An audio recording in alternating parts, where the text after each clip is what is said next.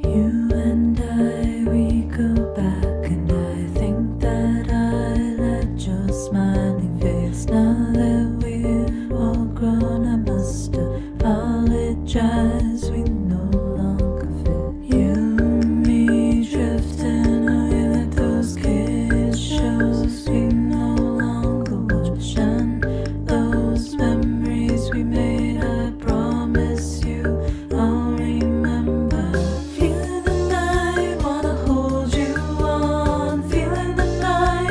Just move on, gotta remember the night, it'll soon be gone. Feeling the night, remember what we've done. I know it's the old days, I know hurts without you, I know hoping for a future when the pain is gone. You always like those last that I always kept some with me to give whenever you felt hungry, even though I never liked that kind. We wanted to go all the way to uni to chase our dreams, and I hope that you're reaching those goals that we set, 'cause I want you to do well. Feeling the night, wanna hold you on. Feeling the night, gotta just move on. Gotta remember the night, it'll soon be gone.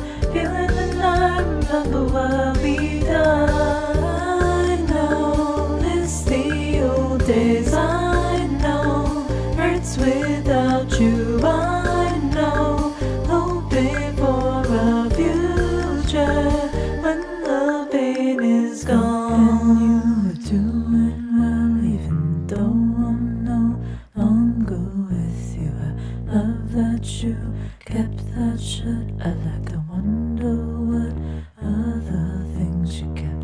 I wish that I could have grown with you. I'll take you to our favorite place, and then we could do whatever we wanted to, like travel to places we dreamed of, chasing dreams to the day we both turned 17. Boy, how things have changed. Magazines that don't mean nothing anymore. Would you be proud of you? And I had so much fun playing in the parking lot. I will hold these memories deep inside my heart until I'm old. Me and you laughing along inside the bathroom stalls, hiding from teachers.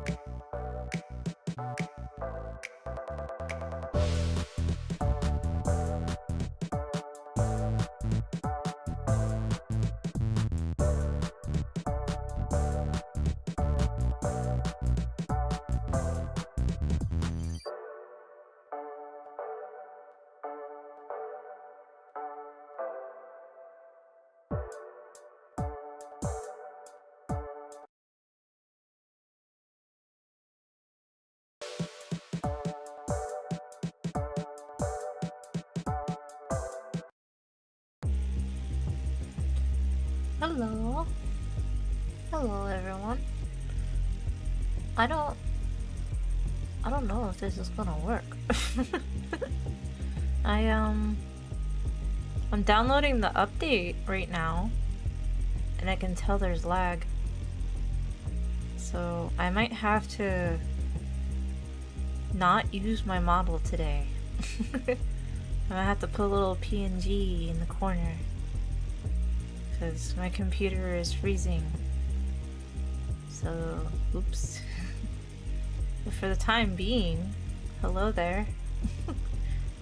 It says it's got 7, okay, now it says 8. It's got about 10 minutes, we'll say, until the update is finished. So we'll be able to see then if my silly little computer can handle all this. If I seem low energy, I'm not feeling too good today. I am sorry, but I wanted to be here and I wanted to try. Thankfully, this game's a lot of talking, so you can ooh and ah at it. I've got a protein coffee. It's Eli made coffee and I put this like collagen protein powder that I got a while back in, and right now we've got cinnamon roll creamer. It's really good. I found out a little bit later after I had bought this one that there's flavored protein powders. Now I regret, because this one, I mean, this one tastes like nothing, so it's fine. But something about vanilla sounds nice to just enhance all the flavors. That would be nice. Yeah. It's hot today. It's hot today. Hi, trash can. How you doing? How you doing? Yeah, I'm in a snuggie right now. Honestly, like IRL too. I'm like in this like big cardigan that's like kind of like a blanket. It's super long. It like reaches past my knees. It's supposed to be like a cardigan dress, but it because it's a button down, it like leaves openings, so I never use it as a dress. You lurking? Okay. Okay. But yeah, no, I never. It sounds comfy. Yeah, it is comfy. It's like it's my favorite color. It's like the color of this Espeon up here. It's like not too warm, but it's heavy enough that like it feels nice when I'm cold. So I like it a lot. I'm all snuggy in it.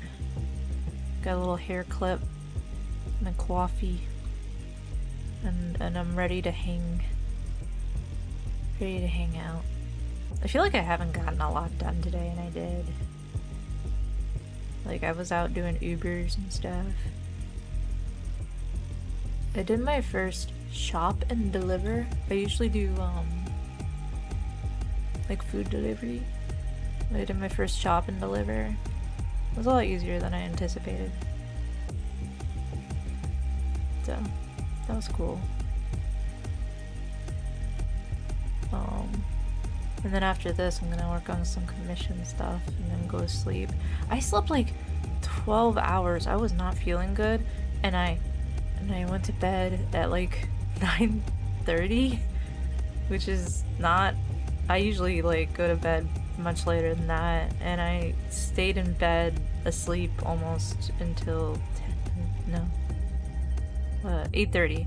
So it was like it was 11 hours, but it was a long time, like, for me. I slept so much, and then I still felt tired. I don't know what is wrong with me. But I'm, like, melting. But I talked to my counselor today, so we've got a plan of action. I'm gonna try to make stuff work out. May it do so. That would be nice. One less thing to stress about. The mouse tracking is actually pretty on spot today. And I did nothing different. I just hit go. Huh. How strange.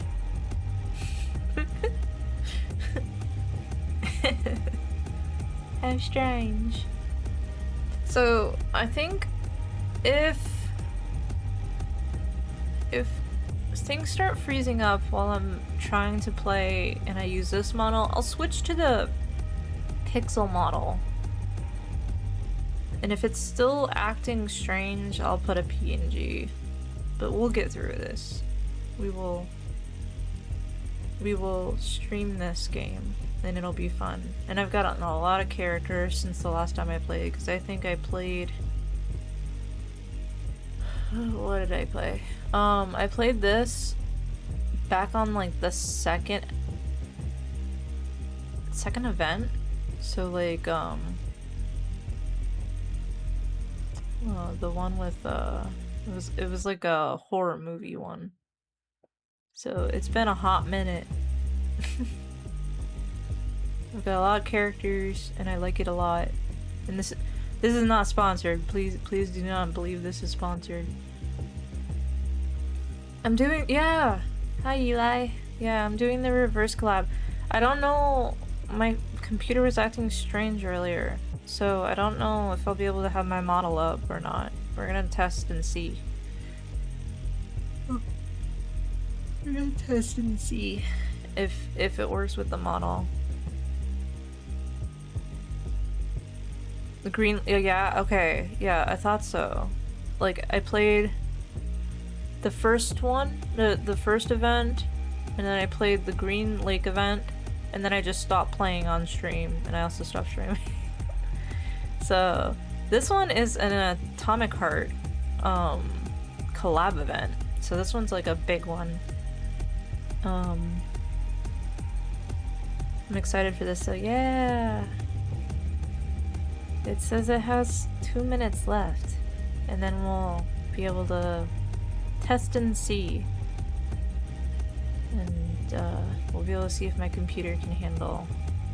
The game is not, what is it called? Demanding. The game is not demanding, so I don't know why my computer wouldn't be able to, but if anyone was a part of the Doki Doki Literature Club playthrough I did, you'll know that even the least demanding games will suddenly make haunted crashes of my computer. Pull up the trailer? Trailer? Yeah, we could do that. We can do that.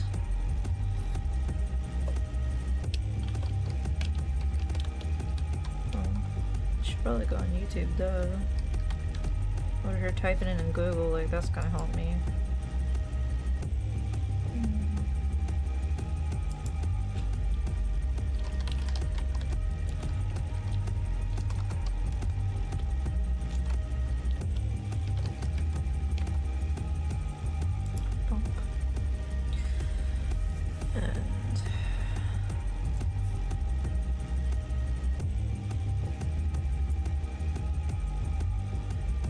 Is it the version PV?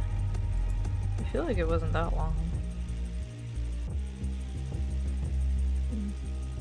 We'll do the version PV. Okay. Hello, you came back at the right time with your 3-year anniversary patch coming next week with a lot of free stuff. Yeah! I've been playing a lot. But I just haven't streamed it, so it's gonna be fun sharing with you guys.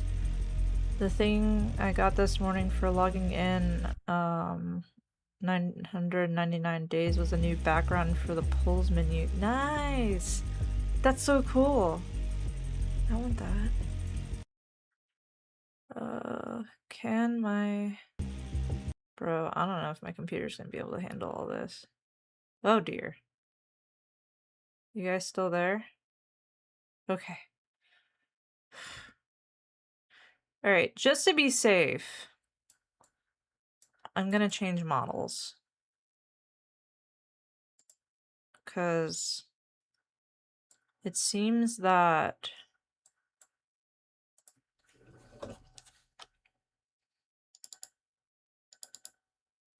the current model is a little too much. So we'll do this. And boop. Okay.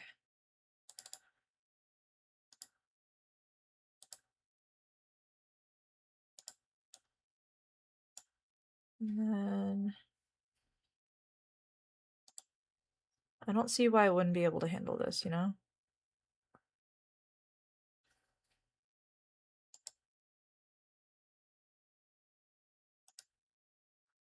Okay.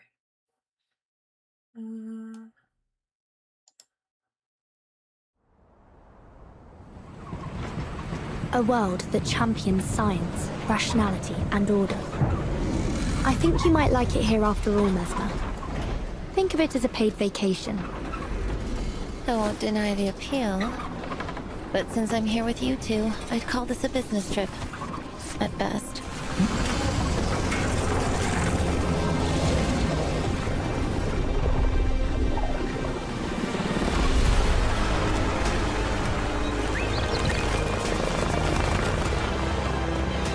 It's my Umido. It is.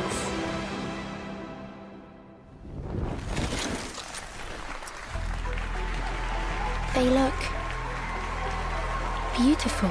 Love the event because Messenger keep these Junior was in robots it. Yeah, a she's so motion? like, she's so cool. Our artificial intelligence models allow them to serve as your very own robotic friends.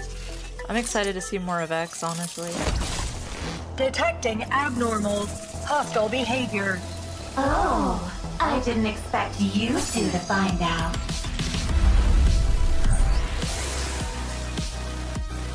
I can't turn my legs. Somebody, help me. Crispy critters. We're running out of tapes! Please hurry, Vertin. Hold tight, Comrade Doctor. This melody sounds familiar. Do you like it, Granny Xena? You have great taste, kid. It's time to go. Let's roll, kids.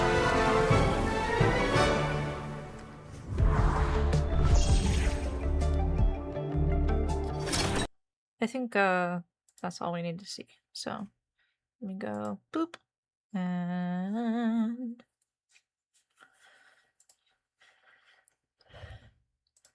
let me click start.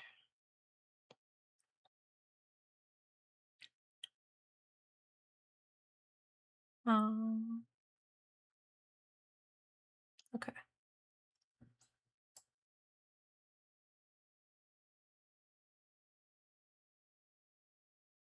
Oh, now it's doing the other download. Oh my god.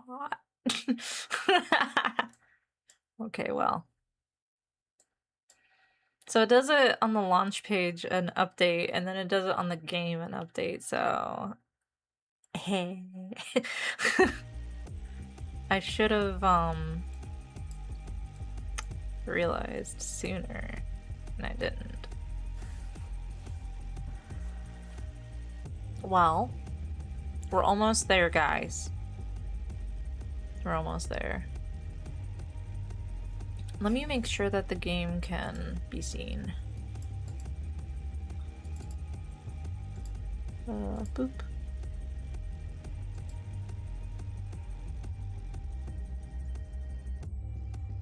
Put this down here. And shrink me. Pop. And then go like that. Why? Interesting.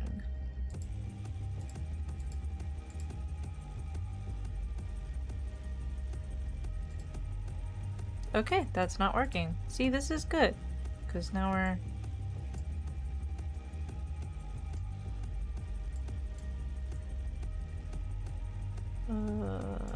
testing things.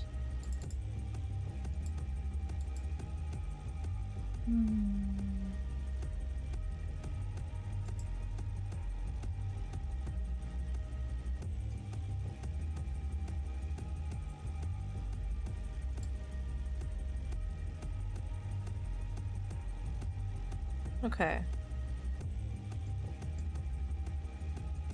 Huh.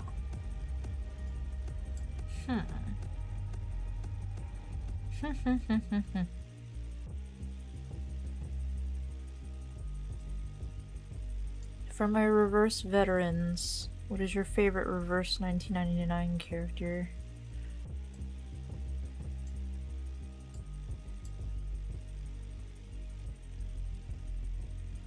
I am a weirdo, and my original favorite reverse 1999 character was Miss New Babel.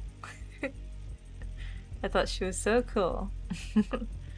And then now I have to say it's probably Sentinel, but I love Adler too, and I love Ezra. He's so cute. Oh, Yeah. How far are we? Okay.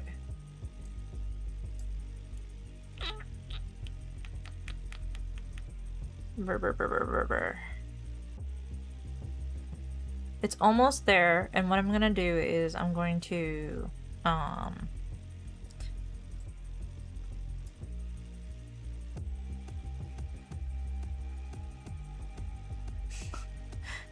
Isokania will forever be #1, but Senti Marsha is nice. Senti Marsha is nice. Hello, Senti Marsha. Okay, once this is done with its update, I'm going to full screen it on my smaller thing, and then I will show it off on my smaller monitor. But for some reason, trying to use the gaming window is not working. As strange as that is.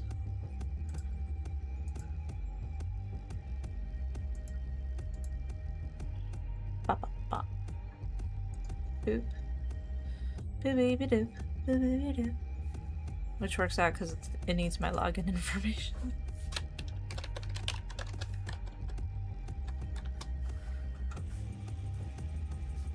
Check my phone. Yes, it's me. It's me. Okay. Okay, so if I bring it down here and then I go... Oh god. Why aren't you? Full screen. Boop. And now, if I go... Boop. Yeah!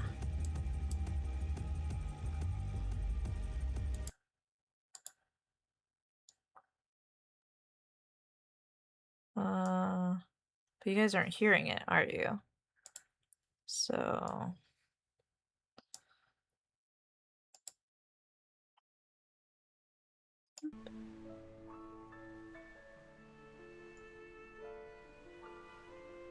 Now you guys are hearing it. Okay. I think we're ready. Is the sound good?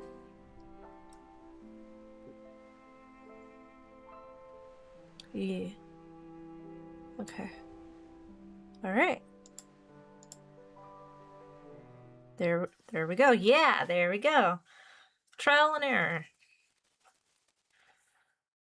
Pour véritablement comprendre le chaos, il faut l'embrasser pleinement. I like to slip into the rehab center at night to borrow the artificial somnambulism gear. Perfect for testing chaotic energy. Oh? I'm sure you, unlike those fossils at La Place, understand that Arcanum is anything but ordered. Okay. She's so salesy.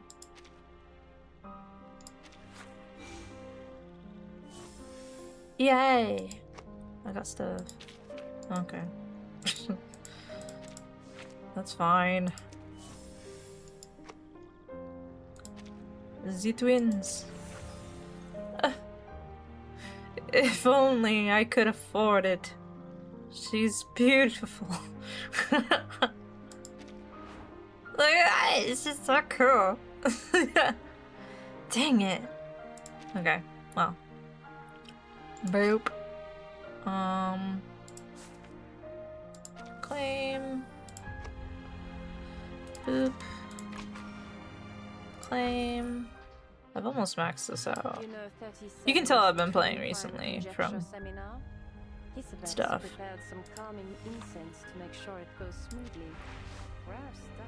Claim. Boop.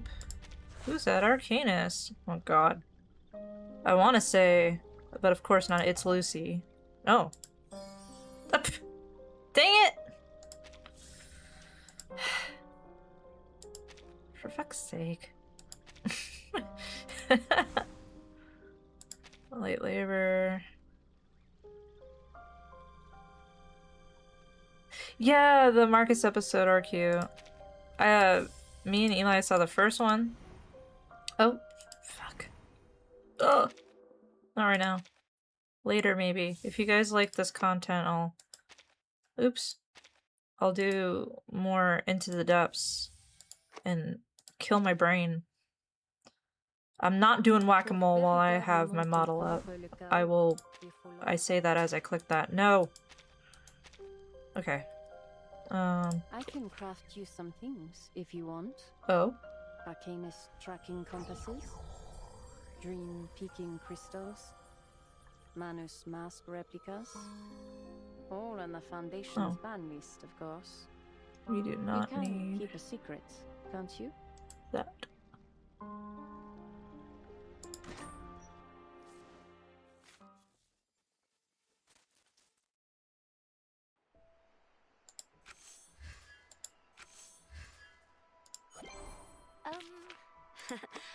Alright.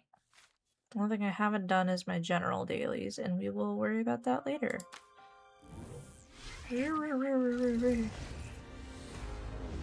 Super cool! Am I too big? Me. This actually should help anyway.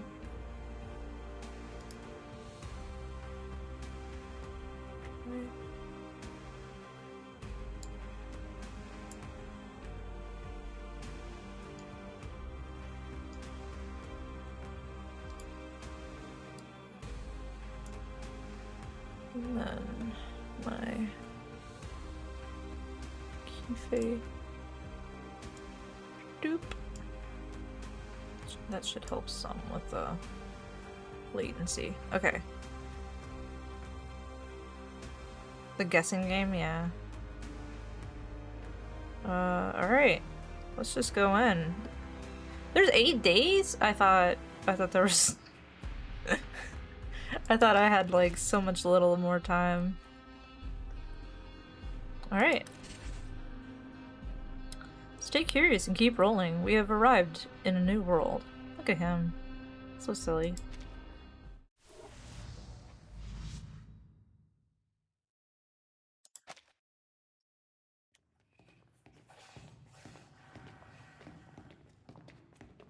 A researcher darts through the halls of a silvery white building, leading his companions. Stage in the rain. Maybe I shouldn't have it on auto. Right. A stage that offers an incomparable experience with each observation. How was it last time, Vertin? Oh, it's like it's slightly cutting off for you. Hold on.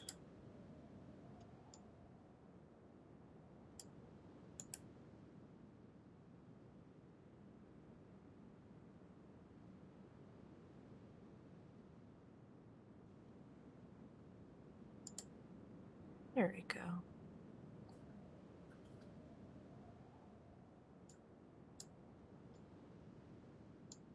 Okay, now you should be able to see it all.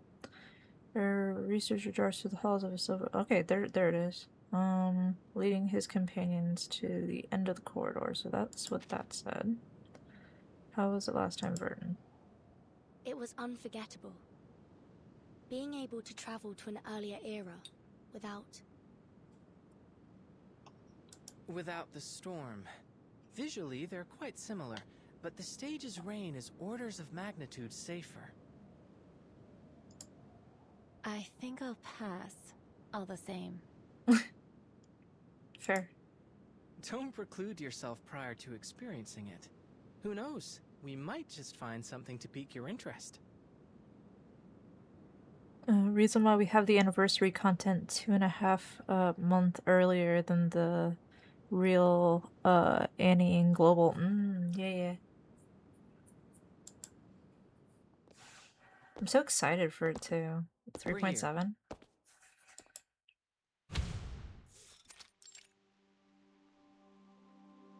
A whole new world with an untouched, uninterrupted history. I'm looking forward to observing the effects of our interference as they ripple outward into their world.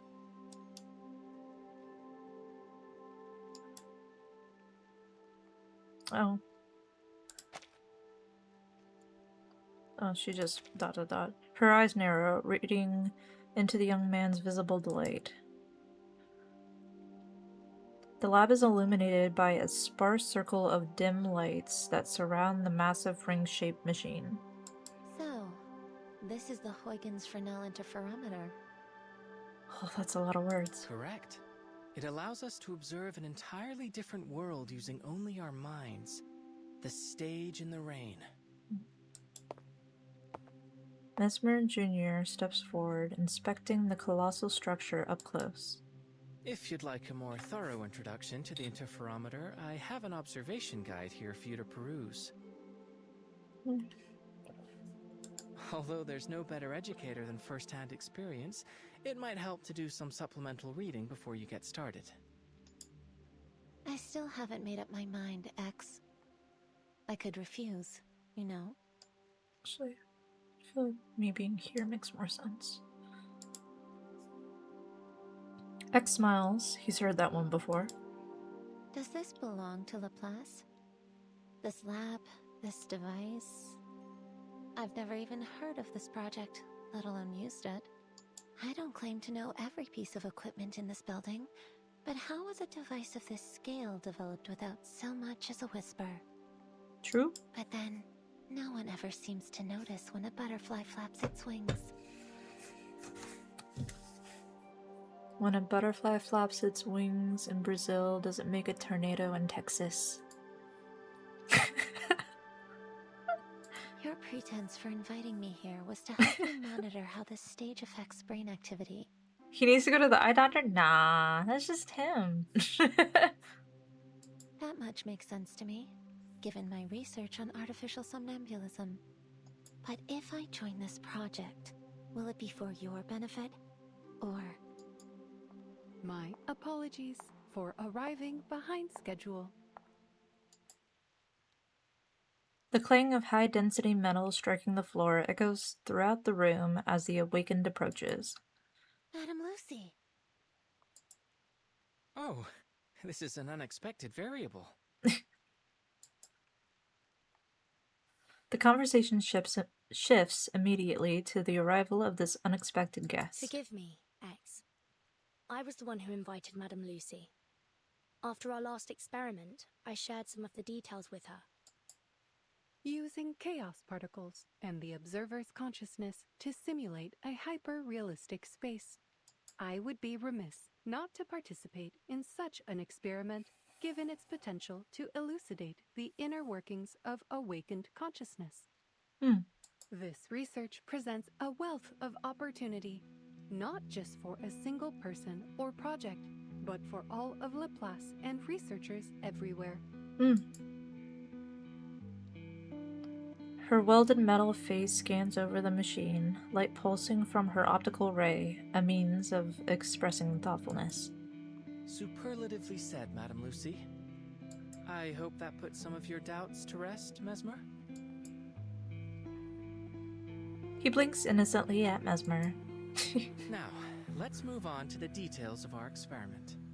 The interferometer has undergone some improvements based on the data we gathered last time.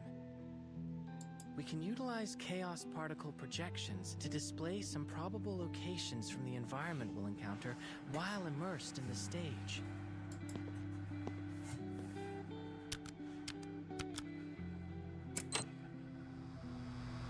X activates the interferometer's console.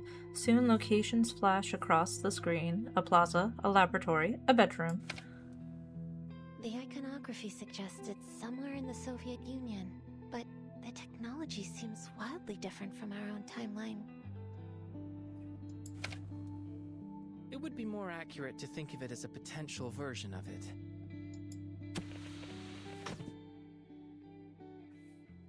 Oh.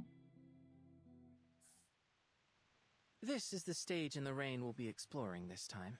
From the preliminary readings, it appears that it is indeed the Soviet Union, in a timeline that has undergone greatly accelerated advancements in technology. A world that champions rationality and order, and one without arcanists. Sounds interesting, don't you think, Mesmer? Besides, Verton and Madame Lucy will be there with you. I'll admit, I am curious. Phew, that's great. I'll do my utmost to orchestrate things from here. While there's undoubtedly a lot to learn about this machine, I believe I should be able to troubleshoot any problems you encounter. Why are you so wanting for Mesmer Jr. to join? I'm here for it. Researcher X, may I propose that you allow me to operate the machine instead? I don't want you to fuck it up. You aren't familiar with its operation, are you? I should be able to perform adequately based on your demonstration. Should I encounter any trouble, I trust that as a researcher, you have kept a thorough operation log to consult.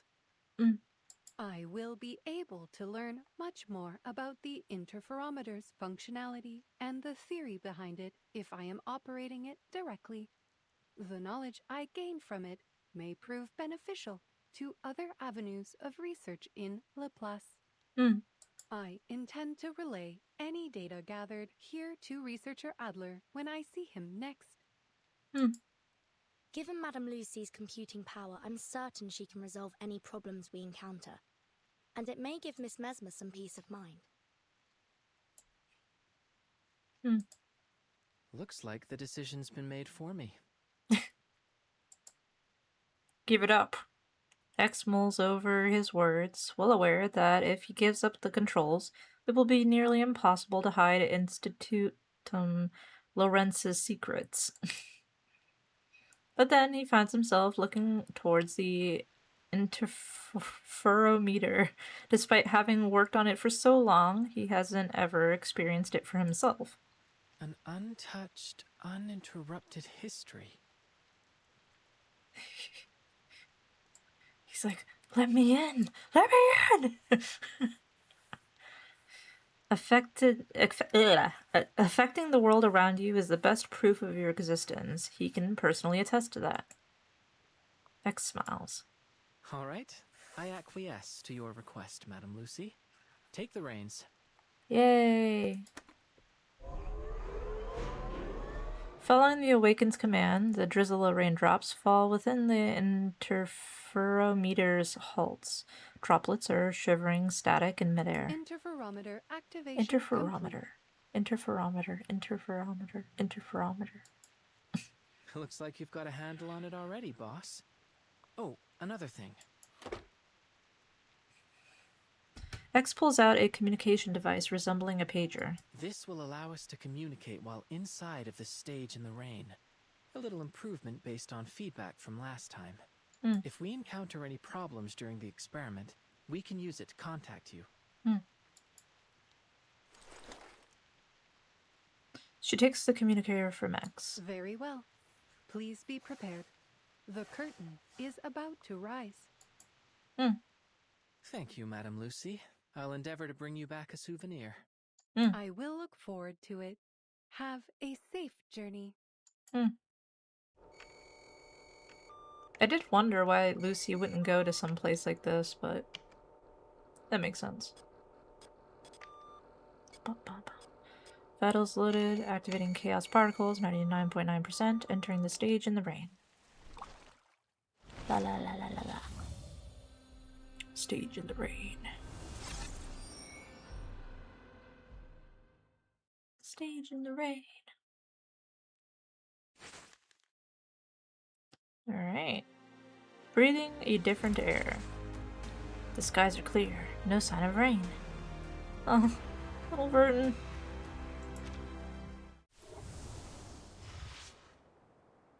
Breathing a different air.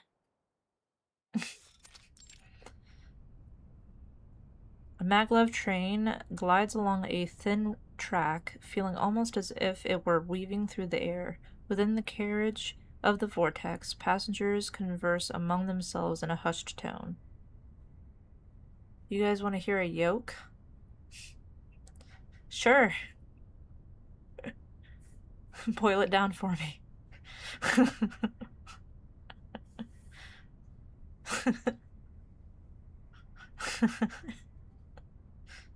In other words, this material would function something like a fire ant colony crossing a river, fluidly replacing worn-out and damaged sections.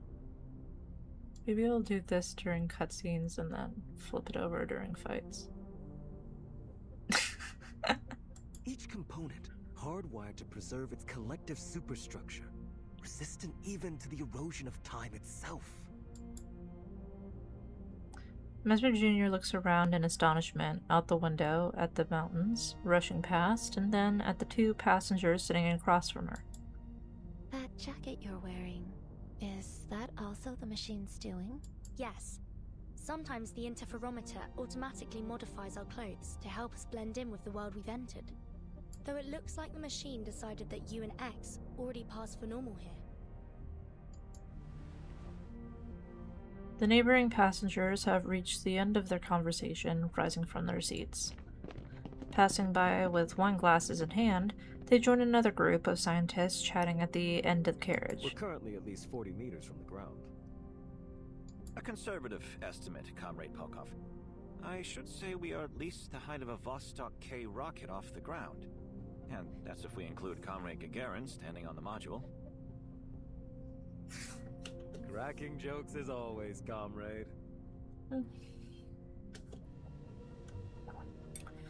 A hovering robot whizzes over X's head with a glass of wine and stops next to a scientist. It dutifully places the glass down and then zips back. I have to say, it's an unusual circumstance when being dressed as a Laplace researcher renders someone more inconspicuous. Honestly. Beyond the windows of the train, countless hovering machines dot the skyline, hurrying to and fro along...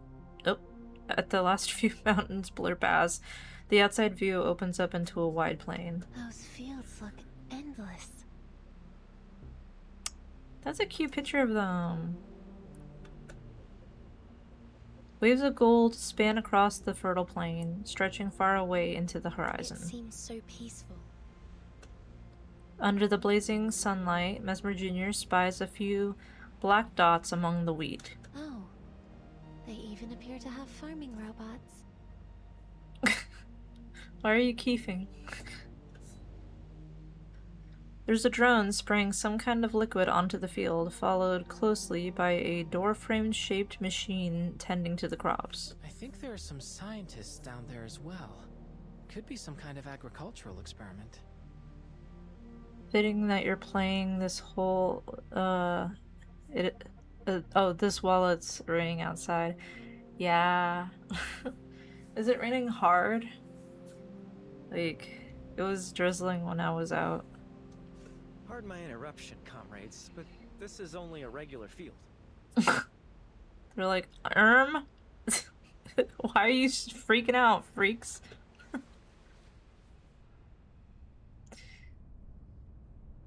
I haven't even gotten to the battle part, and my model and everything is freezing up, so I'm going to...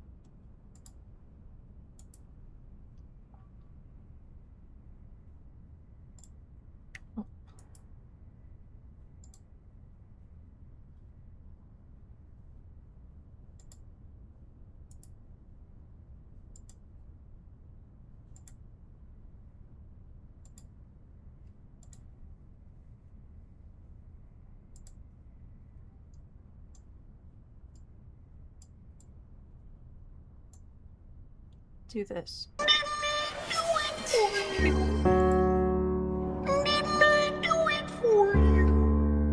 You get to look at this little guy. You get this little creature. There you go. Now it should run more smooth. I remember back when it was raining outside. Those were different times. You haven't gotten rain recently, bro? That's crazy. Alright. The three of them turn with a start to see an unfamiliar man standing beside them. He doesn't seem to register their surprise as he continues nonchalantly. Those people down there in white next to the robots, they're simply farmers. Well, I say farmers, but in truth, they are scientists too. Another marvel of Soviet ingenuity. Our innovations in agricultural robotics have eliminated the more laborious and time-consuming aspects of farm work. Now these farmers can use their time researching new scientific advancements, which feeds back into further developments in food production. And it's not just agriculture. Every industry has seen the benefits of Soviet innovation. That is why they say our way of life here is the best in all the world. Thank you for the information. I don't suppose we've been introduced, have we? My apologies. Call me Maxim. I'm a journalist. And the three of you must be Doctors Furton, X, and Mesmer Jr., am I correct? Very much so. How do you know about us? The news of a young yet highly accomplished trio of scientists attending this year's International Polymer Summit has caught everyone's attention. It doesn't take a genius to see you three are the only ones on this train that fit the description. Saying all that, I'd be grateful if you would allow me an interview. The young visitors exchange glances. Finally, X speaks. Certainly. As it happens, we could really use someone who could introduce this place to us. We don't know much about where we're going or what's been happening here in the Soviet Union. That much is clear. Where should I start? Oh, of course. Let's start with Collective. All the robots you see are controlled by the Collective Neural Network, which ensures their labor is never wasted. Who would have thought that robots would become our closest companions? Honest, stable, graceful, calm. They give each and every comrade their undivided attention. Oop. Okay. With these robots as our foundation, Soviet society began to progress at a relentless pace, maximizing production, removing oppression, increasing everyone's leisure time. A true utopia. Everyone's so happy. Too happy. It seems almost as if we've forgotten the utter misery we went through not so long ago. You mean? The plague, yes. So many of us today choose to focus on our happiness and the bright future ahead. It's as though we've already forgotten about them. Oh dear. The ones who delivered us from those dark times. Those who experienced true misery yet strove to lift us into this new age. They aren't here to enjoy any of this. Is that fair? The young visitors glance at each other, apologetic looks on their faces. Forgive me. I'm dwelling on old wounds. You're at the age where you should be enjoying yourselves, not revisiting the tragedies of the past. Maximum attempts to rein his composure as he shifts the topic. Now, a question for you young scientists. Tell me, are robots as commonplace in your country as they are here? That may be dependent on your definition of robot, but I've worked with an animated hunk of metal before.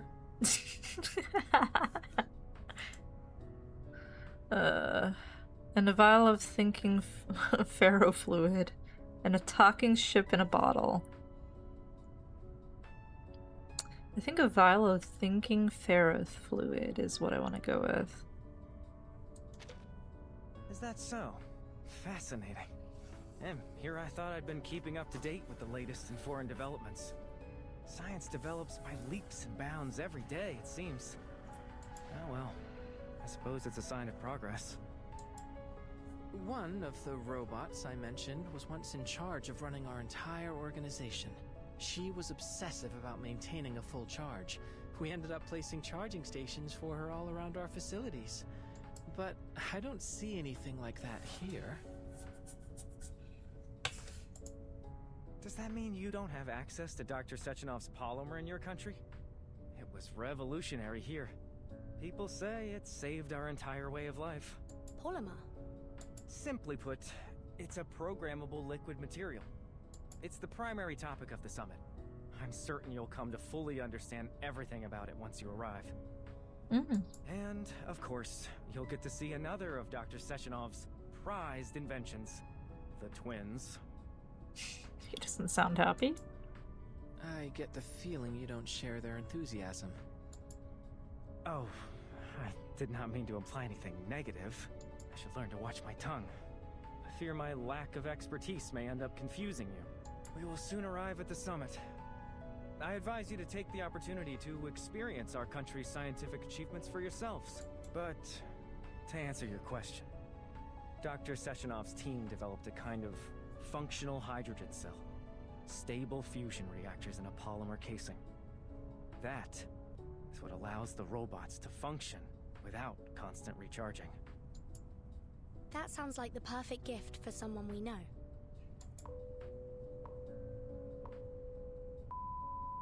Attention passengers, the train is now arriving at its final stop. Please collect your vehicle activation code from Rafik, and a turbine will transport you directly to the site of the International Polymer Summit. Alright. Rafik? That would be the robot bartender. Don't worry, just follow me. Please alight the train in an orderly fashion. We hope to see you again soon aboard the Vortex. The maglev train comes to a steady stop. As the young visitors follow the crowd of scientists moving towards the exit, they spot someone struggling to stay upright in the queue. Is that scientist drunk? In front of them, there's a scientist slumped against his friend. His eyes are unfocused and his words slur together. Kids? Why are these kids here? How old are you? No one told me we could bring our families to the summit. Or did we get on the wrong train and now we're headed to a young pioneers camp? Comrade, I think these young people are scientists like us. Scientists? Them? Ew. Jesus. At least we had the good sense not to drink ourselves silly before an important conference. True. Young people these days, always in a rush. You should be at home enjoying the summer, playing on the swings. Jesus. You're being impolite. Our companions are waiting outside. Come with me. He cuts off the rest of the man's rambling and stumbles towards the exit while supporting his drunken friend. X runs up to them with an apple in his hand. Hold on. Why don't you have some fruit? He looks like he could use it. Thank you. I'm sorry for his behavior. The scientist picks up his pace in dragging his colleague away from the embarrassing scene.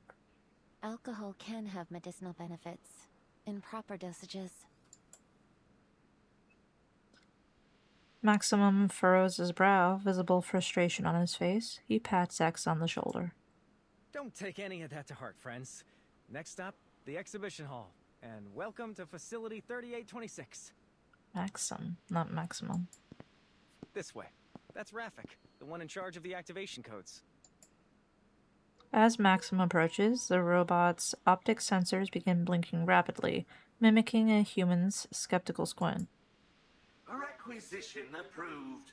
Here's your vehicle activation code. Have a safe trip. Code.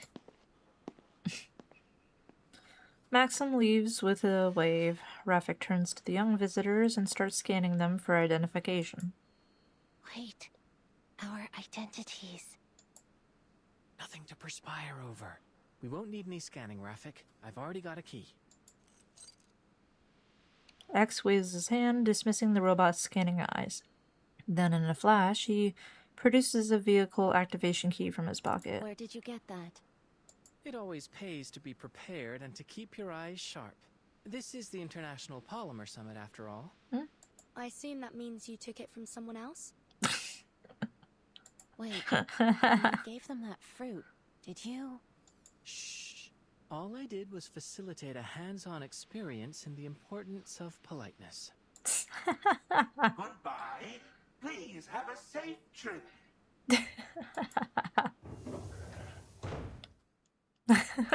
Please secure your seatbelt. We wish you a very pleasant journey. Swift hands. 6 steel cables shoot out from the bumblebee and attach to the turbine, lifting the vehicle into the air. If I'm not mistaken, our conference venue is on some kind of floating island. Fascinating. Come on, why don't we check out some of the local music? Thank you for tuning in to the Polymer Exhibition Hall audio guide.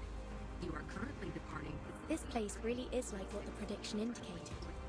A world that champions science, rationality, and order. Wouldn't you agree, Mesmer? I think you might like it here after all. Think of it as a paid vacation. I won't deny the appeal, but since I'm here with you two, I'd call this a business trip at best. I propose we look at it as an academic exchange, the kind with complimentary refreshments, featuring the illustrious Dr. Vertin, Dr. Mesmer Jr., and Dr. X.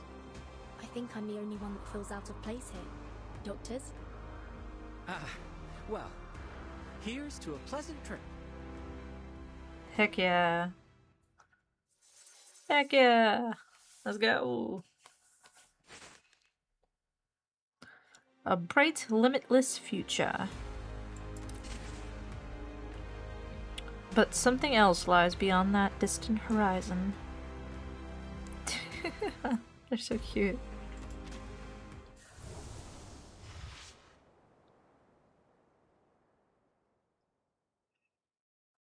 We have arrived at your destination, the Polymer Exhibition Hall. Please be careful when exiting the vehicle. The turbine lands and the bumblebee retracts its cables. Now sitting on the ground, the young visitors undo their seatbelts and exit the car. Wow, it's so crowded. Why is everyone gathered around the entrance? A few robots in receptionist uniforms are bustling around, trying to keep the hordes of scientists in front of the exhibition hall in line. Everyone, please wait patiently Jesus. and enter the venue in an orderly fashion. Dr. Sechenov is about to arrive. Scared the crap out of me. Why you look like that? He's here! He's here! Amid the hubbub, a black turbine lands outside the crowd. Several robots hurry forward to open the door. Welcome, comrade. It's him! That's Dr. Sechenov! Burn of fire.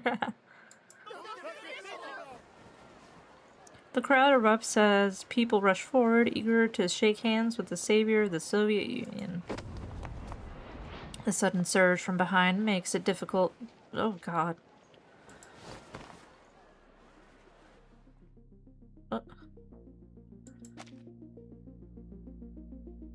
Makes it difficult to stay standing. There we go. Please be careful.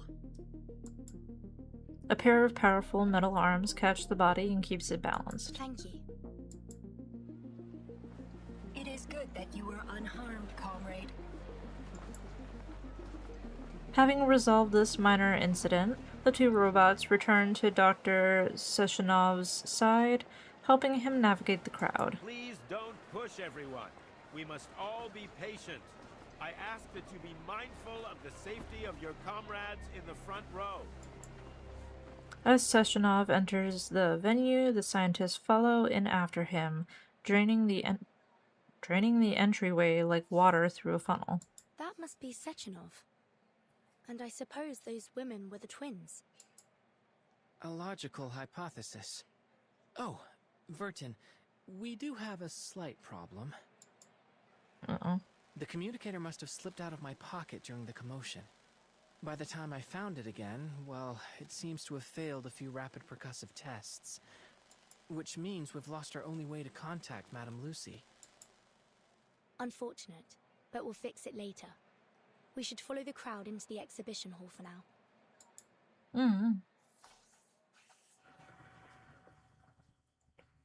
Yas.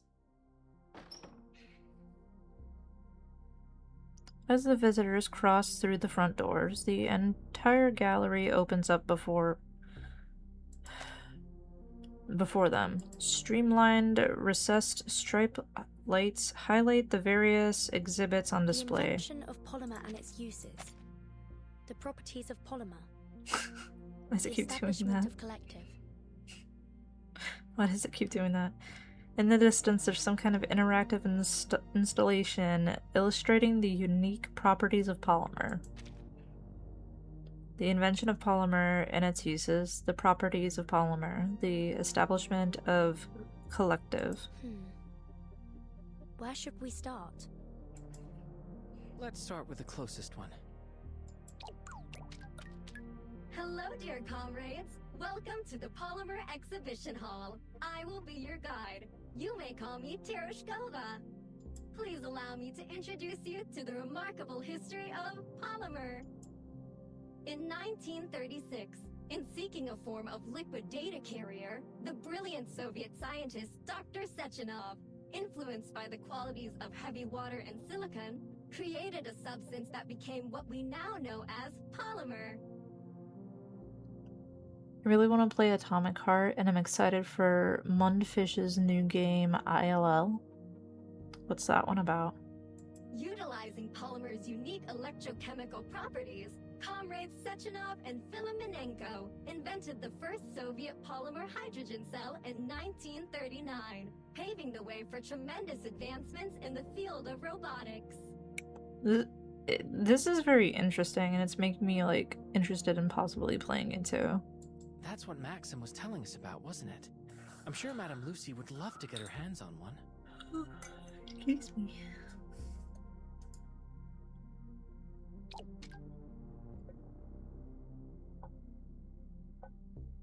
However, in 1942, a terrible disaster struck the Soviet Union and the entire European continent, the plague. By the end of this unprecedented outbreak, over 150 million had perished. Oh God, I hope you guys didn't hear that. That was my back cracking. 150 million? That would make it one of the deadliest outbreaks in human history. Countless scientists and medical professionals selflessly gave their lives to combating this plague, sacrificing themselves to prevent further death.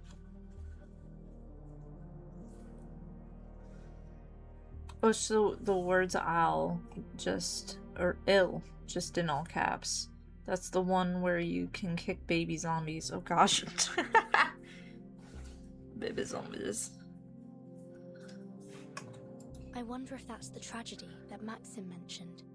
We will always remember their sacrifice, just as we honor Dr. Sechenov for once again coming to our rescue.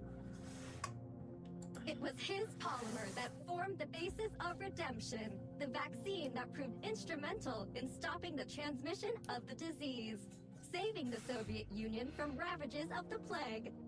Of course, with so many having succumbed to the disease, the Soviet Union turned to further developments in robotics to meet labor demands.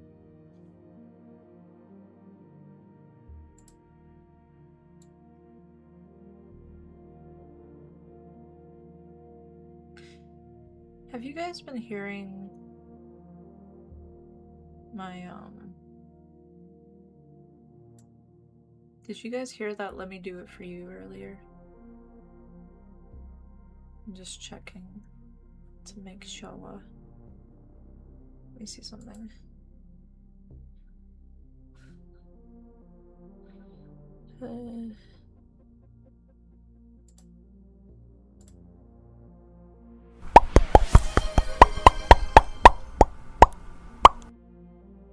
Okay, you did. Okay, and I heard it too. My other... No, because, like, the booba thing was working too. Okay. I'm just trying to make sure everything works. It's been so long. I've only been streaming 3 days now. Before long, new advanced models of robots made up a significant portion of our labor force, helping to deliver a new age of prosperity.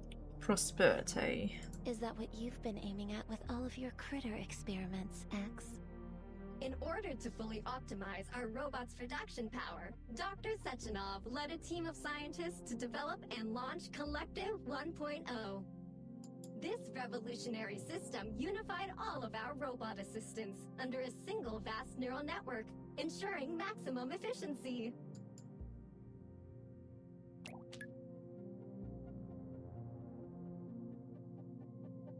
Then, in 1950, Dr. Sechenov astounded the world with yet another development. A means of incorporating polymer into the human body, a process called polymer assimilative adaptation. It is with this assimilative power that we can now implant interface devices directly into the human body, allowing people to connect to Collective 1.0 and control robots using their minds. This technology holds the potential to establish a shared database of human minds, granting humanity unprecedented access to knowledge. Sounds scary. And we are proud to announce that this potential will soon be realized with the coming launch of Collective 2.0. Okay. Tapping into an entire neural network in an instant. It's a daring vision. Yeah. I would be cautious. There's no telling what that kind of process could do to the human brain.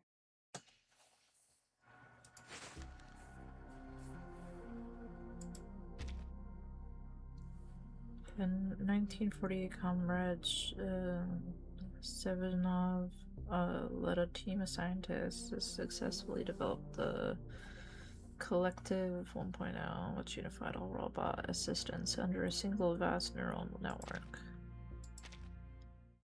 You have finished Exhibit A, but don't stop now, dear comrades.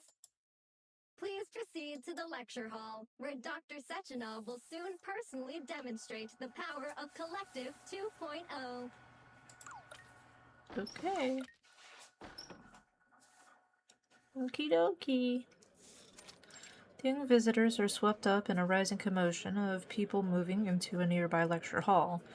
There at the center of the crowd is Dr. Sechenov, standing above them at a podium. Many scientists are already seated, talking amongst themselves about the exhibits. The young visitors shuffle into the back row. Huh? Is that Maxim? As Mesmer Jr. turns to get a better look, she sees a stern man in a suit and tie enter the hall. When Dr. Sechenov spots the new arrival, he gives the man a pleasant yet confident welcome. Behind the two men, Maxim raises his camera and presses the shutter button. Snap, snap, snap. The camera fires off a series of flashes. I must thank you for coming, Comrade Molotov. Today is an important day for the Soviet Union. I wouldn't miss it, Comrade Sechenov. Sechenov and Molotov shake hands to a flurry of flashing lights as journalists rush to capture the moment. Molotov's here? It's hard to believe after all the bad blood between them. The meeting between the two men causes an immediate ripple in the crowd. Sechenov returns to the podium to face a frothing sea of whispers. He raises his hand towards the audience, and little by little, the rippling settles. Thank you. First off, I'm very honored to have so many preeminent experts from every scientific field in attendance today. Welcome, everyone. I am Dr. Dmitry Sergeyevich Sechenov. We all understand that there are times when a single discovery can turn the entire scientific world upside down. But every great discovery must be built upon the knowledge of countless predecessors that rests at its foundation, to say nothing of luck, before it can be published and preserved for all time. My achievements have never been solely my own. Only by standing on the shoulders of our forefathers have I gotten the chance to gaze upon the limitless horizons of science. Standing here now, I must thank them from the bottom of my heart. Thank you.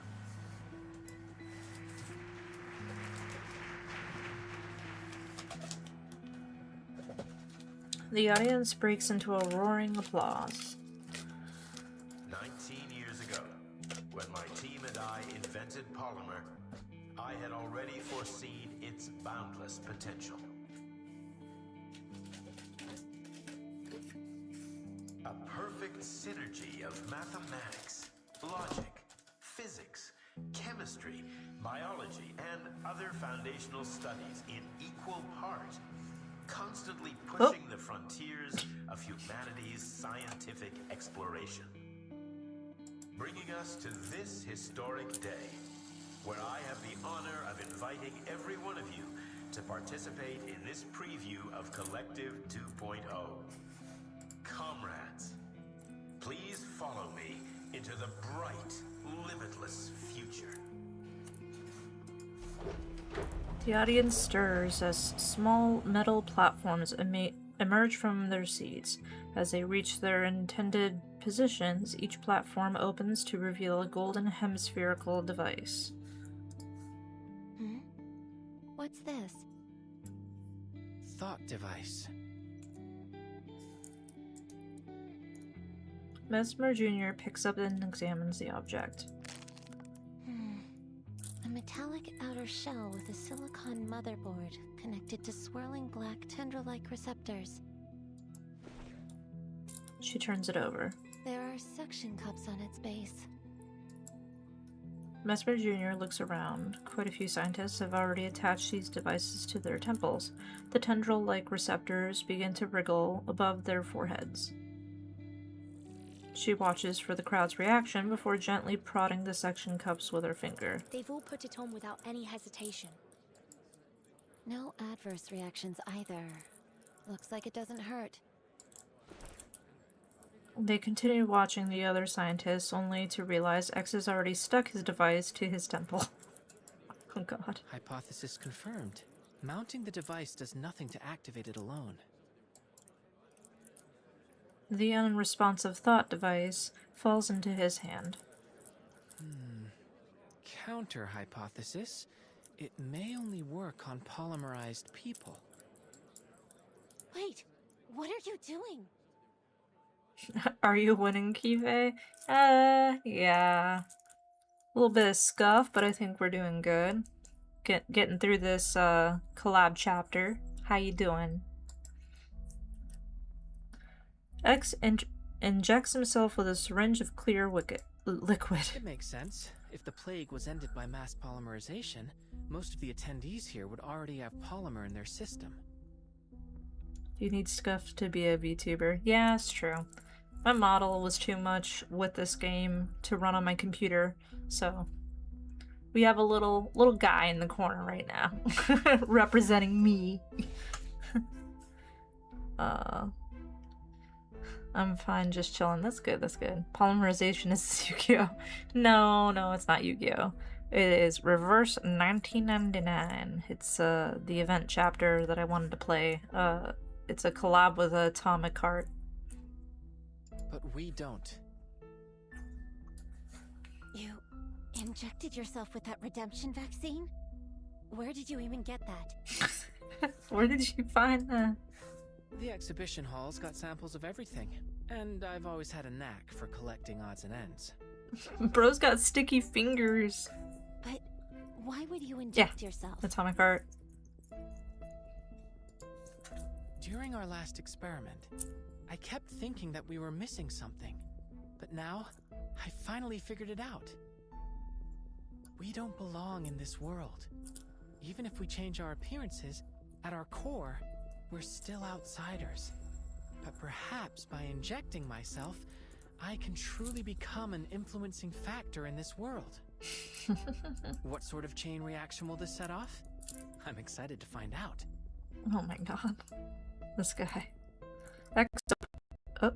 X opens his hand, revealing 2 more syringes of polymer.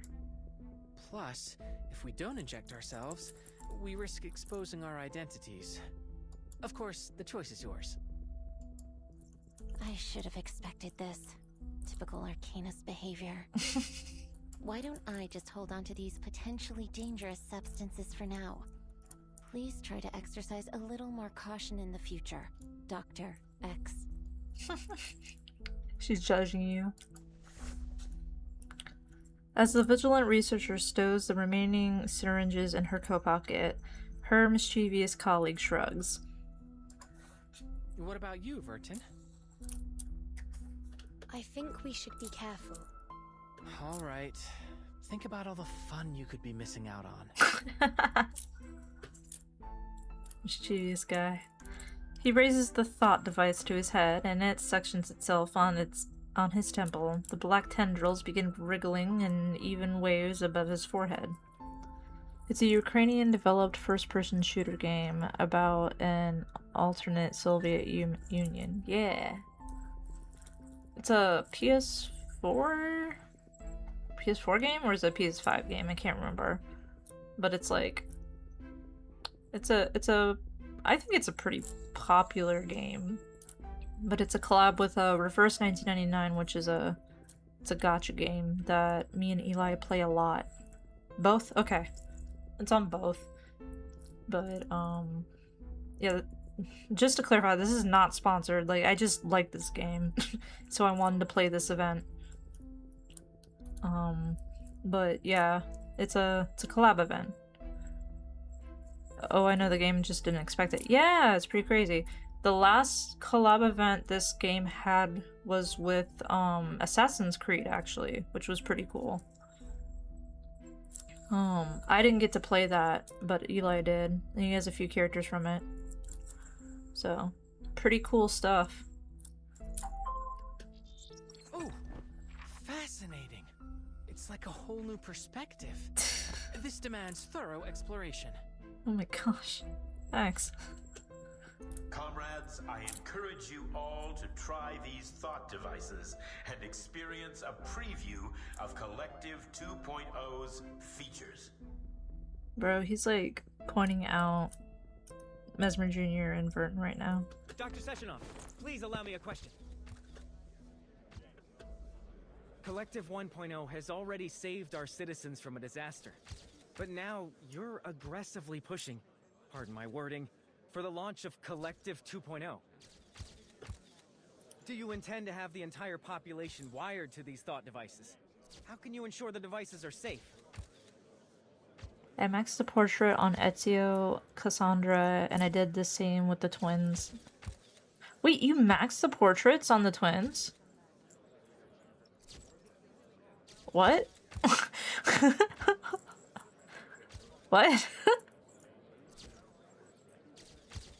My only regret is not getting the garments. Oh my god. You... Yeah, oh my god.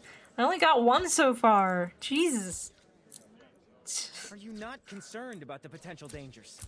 What if this new collective fails in some way and threatens all our hard-won happiness? I only mean to say that so many people gave their lives to help us get this far. I wouldn't want to see their sacrifices rendered meaningless. So true. I'm actually gonna close. Nobody use any of the channel points towards model, obviously, because I don't have my model up and I don't want you guys to waste it. But I'm closing Mix It Up just to save a little energy on my computer. Saved and stocked up. But what about Rhiannon, man? Like, are you gonna have anything to wail on her? What the heck? Or Miss Stranger, bro. I do understand your fear, comrade. But please rest assured, we've conducted rigorous testing and verified that the thought device is completely safe. You're back to 100? What the fuck? What the hell? You guys are gonna have to see me, like, play... There's still time. There's 8 days. You guys are gonna end up seeing me play a lot of this just to catch up, man. With that reassurance, I ask that once you've implanted your thought device, you please continue to the next gallery, where you'll be able to experience the wonders of mind-machine interface in a live demonstration. I thank you all again for your participation, and I look forward to exploring this new horizon with you all. Thanks. As he ends the speech, Molotov stands up to leave and Maximum chases after him. Sechenov busies himself in a round of handshakes and introductions as he steps down from the stage and makes his way past the audience. The twins follow close behind him. Oh, I remember you. You weren't hurt, were you? Tereshkova wasn't able to properly handle the crowd. I've already arranged for staff to work on improving her logic. I'm fine, Dr. Sechenov. Your twins helped me up. They seem somewhat different from other robots. You have a sharp eye, dear girl. When I constructed the twins, I made use of some experimental techniques. Currently impossible to mass produce, I'm afraid. The robot assistants stand waiting for Dr. Sechenov's command, their sleek, powerful frames silent yet passively imposing. The epitome of both science and art. A perfect fusion of power and beauty. I think of them as my greatest creation. Aww. They do have a rather reassuring presence. Sechenov smiles with a nod before changing the topic back to the visitors. I heard there'd be 3 young scientists joining us today. To be so accomplished at such a young age is something worthy of respect. Yeah. If you run into any trouble today, please don't hesitate to tell me. I'll do whatever I can to assist you. Mm-hmm. Oh, as it happens, I think we actually could use some help. Do you have any idea where we could get this device fixed?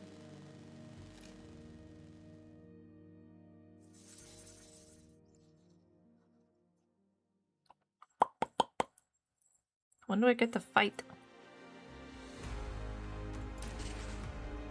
Ah! I get to fight! Please mind your language in public.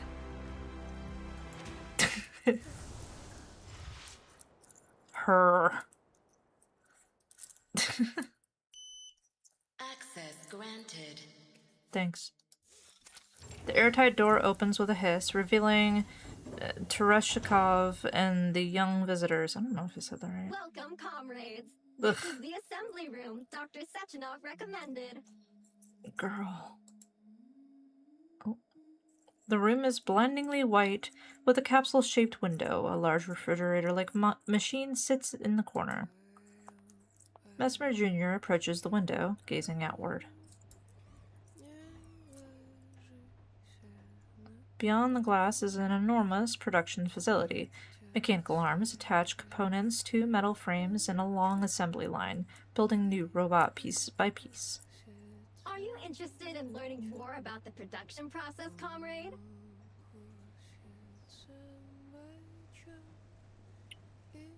This background music's interesting. Their friendly guide launches into a lengthy explanation without waiting for a response. What you see here is the production line for the VOVA6 lab tech, often dubbed VOVA. Jesus. Commonly used in laboratories, our VOVA6s assist scientists with conducting tests and critical experiments. Eli, is Tereshkova in the actual game, and is she that ugly if she is? One has to know. The VOVA model's humanoid limbs feature over 100 sensors. Outside of lab work, they are also capable of providing other services, such as playing musical instruments, cooking meals, providing massages, and more. Yes. Oh god. She might be my one deterrent. All I know is the 2 baddies from the promotional materials. If you know, you know. That's crazy. Oh, I know. Oh gosh. Some people even treat the VOVA as a personal companion. In fact, our artificial intelligence models mean they are entirely capable of serving as your very own robotic friends. Cool.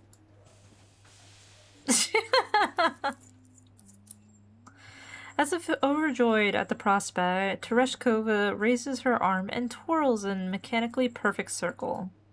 Hold on. What's that sound? And we're here to find a repair vendor. Where is it? Oh, some kind of performance art, perhaps? What? Music sounds like it's getting louder and it's weirding me out. The robot moves over to the machine in the corner, looking it over almost as if it were curious. Why was she moved over here? Comrades, this is your repair vendor. Vex curiously approaches the red rectangular machine and taps its black touchscreen. Access granted. Oh? This machine is a multifunctional repair device, suitable for indoor use by our staff. Other than basic repair functions, she is also able to repurpose raw materials into whatever tools you may require. Oh. Amazing. Well, let's give it a whirl. X offers the broken communicator to the repair vendor. After her receptors detect the device, she opens her doors and swallows it whole. Unidentified object detected. Initializing analysis.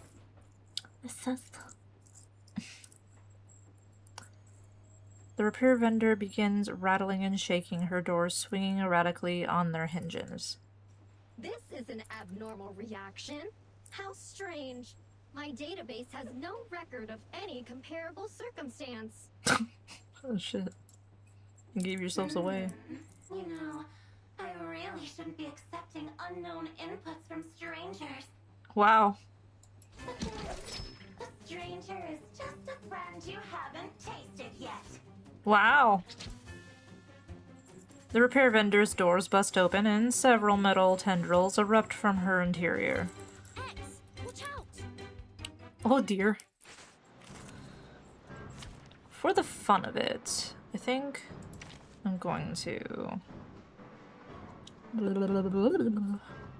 Gotta work on these guys. Where are they? Where are they? Did I go past them? Ah. Greetings, comrade timekeeper. We have observed that your visits follow Okay, I can't do that yet. combat mode initiated. What kind of DPS conduit?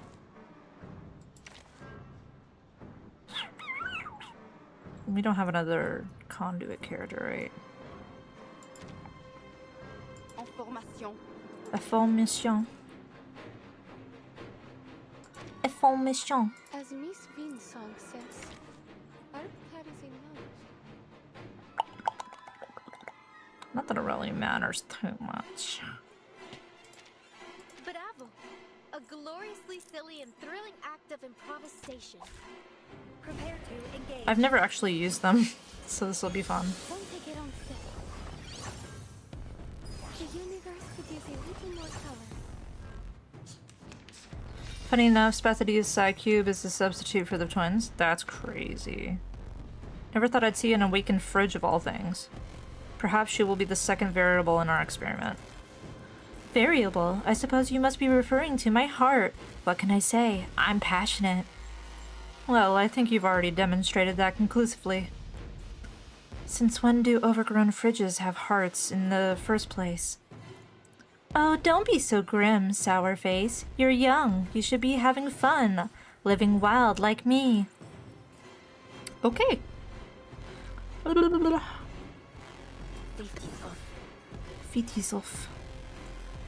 What is this? What do you do? Make the alley with the highest moxie. Oh, wreck a lettuce thing. Oh, okay. Hello. Oh, hi, Cleverson. Feed the living. Vtuberen. Oh. Okay.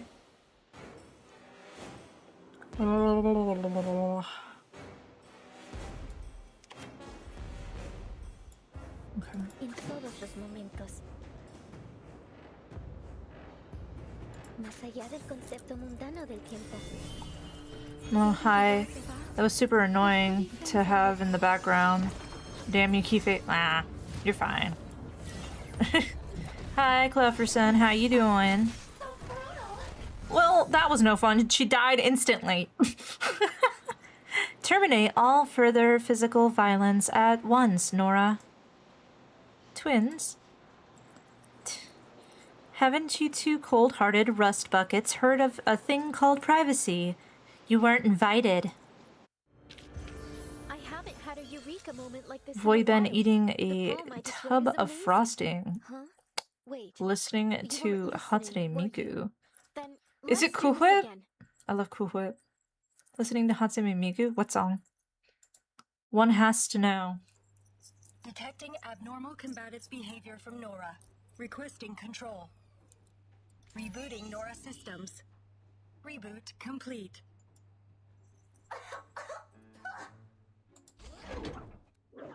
The refrigerator door swings open with each cough. Her metallic tendrils wrap around the repair device and fling it onto the floor. Pillsbury whipped butter cream frosting. That's pretty good too. It's a bit thicker, a little bit heavier, but it's pretty good. What was that? That was the worst thing I've ever tasted. Miku Miku Beam? Man. Hibikase is the best Miku song. I will not take any other option. But Miku Miku Beam is pretty damn good. Metallic and yet almost woolly and wrong. Just plain wrong. She's like crashing out. Talking fridge, what anime is this? Reverse 1999. Well, Atomic Heart, technically. That's an S tier song always. Yes. Yes, yes, yes, yes, yes. I love that song. Hibikase is like top. God, there's so many good ones. Come on, give me something to really savor. Alright. Girl, calm down. The repair vendor's door opens a little and her metal tendrils tentatively slither out of the gap. I don't suppose there's a way to make her sound a little less. Well, just a little less that. She's like, shut this bitch up. The repair vendor's speech algorithms are not within our direct control. Valid. Perhaps we can manage on our own. I've seen an arcane skill that can modify a person's speech based on the caster's wishes. That's pretty fucked up. But I'm not familiar with how to cast it. Try contacting Madame Lucy. She may know the incantation. We gotta shut up this bitch stat. Good idea. It'll also give us the chance to check the repair vendor's handiwork. I don't like that that thingy goes across his face like that. X retrieves the communicator flung aside by the repair vendor and enters Lucy's number. The communicator emits the sound of irregular static. Just as everyone is about to lose hope, a reassuring voice comes through. Researcher X, hello. Ah, fantastic. So at the very least, she did repair it. Ippy! I see. I will process your request. There is indeed an arcane skill in my database that may be of assistance. It is known as Manner Mender.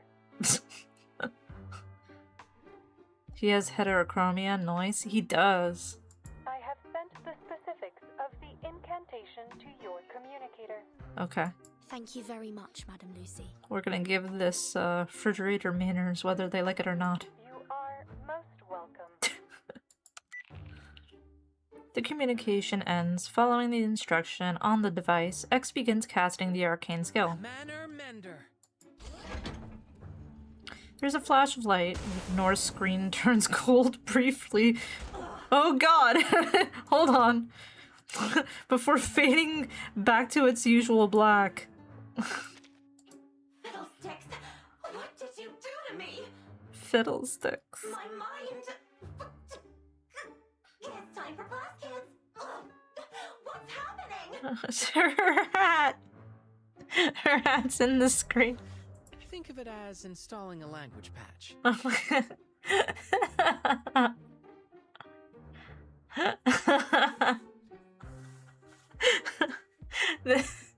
they literally like muted all bad words in chat specifically for her. How rude! You're not welcome here anymore. This repair vendor is closed.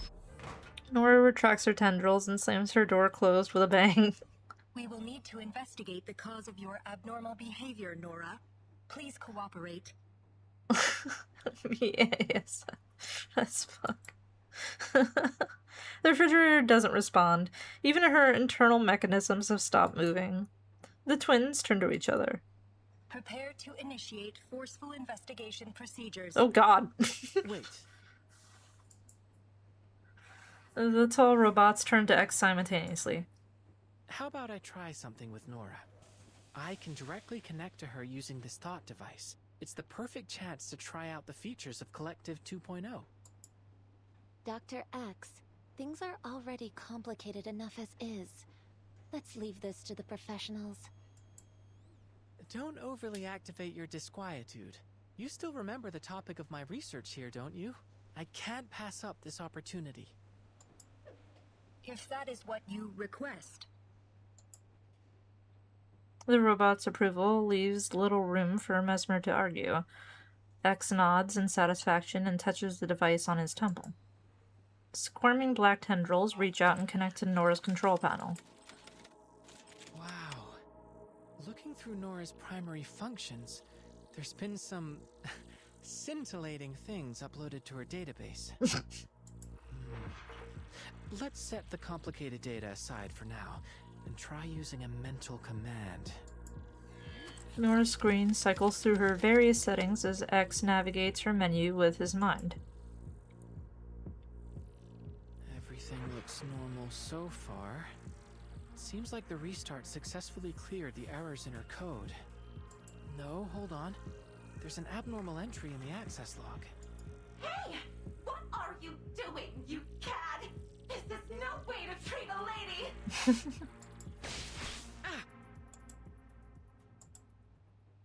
X yelps in pain and rubs his temple with his palm. Nora forcefully ejected me. Felt like getting slapped across the face. I told you already. This repair vendor is closed. Respect her boundaries, bro, before you get, like, taken out. She has some very colorful responses. Is that her default setting? Can she really refuse an inspection like that? Set the boundaries, All Nora. robots in this facility are linked to the collective neural network and are not permitted to disobey human commands. Except Nora. Considering her prior combative behavior, she is evidently malfunctioning as well. What? Have you got a problem with a woman who speaks her mind? I just think that from a pure safety standpoint, and considering our current situation, this feels like a mistake. Doesn't a lady have a right to her own feelings? Ugh. What about you two? You must have some thoughts on this. Yeah, what do you think, Burton? Mesmer Jr.? We do not have an answer for you at this time. Oh. The twins. How disappointing. I bet you've never even bothered to feel an emotion. That's crazy. Comrade Sechenov did install emotional expression modules into our platforms. What a waste to put them in, you frigid ice queens. Ignoring Nora's insults, the twins step forward. Regardless, please report the details of this abnormal request in your access log, Nora. Nora slams her door shut, seeming almost like a child throwing a tantrum. I have no idea who made that request. All I know is that ever since that entry appeared in my log, I've had no patience for anyone toying with my emotions. Valid.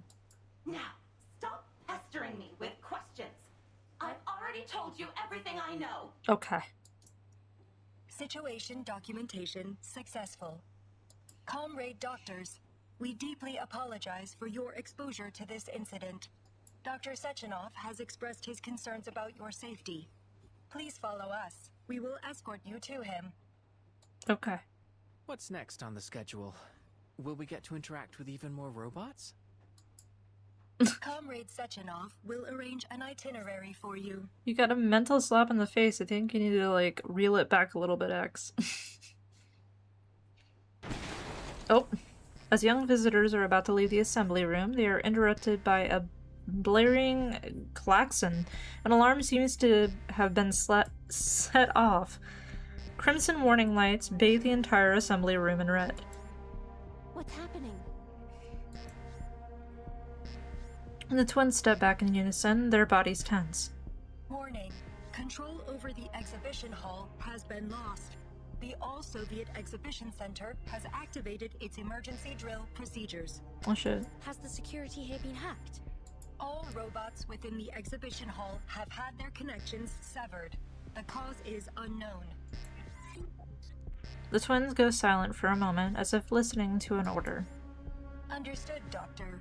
We will proceed to the exhibition hall, continue broadcasting our coordinates, and await the arrival of reinforcements. Please wait here, comrades. A turbine will arrive in 1 minute and 43 seconds to transport you to Chelome. We must return to the exhibition hall. You gonna leave us? What the fuck? With that, left and right pull the security doors open and usher the young visitors inside. Clacks alarms are good morning wake-up alarms. Oh god. Please remain inside the assembly room. Bright finishes speaking, and the two robots gracefully depart. The door slams closed with a metallic bang, and the valve spins shut. The visitors are left in the silence of the assembly room. What do you think, Vertin? If something is happening in the exhibition hall, I don't think we can afford to wait around here until trouble inevitably finds us.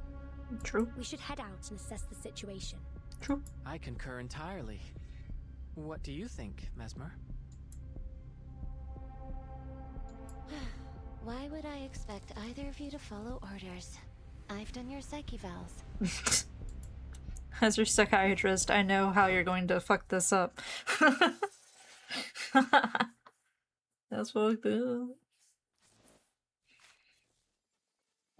That's fucked up. Only in modern times. Ooh, stuff. Gibby gibby. The dead speak and are surprisingly calm about their predicament.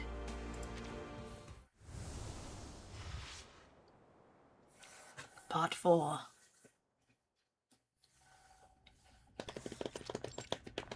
After listening for any movement outside, the young visitors slip out of the assembly room. Flashing red lights, a hallway devoid of life, yet disembodied screams echo from far down the corridor, staggered with ever-enthusiastic voice of Teshrakov. Where have all those mustachioed lab robots gone? I thought they were supposed to help the researchers. Who knows?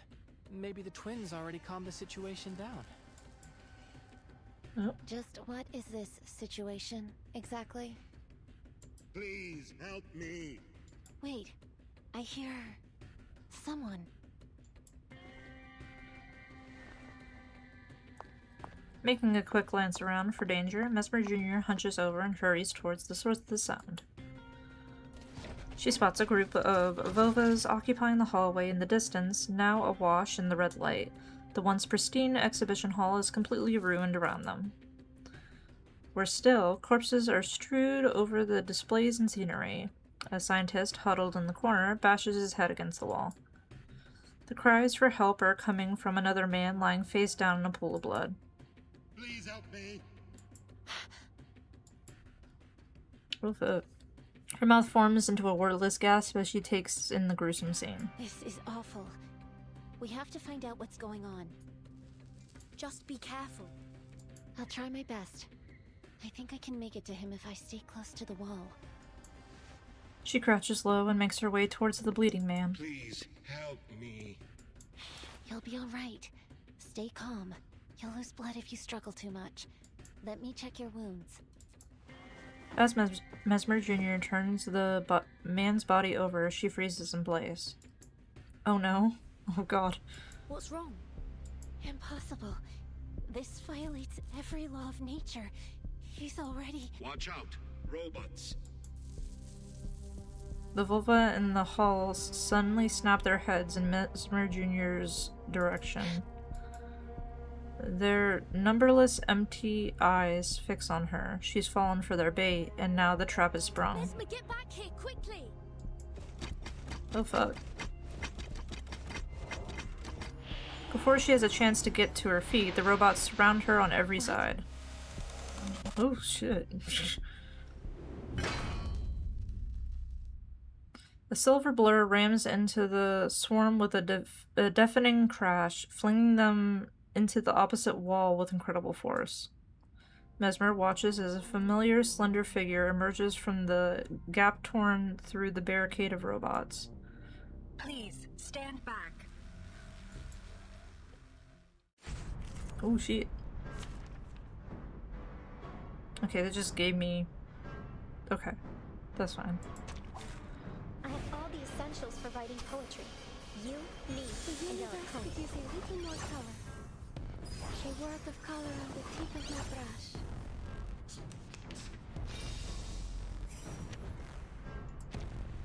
Magnetic field deployed. Face off. En todos los momentos, más allá del concepto mundano del tiempo. En todos los momentos. Forgive me. Nuestro adversario es el tiempo. Nuestro aliado es la verdad. La cloche sonne à nouveau. Désormais, elle sonne pour la paix.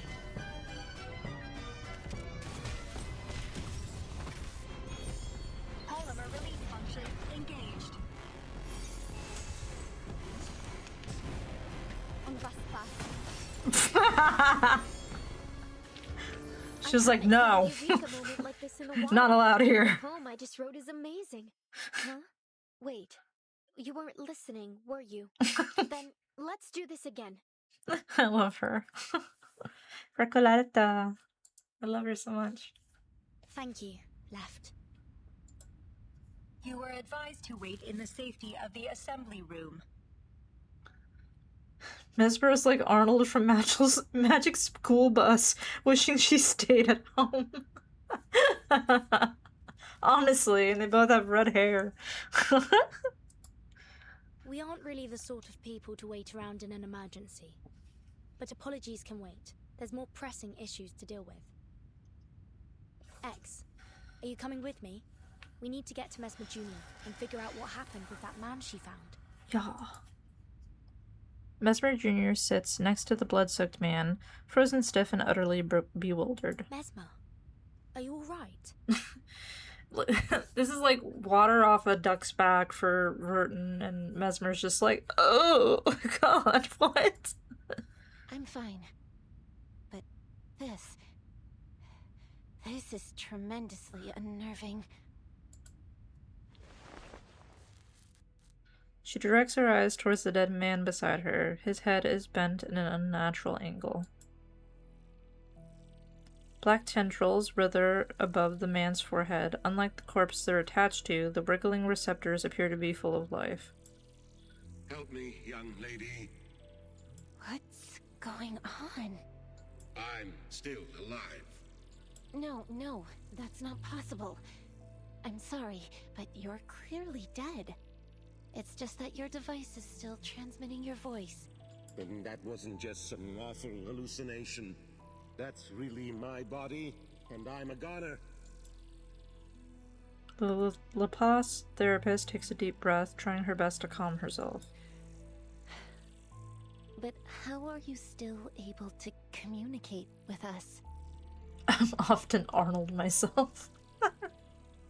You're surprised. I suppose I would be too. But the science is clear to me, at least now. It's fitting that my corpse can serve as a new teaching exhibit for the hall. Ew, what the fuck, bro? If I am truly dead, then what is speaking to you is only the polymer still active in my body. The thought device must be serving as a communicator of sorts. That's how I'm gonna go out? Why? What the fuck? The polymer must have absorbed some of my neurochemical signals and brain function, forming an imprint of my mind. That's how it can answer you. Can you tell us what happened here? People started to act strangely, like they were losing their minds. And then the robots turned on us. They were killing people. My colleagues and I ran for safety. I remember some of them got away. You're saying there are survivors? Many. I regret. So close to launching Collective 2.0. Now I'll never... Aww. The device's voice fades. The black tendrils muster a few final twitches before falling limp. We didn't even ask for his name. Upon seeing this, Left approaches from where she was standing guard. She gently bends and closes the man's eyes. He was dead before you even got there. It wasn't really him, just an echo of his brainwaves. I usually go out in a t-shirt and shorts and go off king though.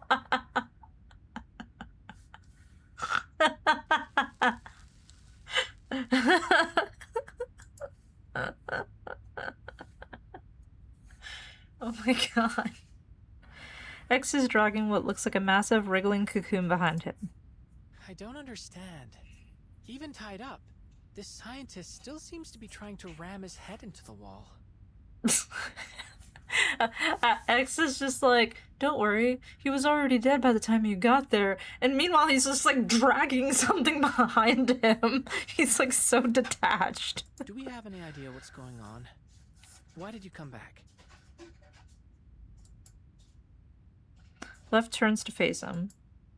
The situation in the exhibition hall remains out of control. However, I received a notification that the security door had been opened. I had to ascertain whether you were in danger. Where's your right counterpart? Left looks at the security door, opened without permission, and turns back to the visitors. I was the one that pushed for us to leave.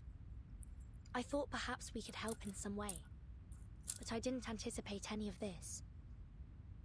Thank you, Left. On that topic of whatever's going on here, could it have something to do with the collective? There's a long pause. No one present seems equipped to offer an answer. Wright is proceeding to the source of the incident. My mission now is to ensure the safety of all of our guests. Left gracefully picks up the deceased scientist. Your theory is interesting, comrade, but further investigation will have to wait for now. Please follow me, comrades. I will escort you somewhere safe. Okay.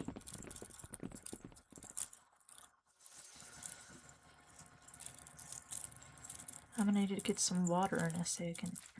I'm thirsty.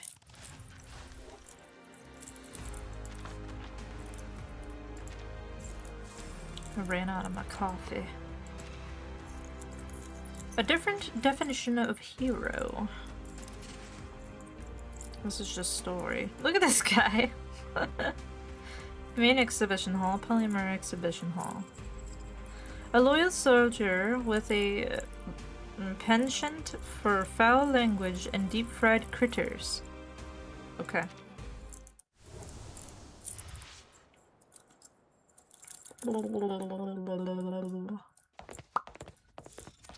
The trio follows left into the exhibition hall's main gallery. I usually no, listen. They say comrade so particularly. Comrade. Comrade. This is a Soviet game, bro. Well, this is a Chinese game, but the game that it's collabing with is a Soviet game. It's Ukraine. The trio follow left into the exhibition hall's main gallery. Yeah. So, Reverse 1999 is a Chinese gacha game, and then they're doing a collab with Atomic Heart, which is a Ukrainian game that's based in Soviet time. So, yeah, comrade. Well, that makes sense. Yeah. It is a horror show of destruction and violence. Broken robots lie among piles of collapsed rubble. A few surviving scientists have holed up in a far corner. Wright is arranging a few round white objects on the floor. What's that on the ground? A defensive perimeter of pulse mines. These will temporarily stun robots, but are harmless to humans. Yeah. Left delicately lowers the scientist's corpse down on the right side of the gallery, where a few other corpses have already been set down, covered in hastily torn white cloth. Well, at least they're delicate. Now I feel like uncultured garbage. Another scop of frosting it is. No, you're fine, bro. You're fine. You're fine, you're fine, you're fine. Left and right then glance at each other and nod. This does make me want to play the game though. Like, the game Atomic Heart. We found a survivor. Following the young visitor's gesture, Wright spots the writhing cocoon of the still struggling scientist. Understood. Wright approaches and brings him over to the other survivors. Meanwhile, Left approaches a nearby control terminal. Attempting to reassert admin privileges over exhibition hall controls. Attempt 16. Failure. Please do not panic, comrades. Help will arrive shortly. Once I can afford this game anyway, I would like to play it on stream. Eli got me and him an Elgato capture card. So no more major scuff for playing games on consoles anymore, which is hella nice. A special operations agent will take responsibility over evacuating you safely. Granted, this was a gift from like December that I just finally used this past Sunday. But better late than never, you know? The malfunctioning robots may resume their assault at any time. Please stay behind the defensive perimeter.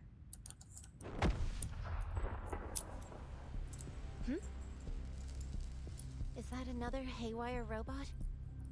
Lol, yeah. Yeah. So it should be nice. I used it for Switch and everything seemed really well when me and Gwen played River City Girls. So I'm like, I should be able to play like finish Mario RPG, and then I've got like some Atelier games I can play. I have I have Fire Emblem, 3 Houses. What else? I've got ActRaiser. I've got a lot of games. And then there's like some games that like me and Eli can play together, like Kirby Air Riders and stuff. Like we can play that together. And I have Pokepia. I can play more of Pokemon Z. Yeah. And then, gosh, I've got so many games on my PS4 that I haven't even played, so it'll be like new for me. Kirby, that was my game. Yeah, yeah, exactly. It's like, of course there's other games I gotta finish. Like, I want to keep playing Human Echo, and I want to finish Tales of Symphonia. I wanted to play more of this, too. But, yeah, no, I've got options now. I ruined 2 discs of that game for so many hours of play. It's so good, bro. It's so good. I love it. Oh. The twins unite and float into the air. No hostiles detected. Okay. Why are you doing that then? The sound's getting closer. Get ready to fight. Crispy critters. Okay. There's a guy. The explosion sends smoke and dust flying in all directions. The young visitor fans their hands in front of them, trying to clear the view. Trying to get a clear view. I heard... Don't tell me some kind of critter caused this. Out of my way! The figure in the smoke kicks something metallic. After the blast settles, the exhibition hall is filled with the sound of metal skidding across the floor. What good is a lock like that, Charles? Just to keep idiots out? A tall, broad man toting a gun emerges from the billowing smoke. Who is this? He doesn't appear to be a robot anyways. And I don't think he's gone mad like that scientist. Are you certain of that? It looks like he's arguing with his glove. Don't be so testy, Major. As long as I'm here, those locks won't be any trouble for you. They wouldn't be able to stop me even without you. It sounds like Jay's voice. I don't deny that. But I could have contacted the twins and asked them to open the door instead. Why didn't you tell me that before I blew it up? I didn't want to interrupt your fun. Alright, fair. The twins exit their alert state and slowly descend from the air. What happened? And what the hell are these kids doing here? The man looks over the three of them as he passes, then walks over to the twins, brushing some debris off his shoulder, and pounds his chest. Codename P3. And his trusty companion, Charles. This man alone fills the room with testosterone. Isn't this the, like, main guy from Atomic Heart? We were informed about an incident at the Polymer Exhibition Hall. Our orders are to bring a swift end to this situation and limit any scandal that might hamper the launch of Collective 2.0. In other words, Dr. Sechenov sent us to assist you. Now we just need to find out who did this. Understood. Dr. Sechenov has confirmed that this was a targeted attack on the Collective 2.0 launch. Huh, that's obvious. Anybody able to hack into the exhibition's controls has got to have some serious backing. Lots of people resent the boss, think he's in the way of their own ambitions. That sounds just like Jay. I swear that's Jay's voice. Like Molotov, or any of the various enemies of the Soviet Union. Molotov? That's the man who shook hands with Dr. Sechenov in the lecture hall. Hold on. You mean he actually showed up? Where's he now? Comrade Molotov left in a car shortly after Dr. Sechenov's speech concluded. Jay's another character in Reverse 1999. I'll show him in a second. But so in Reverse 1999, it like there's a thing called the Storm, and it like bounces you between different eras in history. And Jay is from the 90s.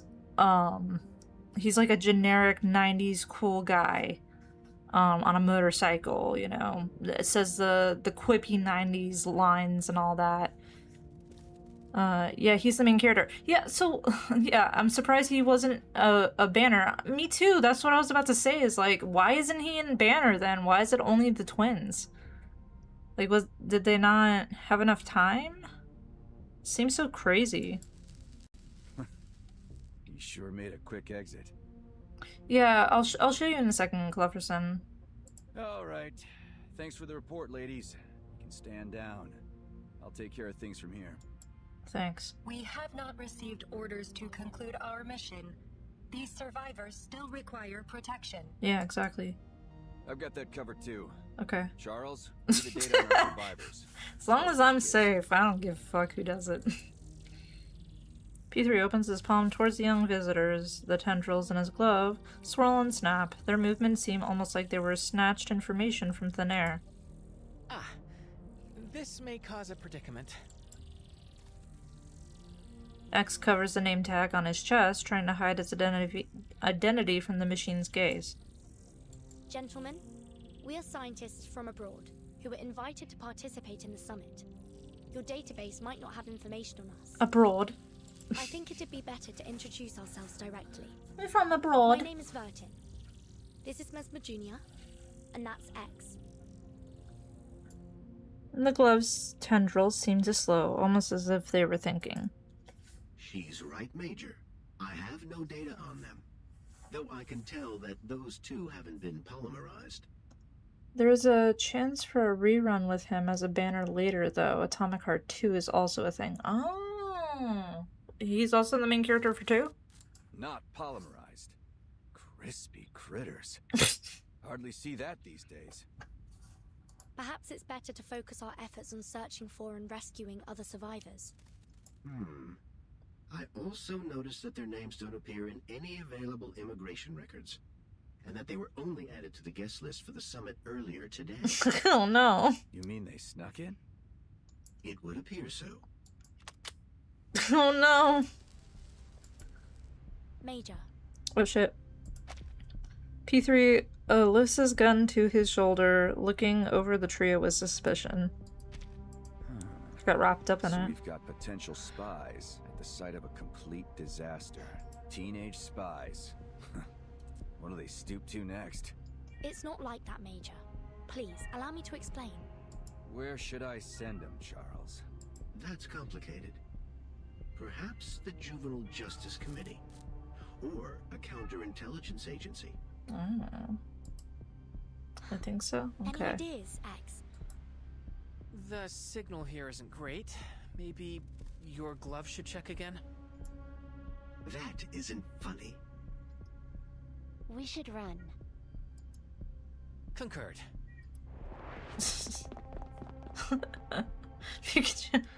The three of them make a break for it. P3 immediately gives chase, only to stop with annoyed realization. There was this emote that made me laugh so hard. I didn't expect it to exist. Hold on. This one. Gwen sent that to me like 4 or 5 times, and I was like, what the fuck is that? Can't get any info if they're dead. Hey, twins! Help me catch them. Alive. We'll each take one. Got it? Scary. Understood. The twins fly after the young visitors. Left quickly catches up to Mesper Jr. and reaches for her arm. Take this. Take this. X turns around with his hand raised, like he was about to throw something. Uh-oh. Uh-oh. Uh-oh. Uh-oh. He opens his hand to reveal a teleport disc, flashing a devilish grin as the twins before activating it. At the twins before activating it. Oh god. Sleight of hand. As soon as the words leave his lips, a blinding light envelops the trio. Then, just as quickly as it appeared, the light vanishes, taking the 3 visitors along with it.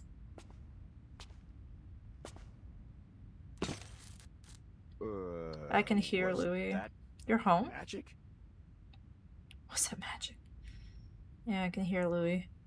He's having no time.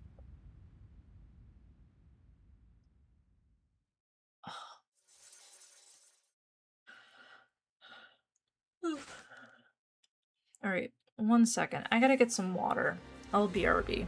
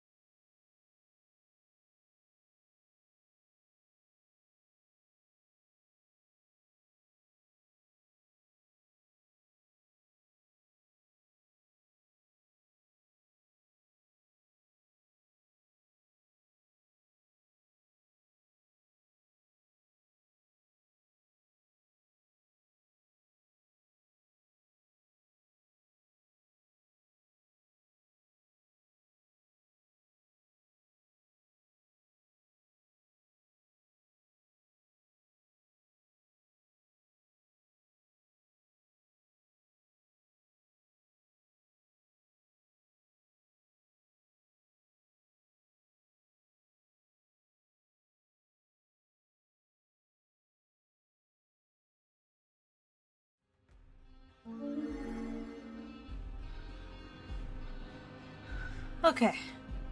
I've brought Louis into the room. Yep. Yep, it's Louis. Say hi, Louis. Say hi. I've brought Louis into the room in hopes that he will be happier. Maybe he'll lay at my feet or something. I have a coffee. Eli helped me pour the water. And I have this Go-Gurt. It's off-brand Go-Gurt. It's blueberry flavored, but it's got like Shrek on it. But that's my snack. Meow. He's so loud. He's got like the cat meow, you know what I mean?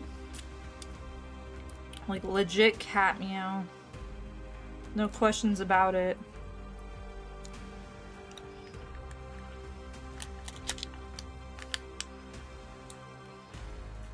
Oh shit. I just realized it's Gamazel. Hi! How you doing? How you doing? Were you streaming today? I didn't get a chance to see. Usually I see your like speak for the trees or whatever it is pop-up thing. I'm assuming that means hello in cat. Me too. He's like he's usually not in this room, so he's like looking around like, what is all this? It's a little cluttered in here. I gotta get organized and stuff, but maybe I'll...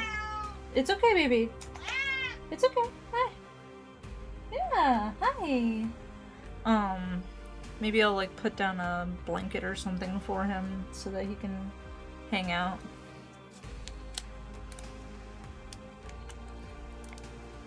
Yes, I was. I didn't raid into here today. That's okay.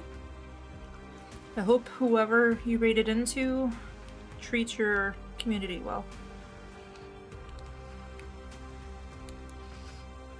I'm finishing my Go-Gurt.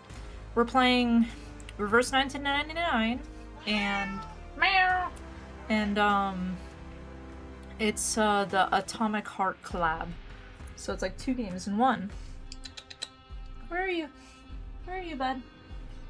Oh, there you are. Hello.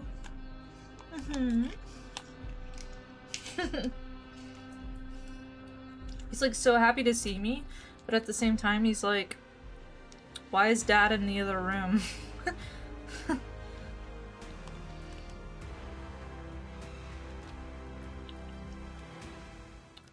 God damn you, Twitch and your food ads. Oh no.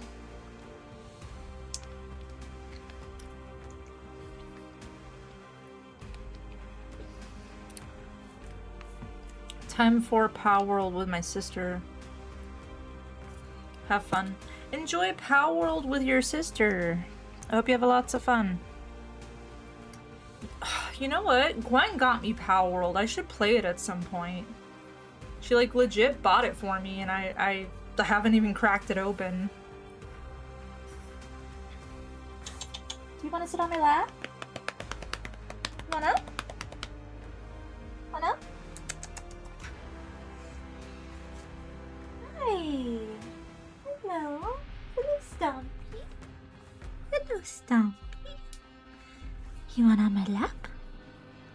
You say hello? You're a good boy?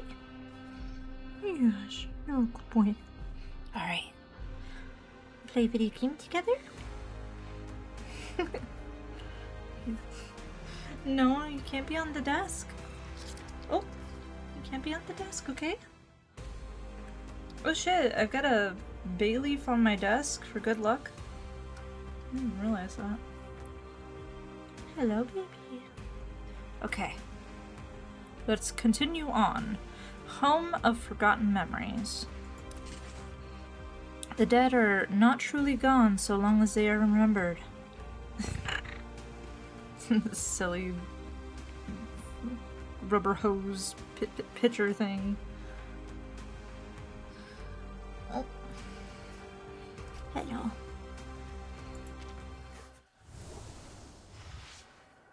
I'm getting ads for women's clothing. What the hell? A flash of light materializes in empty space, sending 3 figures tumbling into a vast golden plain.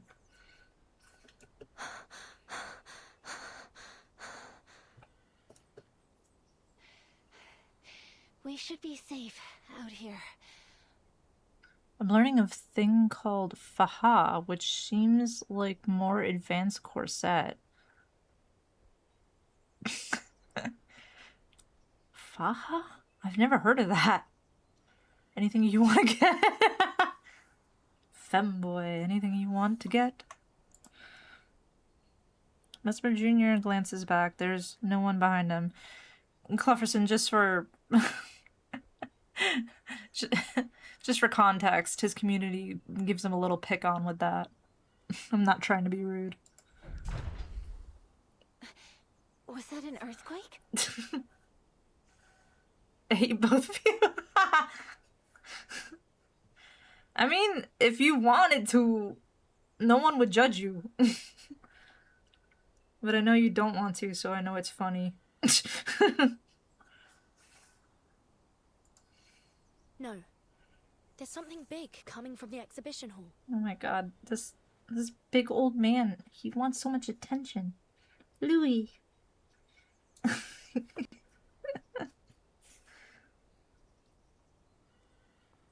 Exactly. This is a safe space, Gamazel.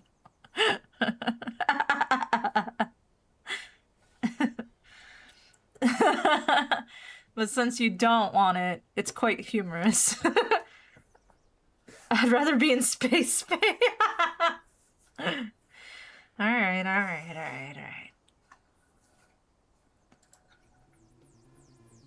Massive robot with long, wiry arms and a spherical head appears. It pauses in place and begins surveying the surroundings. Its head rotates in full circles as it completes a thorough scan. What is that? It's okay, baby. Yeah, it's okay. You want to sit by my feet? You want to sit in my lap? What do you want to do? There's a lot of room down there.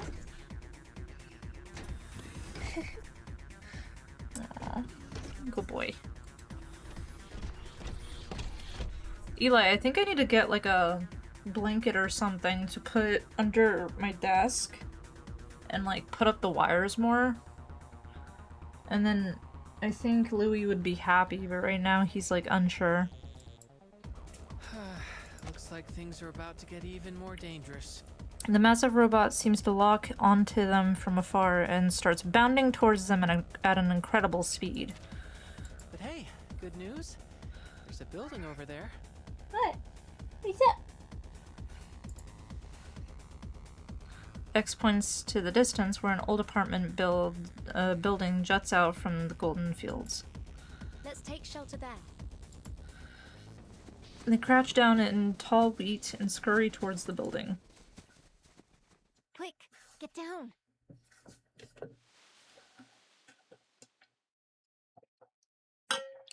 The apartment appears to be abandoned. The back gate is weathered and worn, and the surrounding wall is overgrown with vines. Yeah, I don't think this is working. Alright, I'm gonna let him out. You want out? Yeah? Yeah? Alright. Go ahead, then. Go see Daddy. I'll be back, okay?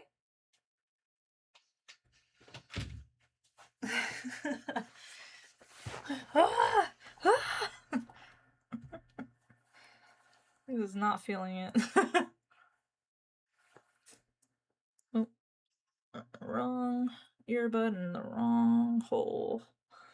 There we go. The three hurry over to the doorway. As the giant robot's footsteps grow louder and louder, they slip inside the building. They press their ear against the door to listen to the sound outside. Boom. Boom. The sounds beyond the door fade. The giant robot seems to have passed them, but the three of them are still holding stiff, barely breathing. I think it's gone. For now.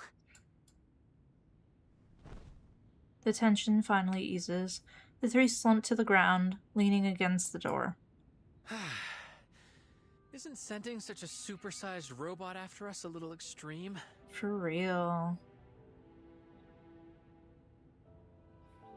Nobody's trying to feel my pizza?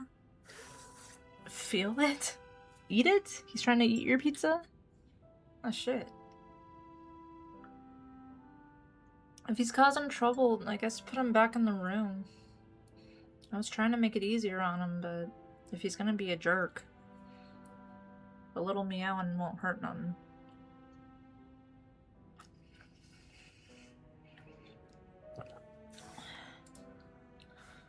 X waves his hand and starts looking around their hiding place. 1950s-esque. Neat interior. Smells lived in. And traces of mold removal on the walls.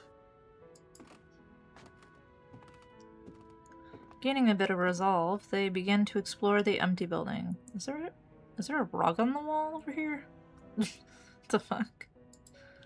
But where are the residents? This place feels strange. It's almost like... These characters give me heavy VTuber vibes. Yeah. It's funny because when they do like preview live stream events, like before the event happens, they like, you know, hype it up. Sometimes they have like live 2D versions that are puppeted by the voice actors presenting it, and it's really, really interesting. More than just this, which is like a pre-done live 2D. I love the art style though. It's so cool. X opens a red refrigerator. Thankfully there's no metal tendrils inside. Only packaged food, unopened tins of cookies, bags of sugar, unused butter. Who puts their sugar in the fridge? Who puts their cookies in the fridge? No sign of any robotic technology in here. And all the food is untouched. It's like this house has been isolated from the outside world for years. And yet... The young visitors look around, taking stock of the items strewn about the house. A plow, 3 oil pastels, and an assortment of strange alarm clocks. A few syringes, and a bottle of men's cologne. I mean, yeah, I guess. Yeah, if it's like a marshmallow cookie or like a jam cookie, I get it. But if it's like a sugar cookie or like a chocolate chip cookie, a shortbread cookie, brownie cookie, brookie, if you will.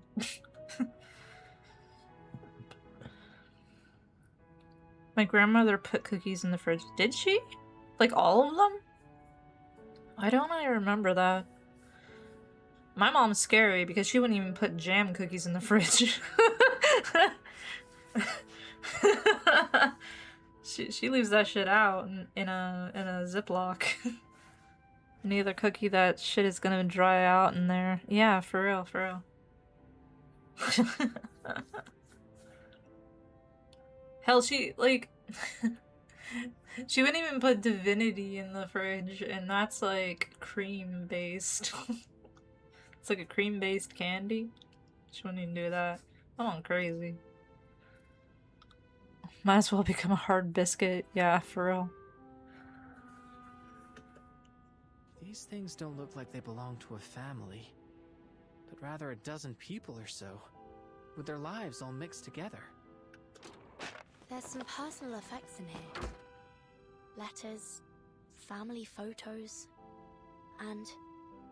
Oh, that's weird. I started recording. Come on, Mama. What's that sound? It's coming from this pocket watch device. Pocket That watch? journalist we met, Maxim. He had something like this too. Don't worry. I'm recovering well here. All of us comrades in the ward do what we can to help each other, so we can overcome any difficulties. Don't forget about me, Mama. I really miss you, Papa. It's already been a month. I remember, little squirrel.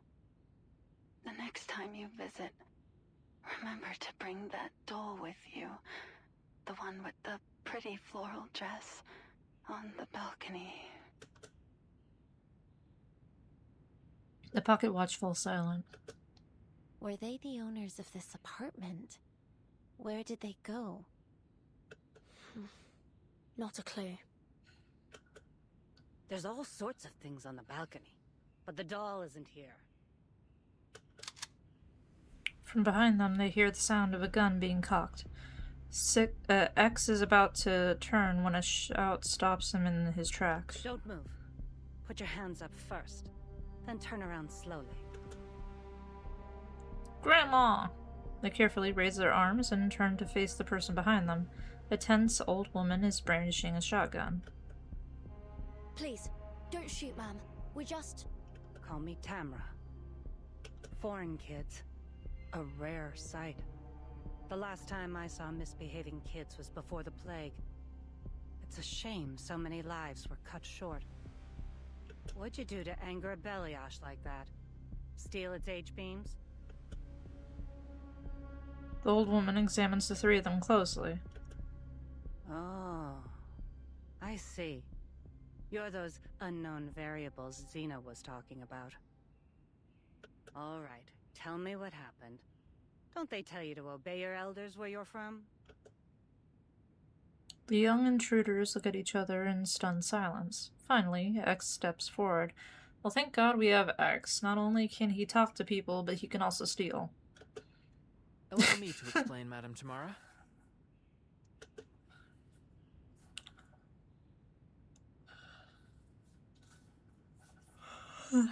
And that's what happened, ma'am.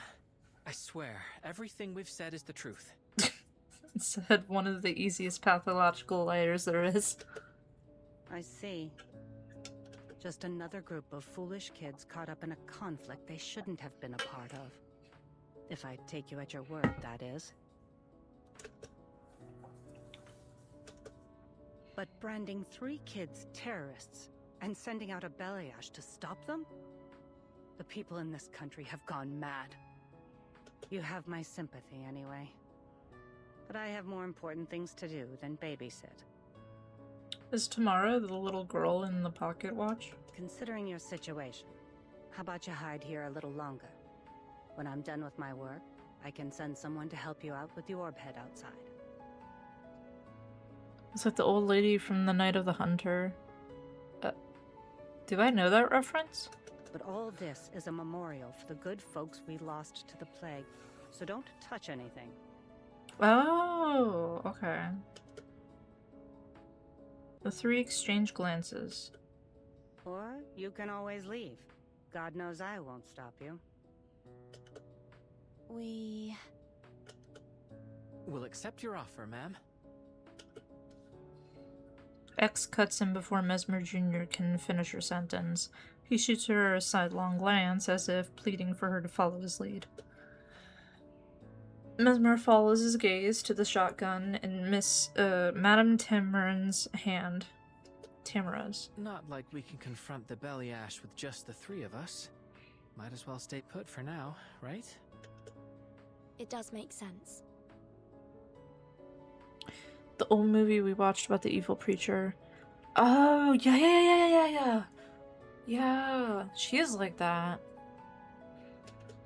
So that means she's cool. Then you're smarter than I took you for. Relax, I won't hurt you. Come, look. Harsh, but a good person. Strong. An alarm clock starts ringing. Tamara turns to the assorted collection of clocks in the room and quickly singles out the source. She approaches the old clock and shuts it off with a sigh. I think of this place as a memorial, although it doesn't commemorate any heroes. Just everyday people. Like the one who owned all these clocks. So it is a rug on the wall. They belonged to Olga Sokolova, a 23-year-old nurse. A very jumpy, anxious girl, but honest. Taking care of her possessions takes a lot of effort. Ring. Another alarm clock starts ringing from somewhere in the room. Patient number 28 needs their medication. And Tamara, Tamara's hands weave through the forest of alarm clocks on the windowsill with ease and shuts off the rattling timer. Oh, fuck. Olga was terrified of forgetting all sorts of things. She'd set her alarms to remind her to administer medication, shots, you get the idea. But it wasn't enough.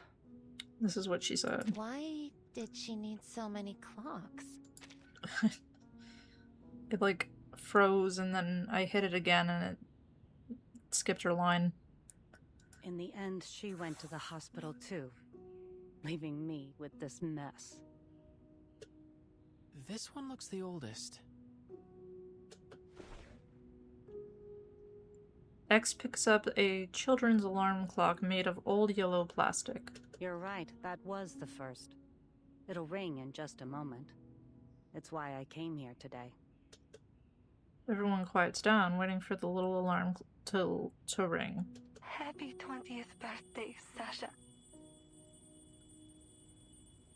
You can turn it off now. Her daughter isn't around to hear it. The plague took her, just like so many others. 20 years old. How time flies. Jeez. Tamara picks up a broom leaning against the corner of the room. Kids, come give me a hand. The young visitors follow Tamara to another corner of the room, one that seems entirely different in style. An entire wall of tools. Looks like whoever lived here liked making things by hand. That's an understatement. There's a basket under the workbench full of all kinds of toys and electronic parts. Andre and Vanya loved tinkering with those kinds of things. Tamara starts sweeping with one hand and pulls a few rags from a nearby plastic bag with the other, handing them out to the young visitors. All right, kids. The sooner we finish cleaning, the sooner we can deal with that hunk of metal outside. Maybe I'll bring a few robots over, to show my old friends how much our country has developed. The three of them each take a rag and approach the wall of tools. Is this why you've been keeping things just the way they were?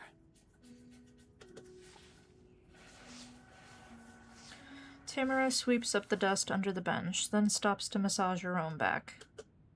This isn't really their home. I just moved their things here. Like taking a snapshot of their former lives. A cenotaph for the dead. I'm old. And the older I get, the more I recall my past memories. Everyone moved on so quickly, I couldn't bear to throw anything away. So I put it all here. Xena called it stupid. But she didn't stop me either. Tamara empties her dustpan. She flips open the calendar hanging from the door. At the height of the plague, none of us would say it. But we all wondered the same thing. Is humanity doomed? But even so, no one gave up. Everyone kept on stubbornly surviving, as if we could outlast the whole disaster, outlast the sun itself. Whatever it took to see our lives return to normal. We would say, who better to withstand the harsh winter than us? We would help each other, encourage each other through the hard moments. We let the flames of our most fervent hopes warm our hands. We kept telling ourselves, don't cry. If we sow our seeds today, we'll reap a bountiful harvest in the future. But some never saw the spring. Esmer Jr. lowers her head. She keeps on wiping the same spot on the glass cabinet door, even though it's already sparkling clean. My condolences. To be honest, after so many years have passed, even the grief has faded.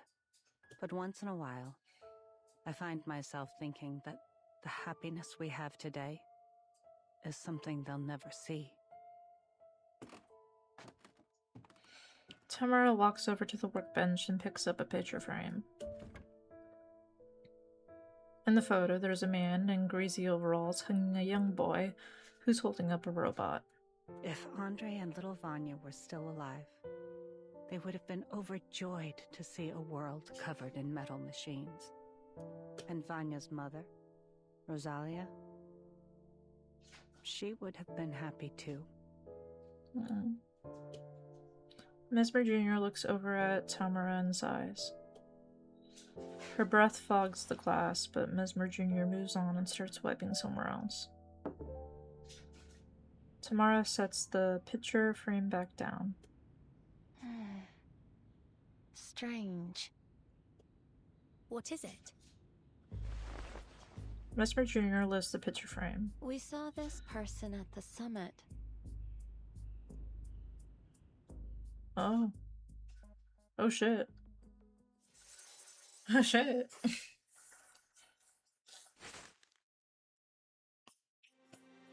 Ooh, an actual fight. Alright, let's go. The logic behind nostalgia. Purpose can be sustained by either love or hate. This is so cute. What the fuck? Let's go. Actual fight? Hell yeah. You mean little Vanya? Are you sure? That journalist we met, he called himself Maxim. He had the same scar on his forehead. I thought he... After things settled, I tried to check in on Rosalia and her family. They were already gone. So Vanya is alive? And he became a journalist. I'm happy he made something of himself. I found something else strange. These documents seemed out of place here. X lays out a series of technical files. All of them seem crisp and fresh, not like the yellowed papers and books everywhere else in the house. Having made a cursory glance, they seem to concern the robots we've encountered so far, including that big one that chased us here. See? Take a look at these schematics. Tell me this isn't that Beliash thing. But why would anyone keep these files here? These look like highly sensitive schematics. A seemingly abandoned location close to the summit venue. It makes sense, wouldn't you say, Tamara? X passes the page with the Beliash schematics over to Tamara. The old woman, thrilled a moment ago, now finds herself looking over the files, her brow furrowed, and soon her confused face turned shocked. Wait, I recognize this handwriting. No one writes a ya like this, except little Vanya. The room falls silent at the revelation. The old woman shakes with emotion, prompting Mesmer to reach out to comfort her. But Tamara starts again with the renewed confidence. We should discuss this with a friend of mine. She'll be able to help us understand what is going on here. A friend? I contacted her as soon as I heard you come in. But don't worry. I'm certain she'll be able to answer all your problems. The young visitor's attention is soon drawn to the window by the deafening roar of engines. What is that? It looks like a flying house. The fuck? Tamara, clear the way. The wooden hut begins its slow descent into the courtyard, but before it even reaches the ground, someone hops off and slams her way through a window into the building. What the fuck? This is supposed to be a place where it's preserved. Jesus. What? A cloud of dust rises, blowing in from the outside. While the trio cough uncontrollably, a figure steps out from the haze. So the quantum computer was right. Look what I found. Pint-sized scientists from a faraway land. What the hell? I'm glad you didn't kick them out, old friend. Well, why would you? They do look like good kids. Shocked to find that the intruder is an old woman, the young visitors stare at each other in silence. The name's Xena, but call me Granny Xena. That's all you need to know for now. Okay. The fuck? After Tamara walks her through their findings, Xena takes over the documents and starts reading. Her face grows more serious as she turns the pages. These files outline a way to circumvent the Collective's firewalls. It's a sophisticated exploit. He's no amateur.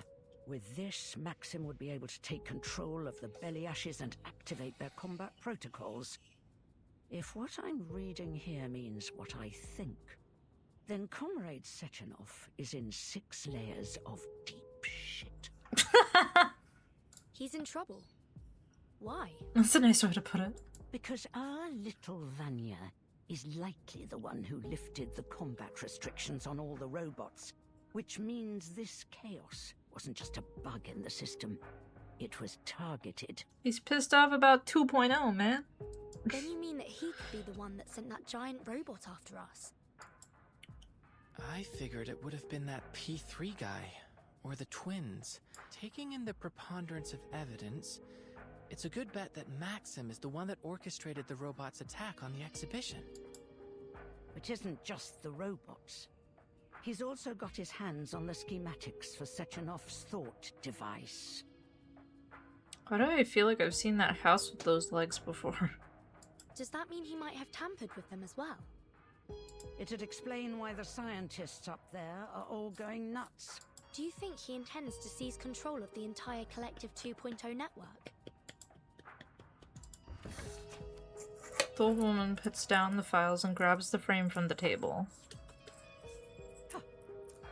I knew this little project of Sechenov's would wind up with everyone insane or brain dead. Politician, scientist, journalist. No one is meant to have that kind of power. So true. But it seems our Vanya already had a screw loose before he put on that thing. He could be plotting something far more dangerous. He was such a sweet boy. Why would he want to destroy this place? Whatever his reason, we can't let him get away with it. Grief. Our goal is clear. We must put a stop to him. We gotta kill Vanya. That's easier said than done. We don't have an army, we don't even have weapons. How are we going to get to Maxim with a single shotgun between us? But I get the feeling you can help us with that. Am I right? You're a smart kid. But what I've got probably still won't do much against an army of robots. Don't sweat it, Granny. That's where I come in. What are you planning? What are you doing?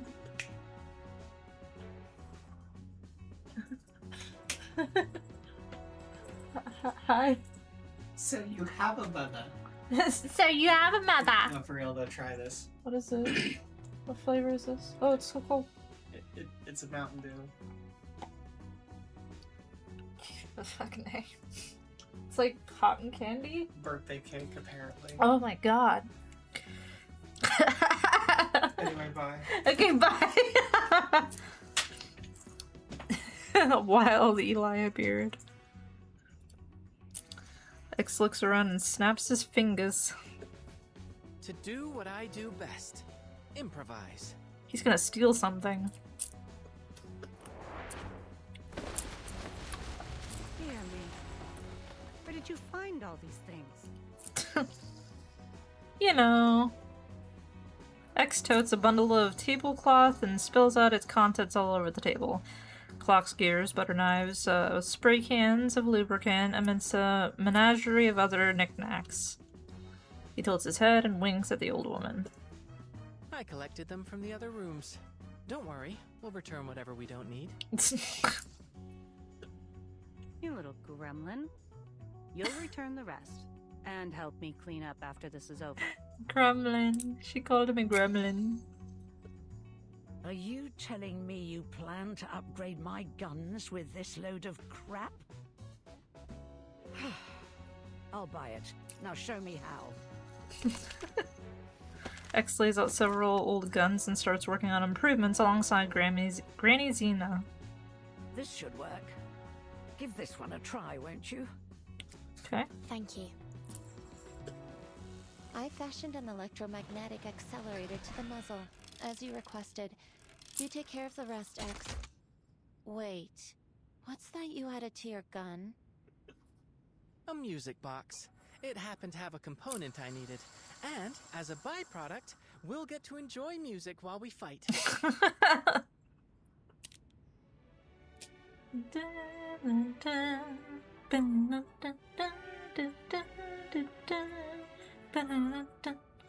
X winds up the music box and allows it to play. A sweet melody escapes it, chiming mechanisms.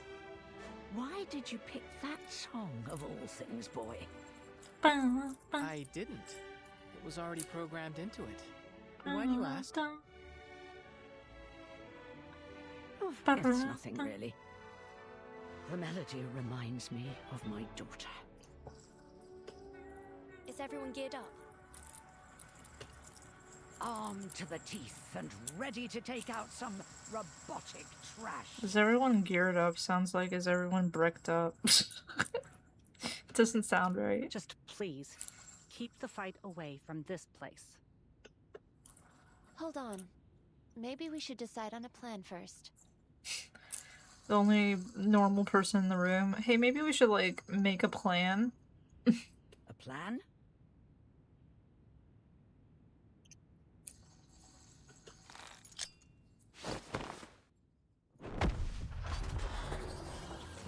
A grenade is tossed into the open space to draw the Baelish attention. As soon as it explodes, the killing machine charges towards the old lady like a hound.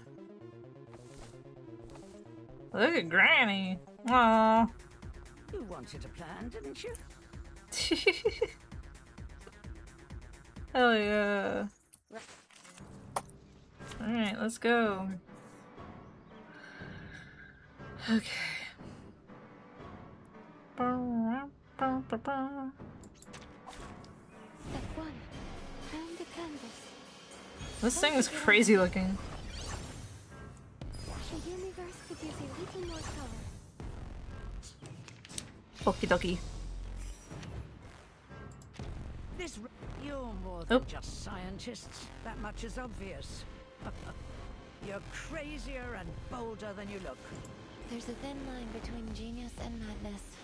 We tend to skip rope over it. I'll take that as a compliment of our mental alacrity, Granny. You kids remind me of my daughter. Enough pep talk. Let's take this hunk of bolts down. Oh yeah. Overclock restrictions lifted.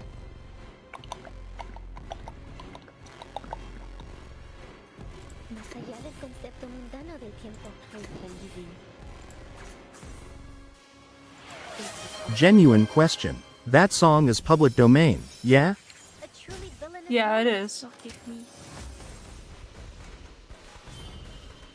cloche sonne à nouveau. Désormais, elle sonne pour la paix. Oops. It looks like I killed them. Prions pour que cette victoire nous apporte la paix. Fût-ce pour un instant.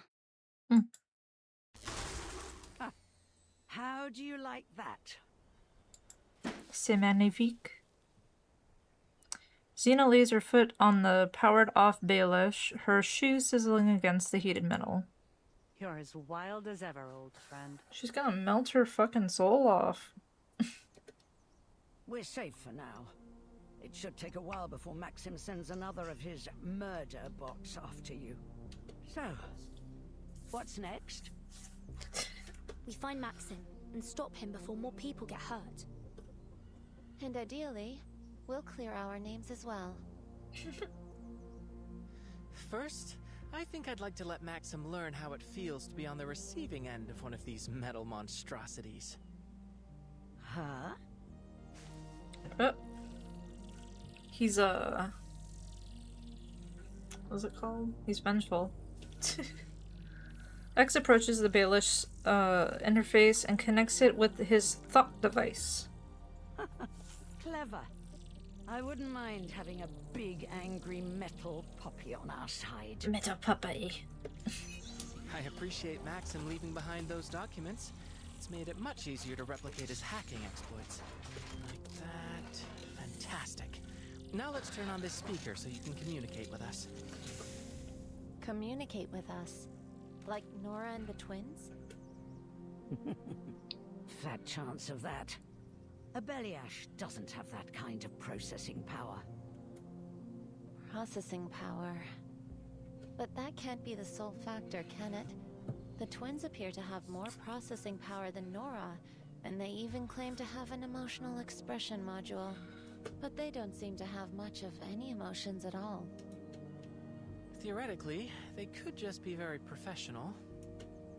Mesmer Jr. shakes her head, tapping the side of her face lightly. Never mind. Perhaps I'm just projecting my own biases. Who's to say what motivates a robot's heart? X shrugs his shoulders, then he presses the Beliash's reset button and steps back.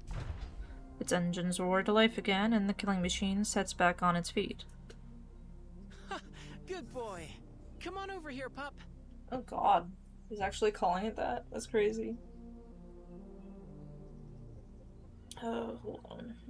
Putting up my hair. Me hair.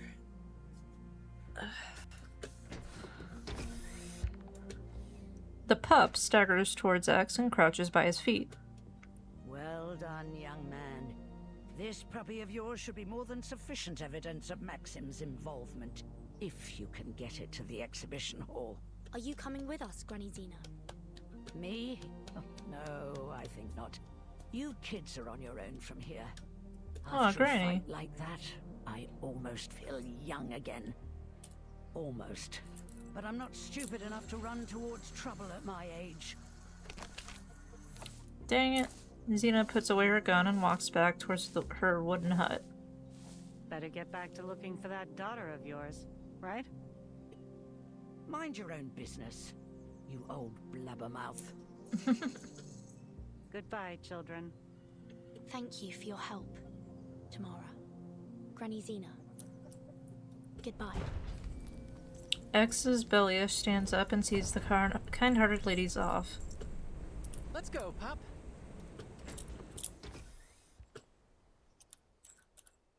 Okay. Okie dokie. Okie dokie.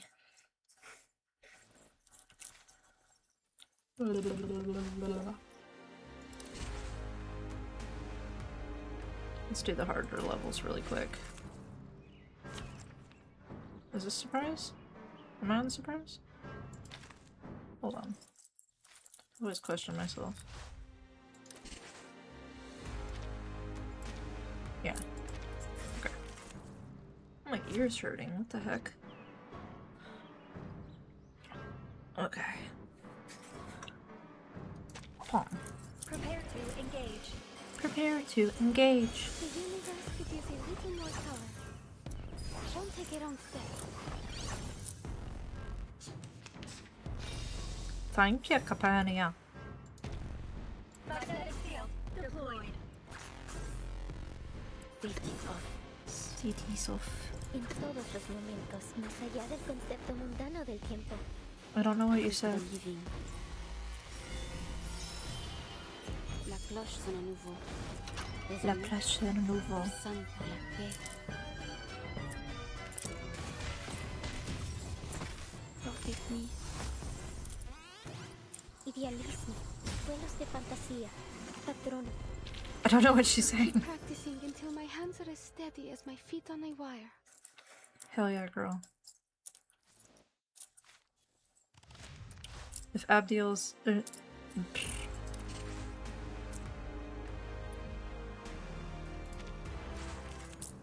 I love Capernaum, man.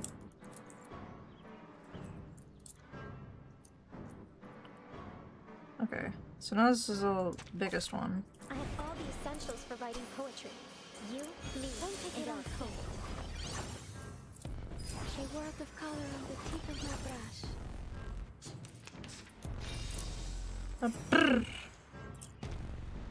Magnetic field deployed.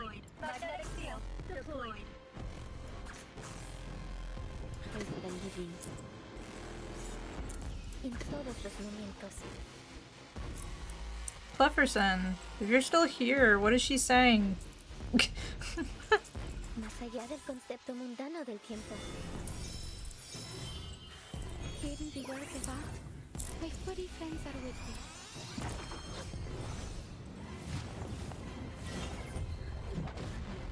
Forgive me. Do I have to do this? Huh, a truly villainous moment. Repolymerizing. Interacting with polymer. Polymer release function engaged. Jesus. It is in Spanish. Oh yeah, Gamazel, what is she saying? Analysis and optimization. Totally forgot.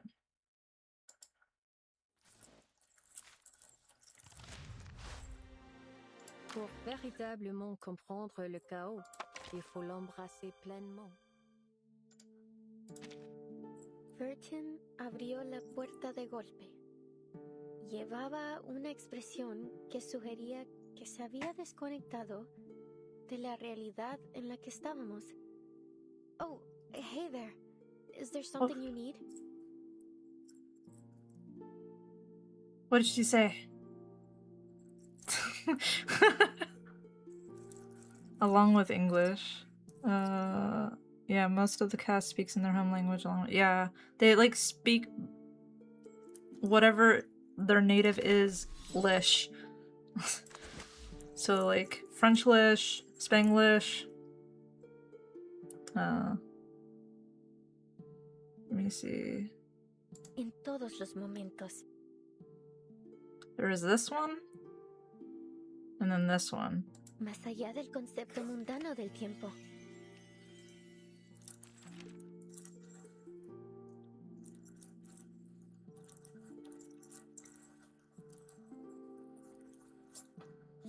She's so cool. I love her. I just don't know what she's saying. En todos los momentos.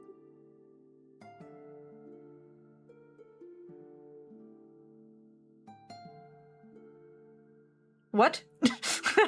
What? Wait, what was that? Oh, ads!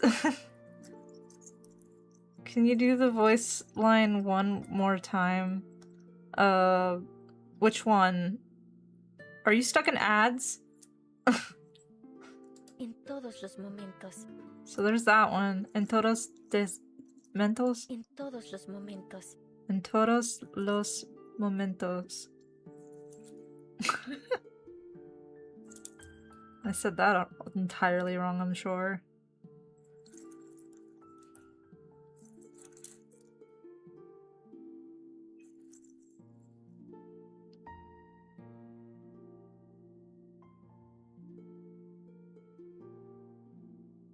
Oh, interesting. Because it says ad breaks is still going at all times. Okay. And then... Más allá del concepto mundano del tiempo. It was pretty good, to be honest. Oh, that's crazy. Más allá del concepto mundano del tiempo.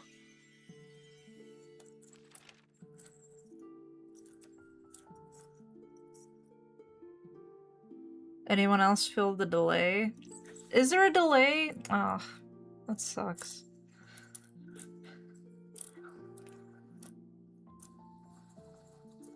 I wonder if reverse is just that powerful that it's causing a delay? Maybe. I know that my computer's feeling it.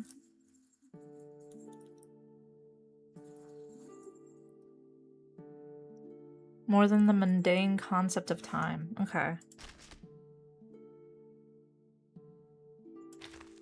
Interesting. Pour véritablement comprendre le chaos, il faut l'embrasser pleinement. I like to slip into the rehab center at night to borrow the artificial somnambule.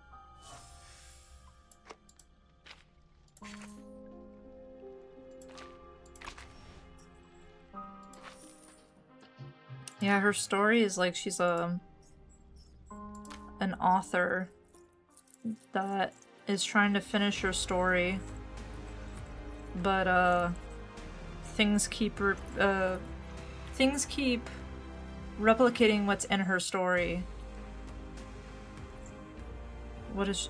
now what does she say when you go over to characters? Oh. I didn't mean to hit that. Oh.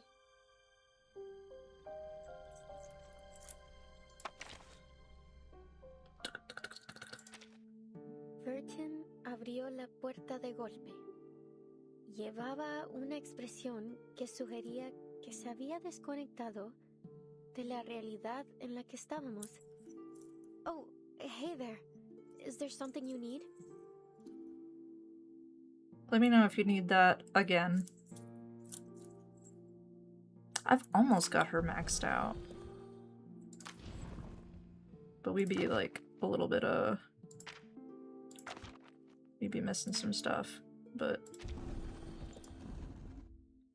she's almost there. And then I just have to portray her a few more times.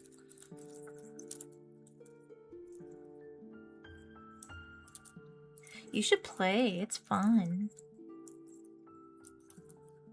You can join our reverse 1999 cult. There's quite a few Spanish characters, actually. From different areas. Like, I should say Latina and Latino characters. Who else do we got? We've got...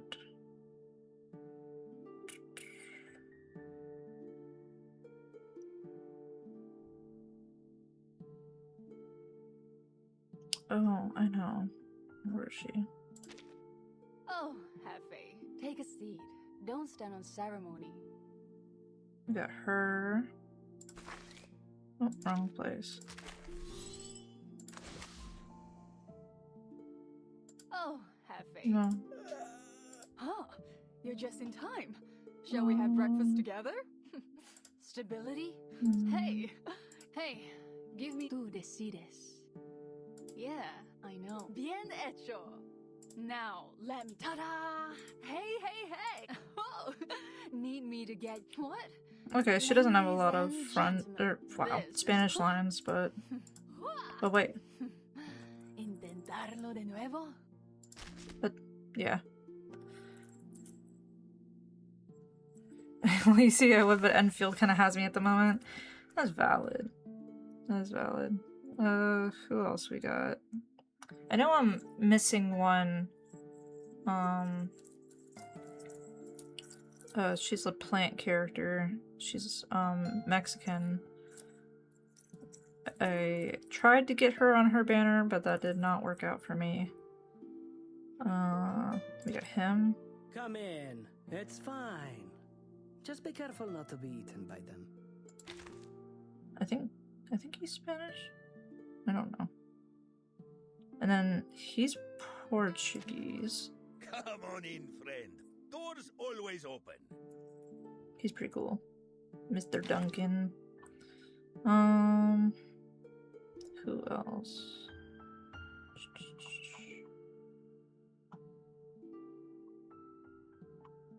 I think I'm missing a few. No, Kanjera's something else. There's a lot of different nationalities.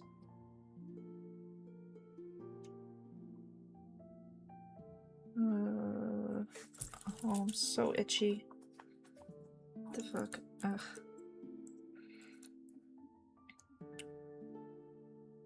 And we've got like Russian, well, Slavic characters. Привет, Miss Vertin. I'm arranging the travel notes from the last trip. Well, yes, sometimes it's hard to identify what I have written, even for myself. And we've got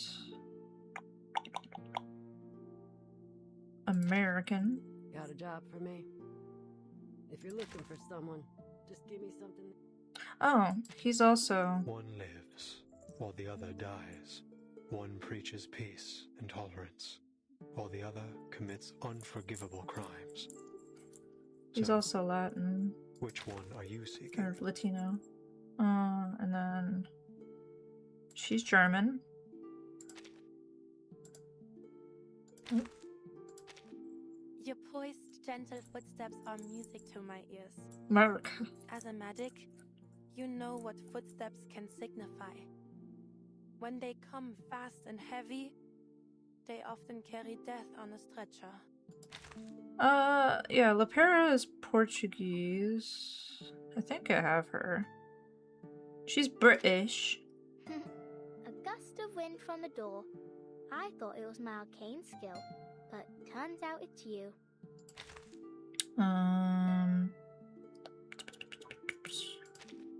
It is sweet of you to be so quiet when you come She's to visit. But you needn't be so worried about Italian? interrupting. I will be more than happy to incorporate your footsteps and knocking into my performance. Is she Italian, Eli? I forget. Oh, excuse me. Oh, jeez. And then where is he? He's Indian. Well, I heard your footsteps when you rounded the corner. Anything I can help you with? You also know German. That's crazy. I used to know a fair amount of German. Yeah.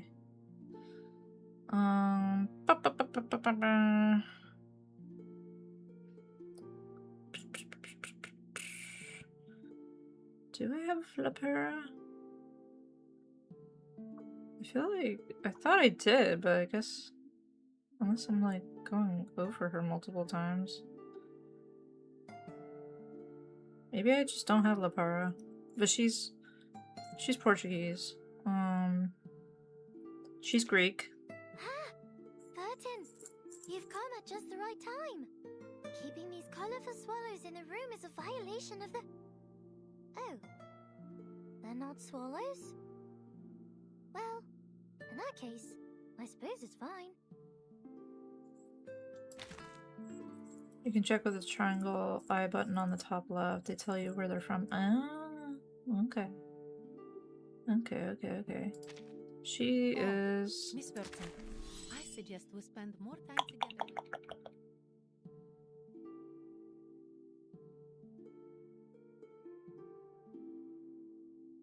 From the Arctic Circle. Wherever that is. I don't know. She's Chinese. 1、2、3、4、5、6、7、8、9。这里有比9张还多的纸。 Oh, the South Florida rep. Which one? I guess you mean the one that's not also connected to Ireland. So... Welcome to my place. We can play together. Barcarola is Italian. Okay, cool. Thank you.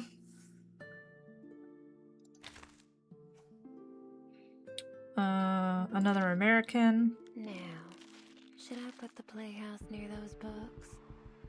I love how the Americans are That might weird. just put folks on edge. How about the greenhouse? That'd be a fine choice. Or next to those Nixie tubes. The light does fit the hallway. Oh, hello there. If I recall, Willow is Irish. Not too sure though. I thought Willow was British. Enough sniffing about me like a mole. I haven't any tea or cake for guests.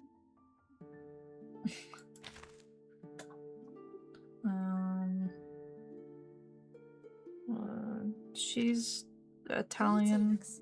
Today your shirt matches the color of your eyes very well. And trying to find like more unique things. Oh, Jay's American. Want to catch a ride with me? That's the guy I was talking about earlier. But I'll make an exception this one time. What was that thing? What kind of creepy baby did that lady have? You don't want to know, man. You don't want to know. Her speak with an Irish accent when she's angry. Ah, interesting.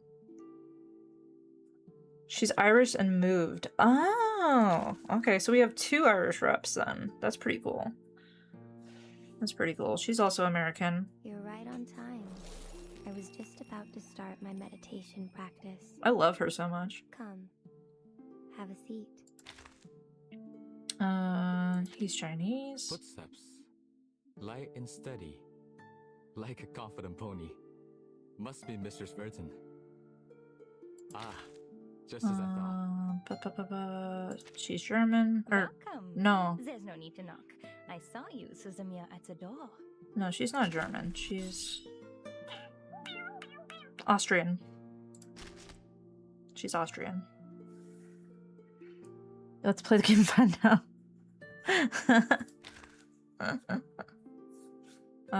He's German. Take a seat as you like, but no touching of the files and drafts around you. They may seem messy, but I assure you, they're all in their rightful place. I forget where she's from. I've just ironed my favorite dress. It's looking almost as good as new now.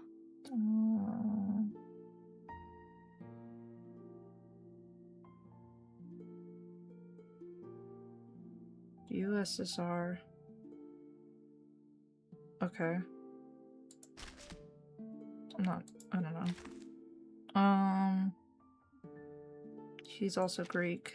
Well, the chair is in the middle of the room. Or fake Greece, if you will. Take a seat. She's Australian. Maybe we can bring fire dance back to the games. It is a bit dangerous, but we can always have plenty of frogs by the field. Huh, there you are. She's French. Oops. Knock first. Now walk out and wait till I say, come in, please. Russia? See, I thought that Capernia wasn't specifically Russian. That's why I'm like, I don't want to just say that.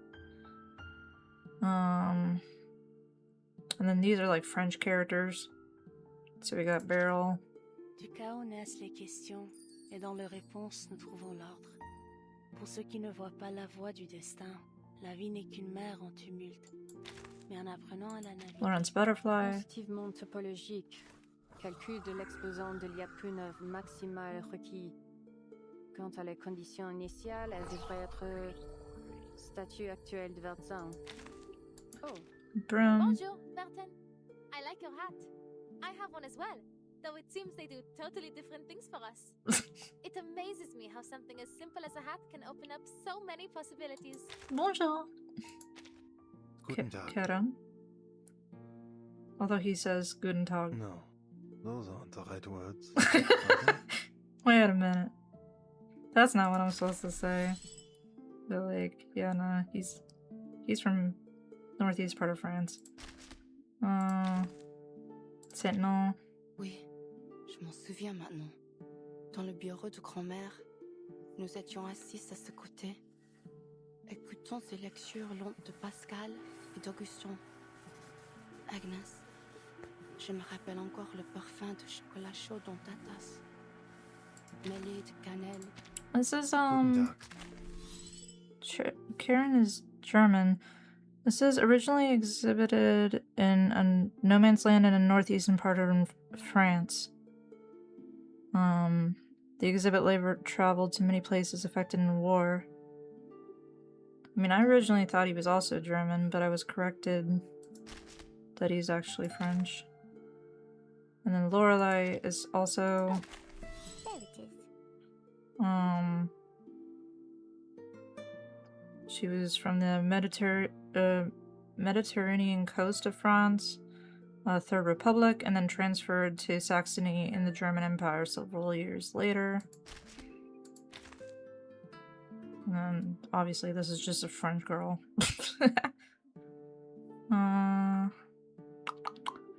Ezra's also Australian. Please be careful. I'm collecting the spores on the mushroom canopy. Even the slightest breath will blow them all over the place. The last thing I want to see is mushrooms growing all over the neat suitcase.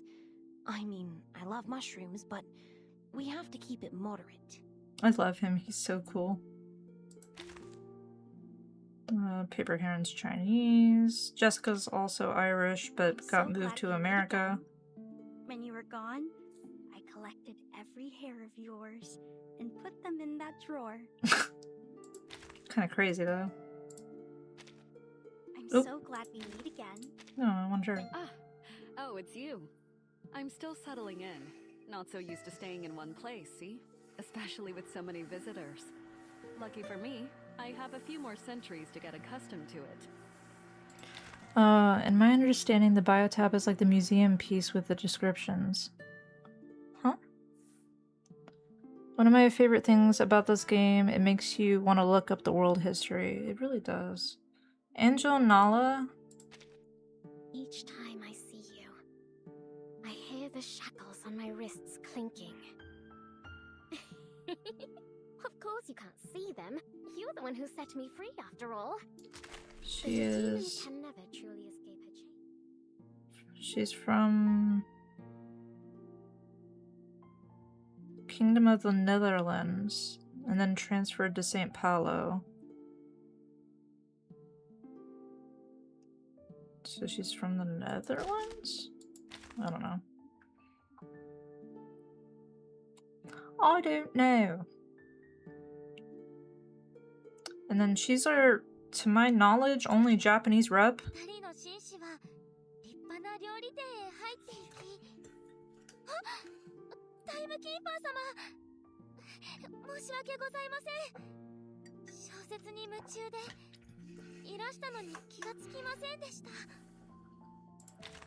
Unless I might be missing someone, but like I think she's our only Japanese rep right now. I know I'm missing a few characters. What's going on with name day? It was rare to see other people in the northern wilderness where I used to live. Aha. Alright. Can I summon anything? I don't know if that's enough. Nope. Alright. Let's keep playing!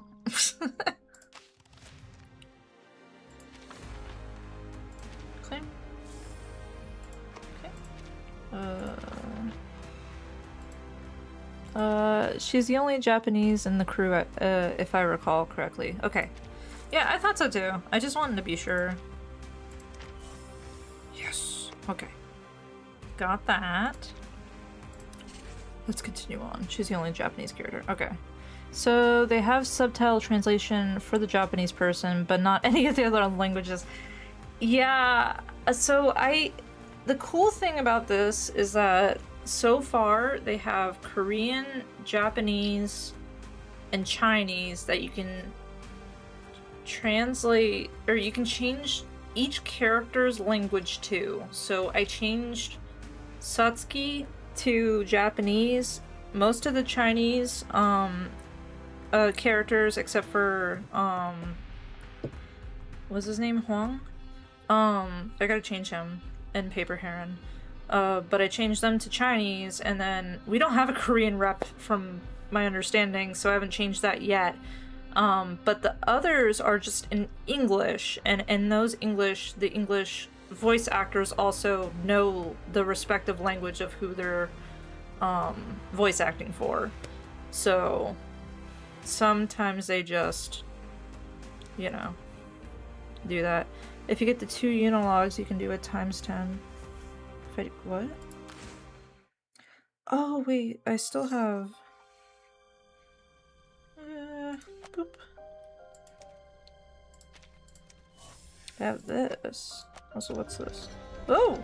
Jesus. Scare me. I want this costume so bad, but I'm poor. I want this one. I want this one because it's like super rare. And I want this one, but I cannot afford anything, so...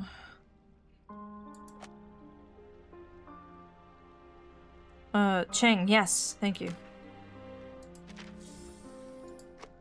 Cheng and Pepper Herring. I need to change their vocals to Chinese because I just like it.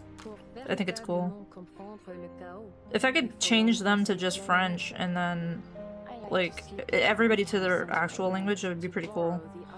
But they only have the 3 right now. We don't even have a Korean rep.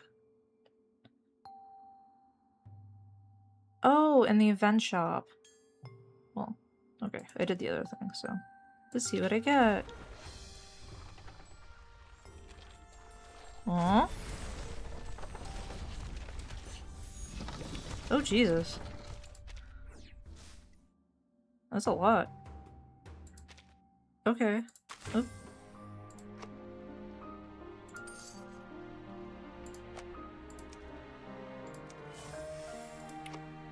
I've got 2 more that I can get.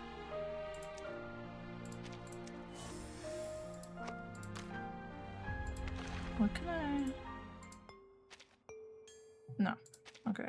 So, let's continue on because I don't think... Yeah, I can't afford these right now. So, we'll continue on. What song did you play in the lobby? You know 37's Twin Prime Conjecture Seminar? What's going on here? What? What? What? Oh, okay, that was random. My song in the lobby right now is A Long, Long Way. I kind of want to change it though.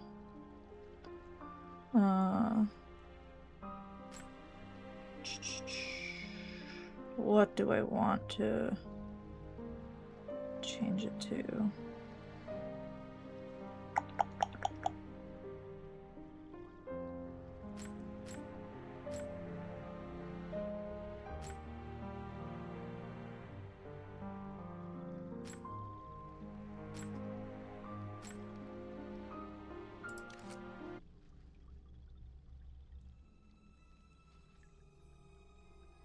I'm familiar with the song, just can't remember where.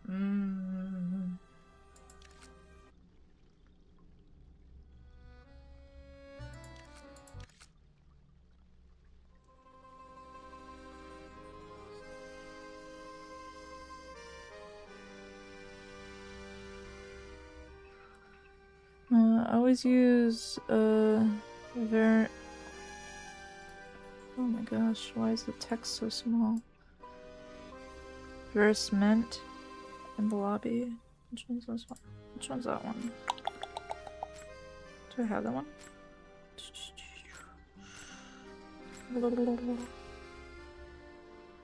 Oh, I've got so many more. I don't know if I have that one.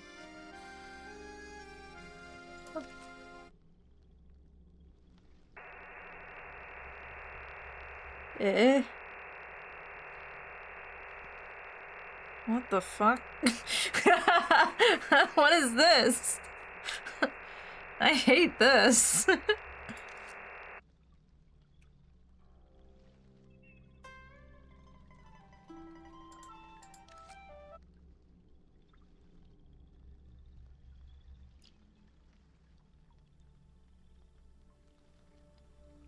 Oh, I passed it? I do have it?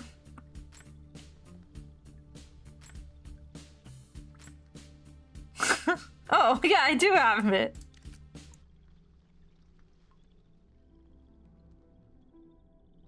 It's a part of an ARG from 3.6. Really? That is a good one. That is a good one. You know what?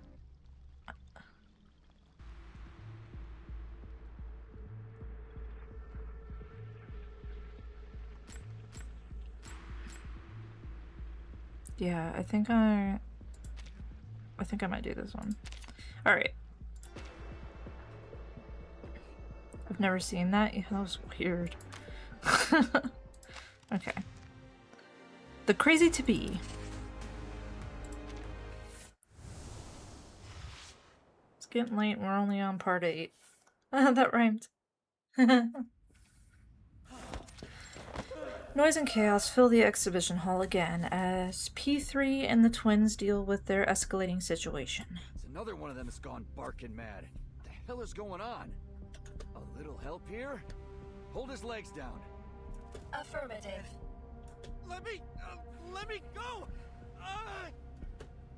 How many does that make so far? Based solely on our observations, this is the 7th individual to experience a serious psychiatric break. Crispy critters. Why does he say that? Are there any sedatives we can use on him? Think the repair vendor could synthesize some? The repair vendor has experienced a serious emotional malfunction, Comrade Major. Damn it.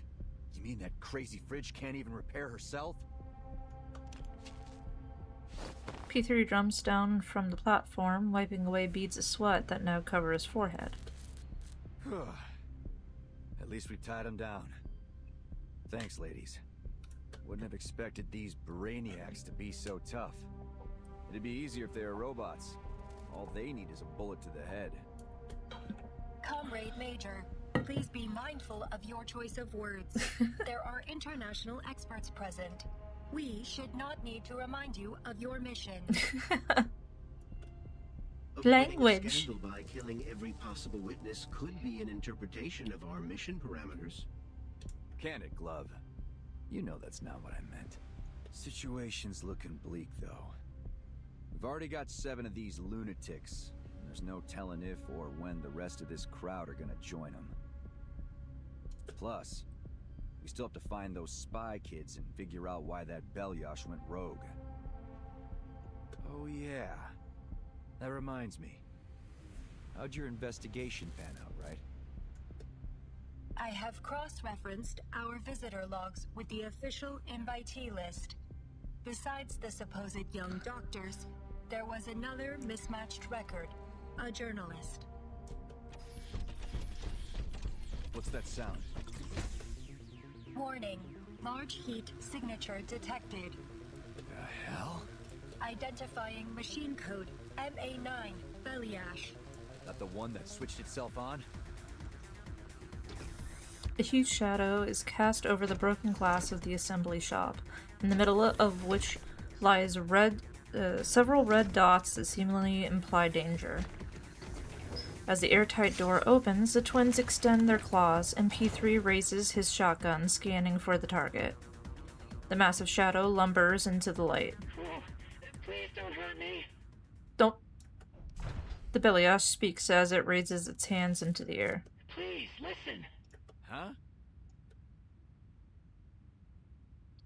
Let's see, he's like projecting onto it. But once again powered down, Belyash lies huddled in the corner as Luft approaches to inspect it. You're saying this Maxim guy is behind the attack? That's right.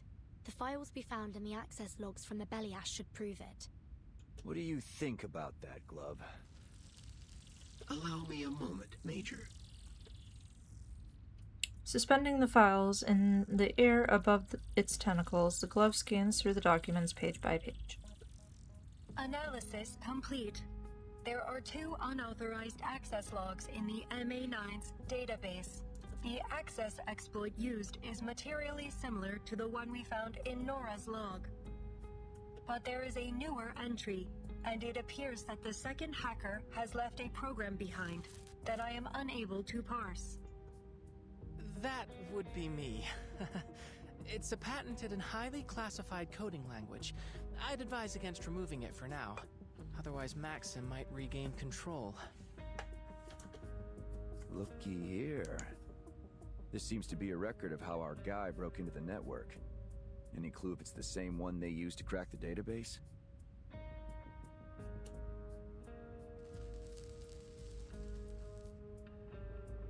P3 hands one of the files over to Luft. Affirmative. It is reasonable to conclude that Maxim is responsible for the malfunctions affecting Nora, the VOV-A6, and this MA9 Belyash. And therefore, that he is also responsible for the wider attack on the exhibition hall. If our foreign friends are correct, that may only be part of his plans. According to these files, he may also have tampered with the thought devices. So what's he aiming at?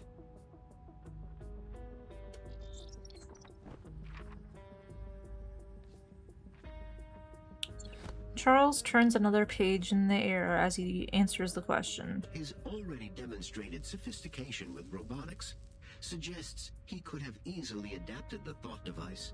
To start with, he is likely using his own device to control the facility's robots remotely. But it's only logical to conclude his aim was to bring about an international uproar, to disrupt the launch of Collective 2.0.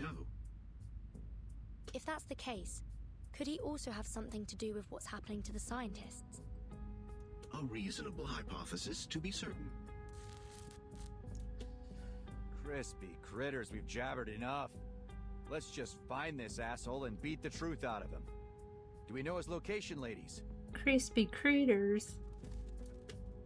There have not been any registered turbine departures since the beginning of the attack. We can infer that the suspect is still somewhere within the confines of this platform. If he's still here, then he must have intended to observe things from a secure location. Is there a room in this facility where you might be able to monitor the entire exhibition center? Somewhere secure? Excluding offline locations. Analyzing security and monitoring feasibility. Conclusion: the power control room. Do we have some way to check if he's there? Affirmative. Provided the communication system linking these locations is not damaged. Left attempts to contact the power control room. After several failures, the connection goes through. Are you there, Comrade Maxim? There's no response from the other end of the line. We must conclude that your attack on this facility and the staff here has some specific purpose or goal. Are you willing to open negotiations?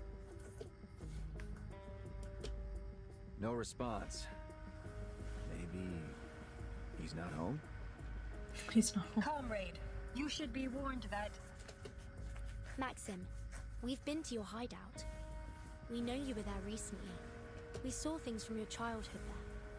Your belongings, the toys you played with, even your family photos.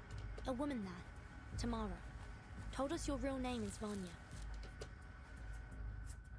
I recognize your voice. Dr. Verton, I presume. You're wasting your time. And you don't have a lot of that left. You're about to get what you deserve. Every single one of you drooling lackeys of that hacked Sechenov. I'm not going anywhere. So if you're planning to kill me, do it. But it won't stop a damned thing. The line cuts out. This guy's got a death wish. What's he planning? Whatever it is, he's made it clear where to find him. The power control room. There's a sudden burst of commotion from the huddle of visitors. Hey, Alexei! Stay with me, pal! Somebody, please! He needs help! In a corner, a familiar scientist holds on to his shaking friend. I'm here. What's happening? I don't know. He's starting to seize up like the others. Tie me up. Don't let me. Yeah, got it. The two men lift the scientist and carry him off into the next room. They've barely left sight before the screams begin. P3 returns with a dark, haunted expression. The other scientist follows behind him, sagging low at the shoulders. Crispy critters. Can't wait to get my hands on that son of a bitch. Hold things down here for me, will you, ladies? I'm about to carve a warpath straight to him. The way he also calls ex-ladies is crazy. Comrade Major. Oh! Maxim warned that killing him would not be sufficient to stop his plans. Yeah, that's true. Investigation is needed. He was talking to left and right, not...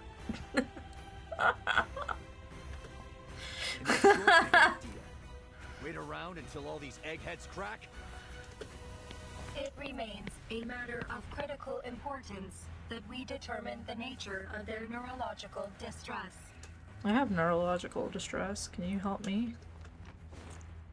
P3 stops him at the doorway, breathing out a long, harsh breath. The gallery has fallen silent, punctuated sporadically by muffled screams echoing from the scientists tied up at the assembly shop. Hold on. I think I have a theory. Go on. A game theory. Alexei put on his device a little before I did. So maybe these things are a kind of ticking time bomb. The longer you wear one, the more likely any little bump will set you off. That would explain why it isn't happening all at once. X reaches for the thought device on his temple. He ponders the things for a moment and then lets his hand fall. But that means we're all in danger of going off without warning. That includes me. The others look at X with newfound concern for their colleague. There's no reason to think I'm immune. I polymerized myself and installed the device around the same time as they did. This wasn't the data we were hoping to collect. There are harsher words resting on her tongue, but she bites them back. I know you wanted a deeper understanding of this world. Those two dudes seem to be ladies. Think about the ramifications. You could lose your mind. Or worse, your life. This is an absolute disaster. I should never have let things get this far. There's always a method to these things, Mesmer. We aren't finished yet. X points at his thought device. Progress requires risk. We've always believed that. As researchers, we discover truth through experimentation. Now, we have one critical piece of the puzzle, and the minds to crack it. Are you suggesting we try to dissect a thought device to pinpoint how it causes these psychotic breaks? Precisely. The therapist takes a moment to weigh the risks before she agrees. You're right. There's no use complaining now. We have an opportunity to make the most of the time we have left. You're kidding me. We're going to rely on a couple of teenagers to fix this. Nah, fuck that. Back to plan A. I'm gonna go beat the answers out of Max.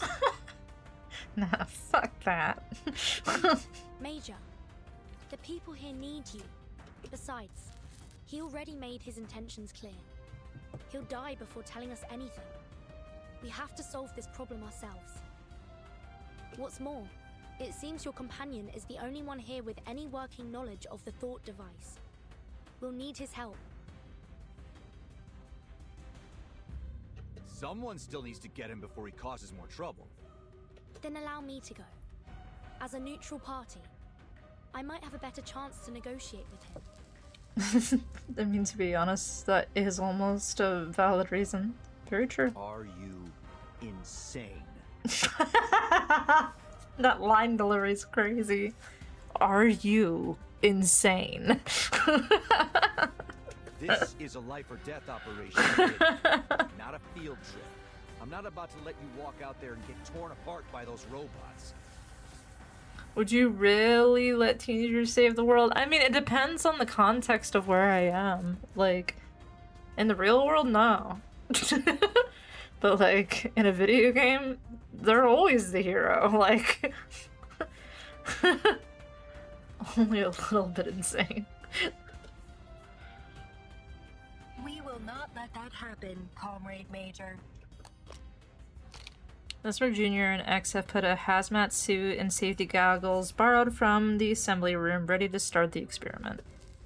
I know it may be hard to believe, but we're trained researchers. I was practically raised in the lab. We may have come here under false pretenses, but we're proven and capable scientists. We can handle this. Mesmer Jr. and X nod in unison and begin working on the thought device. I guess that means the summit's back on.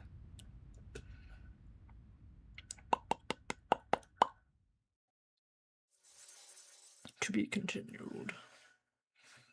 I want to finish this in one go.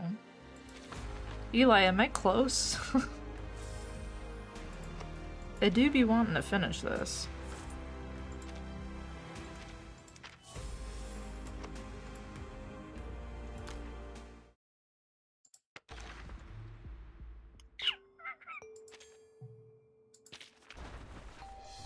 What do I got?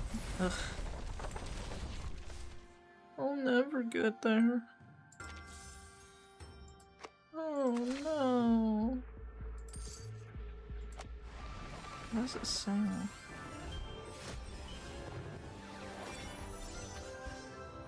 So strange. Boop.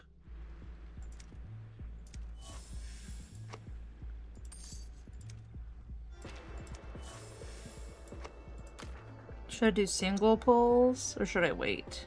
It's like 12 parts, I think. Okay. I've got 3 unilogs.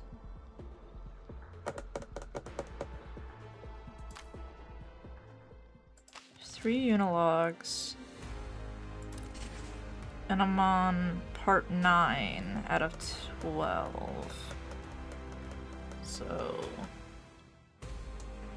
You know what? I'll finish this, and if I don't have enough, then I'll do some single pulls. The dreadful truth. Wait. Okay. The twins run along a damaged corridor, followed by the visitors and the repurposed Baelish. The power control room is up this staircase. We must travel another 80 meters forward, turn left, and then reach the room at the end of the corridor. Don't forget Rhiannon. Yeah, but like, I only have one of the twins. Our present speed may not be sufficient given the threat Maxim poses to the facility. Rhiannon will come Comrade, back. would you allow me to carry you? If that's what's needed. Poor Burton. The sleek robot bends down and scoops the visitor into her arms and then launches into a forward sprint. A crash of scraping metal thunders above them. Structural failure imminent. Please brace for impact. You can't see it, but I'm dancing. The sudden lockdown of that doorway is unlikely to have been accidental. I like this BGM. Maxim may be aware of our approach. We're gonna die. Are you hurt? I'm fine. It's only the dust. Her lungs. Apologies, comrade. I will attempt to warn you should I perform a slide of that nature in the future. It's quite alright. Let's just keep moving. True. There's another thundering sound above them, but this one is different, like heavy footsteps. Warning, large heat signature approaching from above. A heavy armed Baelish drops down through the ceiling. Right stands in front of left, shielding their companion from the debris. Scanning. Heavy firepower detected. Another Beliash variant adapted by Maxim. Defensive matrices engaged. Let's go. Time to destroy again. Oh shit, they gave me a assist. Thanks. Step 1. Hand the canvas. A word of color on the tip of my brush. The universe could use a little more color.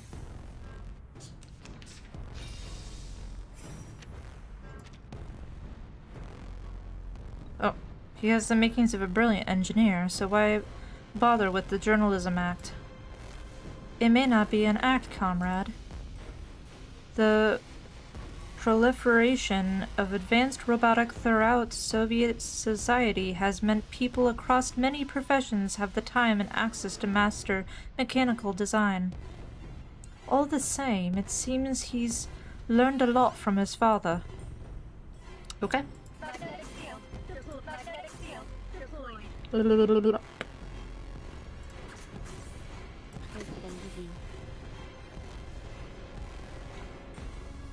Apply a deep coat of paint in todos los momentos. Hearing the words of art, my furry friends are with me.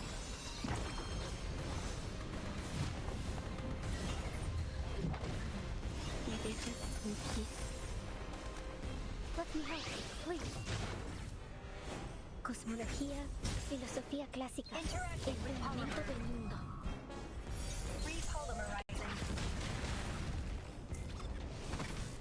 Beige.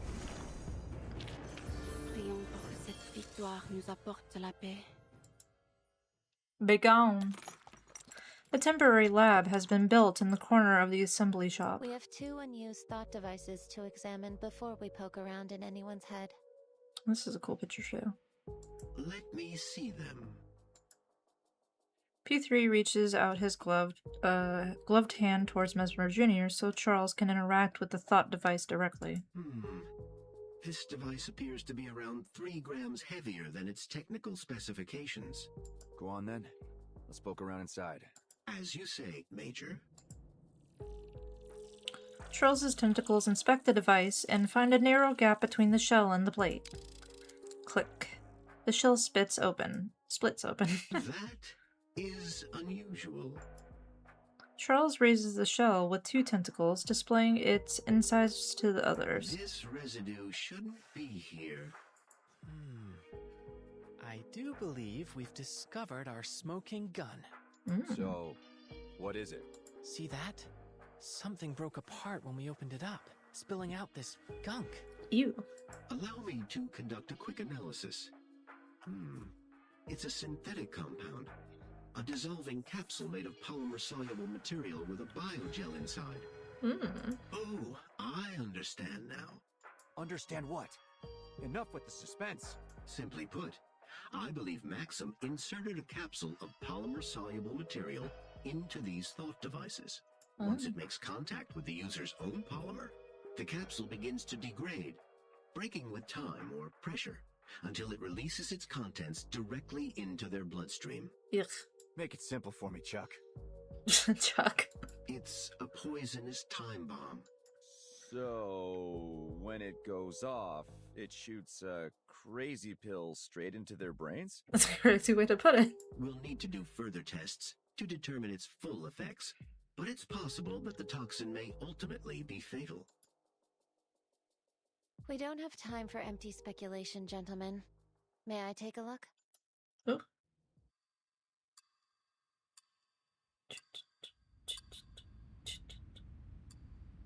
Their investigation continues.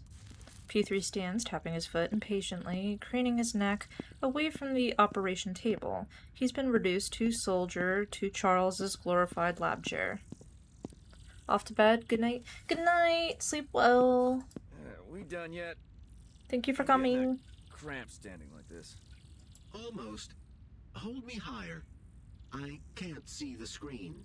Yeah. What did I do to deserve this? I should be out there smashing heads. You are a vital asset to this operation, Major. I couldn't have done this without you. Cousin trees. Oh, gee. You're gonna make me tear up, Charles. I think I've isolated the substance. Do you recognize this molecular structure, X? No. It could be that this molecular structure is unique to the science of this world. Maybe we can preserve a sample for study back at Laplace. You do understand your life may depend on this, don't you? Is there a chemist here? We're having trouble identifying this substance. I can help. I have a doctorate in medicinal biochemistry. You did seem to be an expert in intoxicants. Have you sobered up yet? Call me a drunk if you like, but I'm a drunk that got invited to this international summit. Now show me the damned report. Oh. I thought you said you were scientists. This one was almost trivial. Even a high schooler could identify it. Jesus Christ. Oh, but this is a tricky one. Its structure looks similar to adamantane. Yeah? It's a novel kind of synthetic neurotoxin. Quite brilliant, in fact. Maxim could have gotten a patent certificate from the Discovery and Invention Committee. Focus, please. You're all in serious danger.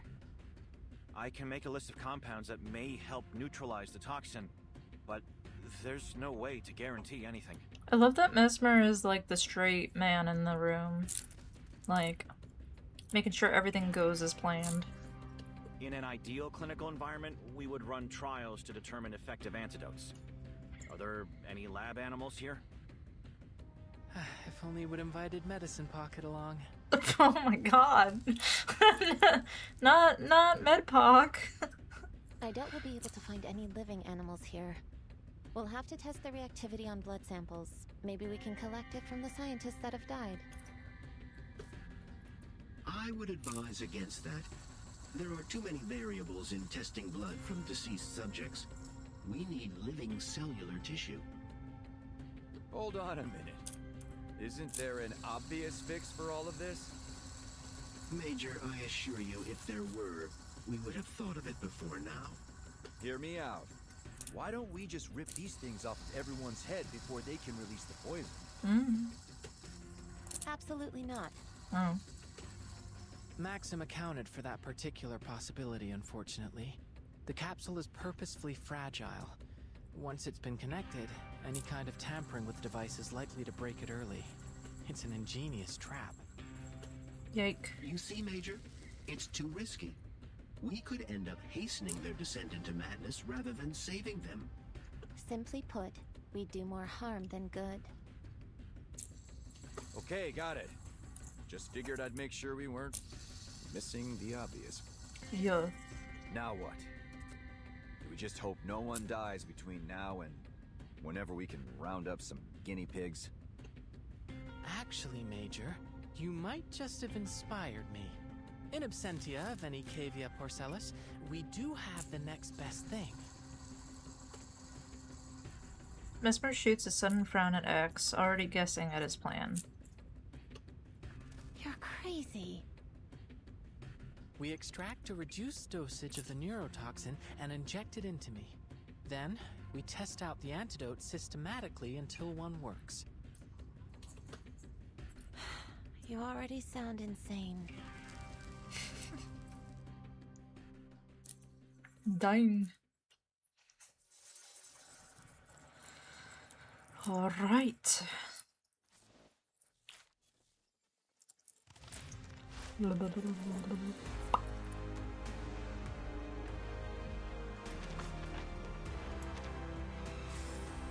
Thank you, thank you. What do we got going on? Definitely want this. Okay. We got a lot of nice stuff in here. There's a lot of good stuff in here. Assembly room, polymer exhibition hall. A noble cause may call for sacrifice. Vengeance demands it. Blah, blah, blah, blah. Symptoms. Gutsy move. But are you sure about this kid? Besides, how do we know your device hasn't already triggered? If we inject more of that stuff into you, even an antidote might not be enough. It's the best solution I can see. Given I only became polymerized earlier today, I should be especially sensitive to a polymer-based poison. My reaction will be easiest to observe in small, controlled doses. It's what Madame Lucy would do. No, it isn't. She would never approve of such an irresponsible act of self-sacrifice. Nor will I.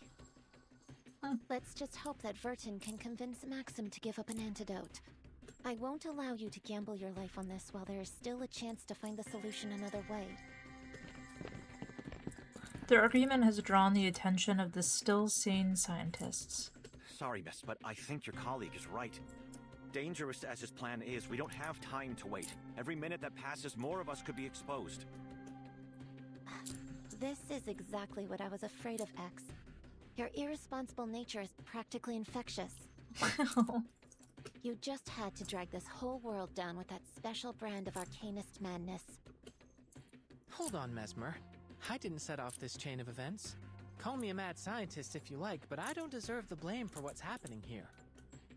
I don't care who's to blame. I still won't let you do this to yourself. Valid, This isn't the time to argue, kids. Maybe you're infecting me with arcane madness, or maybe the poison already got to my head. Doesn't matter. I'll do it.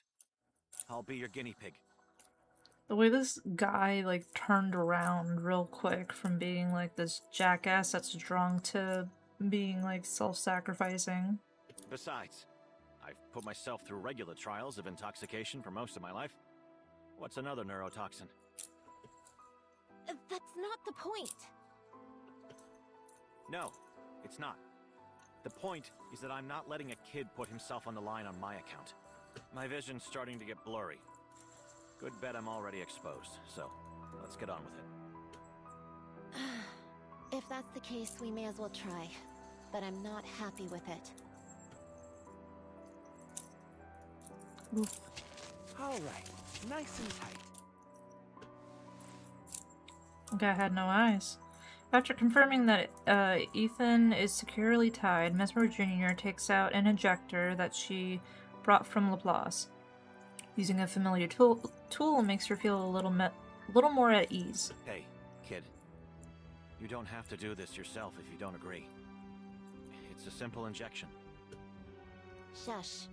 I'm the only other person here with medical experience. I would never have allowed anyone to do this back home. I guess I'm the mad scientist now. Mesmer Jr. stabs the needle into Ethan's arm, pushing the plunger down in a slow, even release.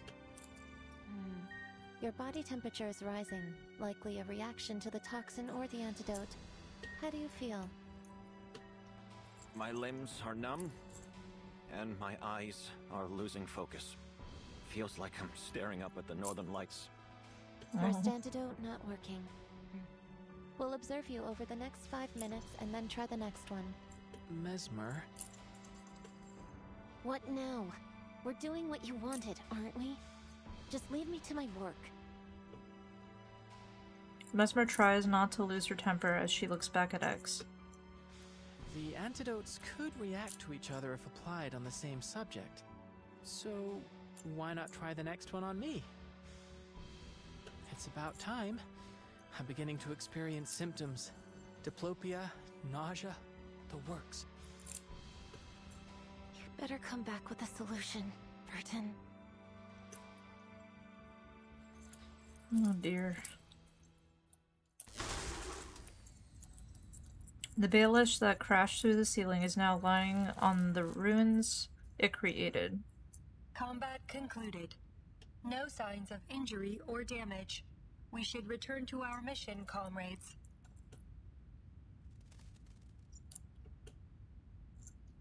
It's at this moment that she notices a slight inconsistency between the twins' movements. Left. Are you alright? Running diagnostic.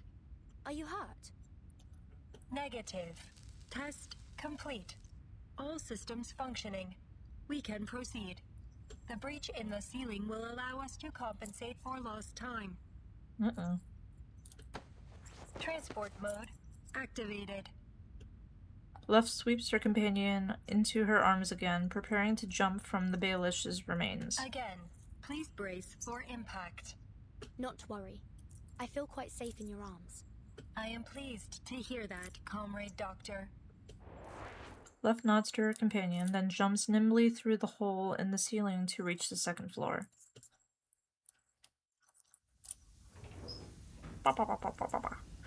The warning lights flash as the airtight door creaks open, illuminating the power control room. Please be careful, Comrade. We advise you to stay outside of the room until it is secured. That must be why Sechenov always preferred the company of robots. Always ready to sacrifice themselves for the good of humanity. Maximum sits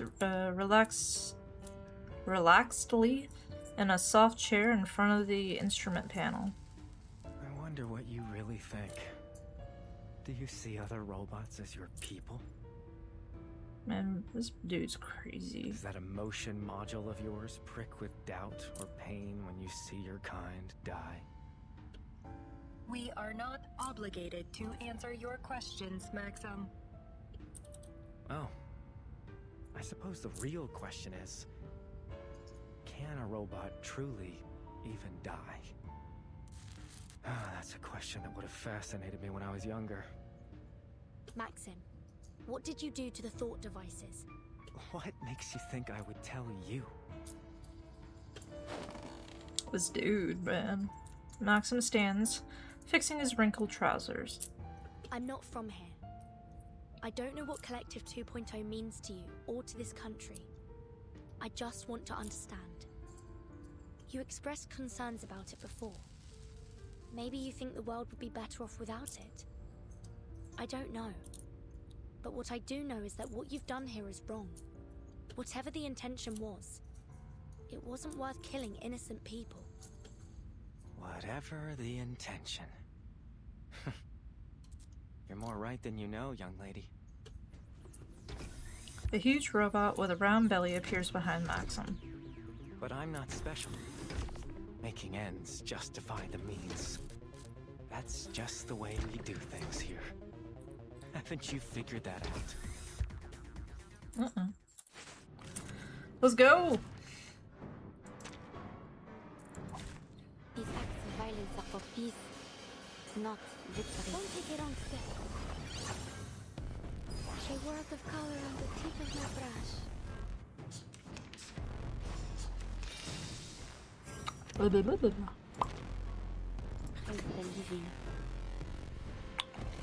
Más allá del concepto mundano del tiempo. Let's the colors. Dance? Apply a deep coat of paint. Activating autopolymer circulation. Forgive me. Huh, a truly villainous moment. La cloche sonne à nouveau. Désormais, il sonne pour la paix. Bye. Prions pour que cette victoire nous apporte la paix.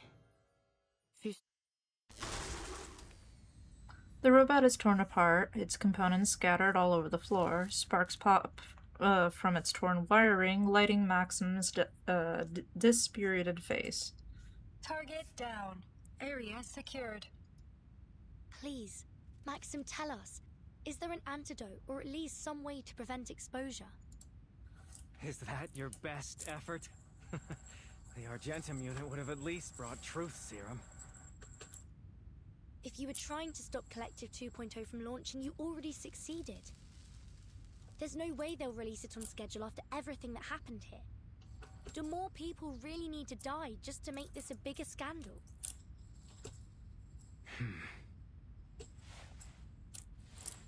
Maxim places one hand on his temple, pondering, then lets it fall to his side.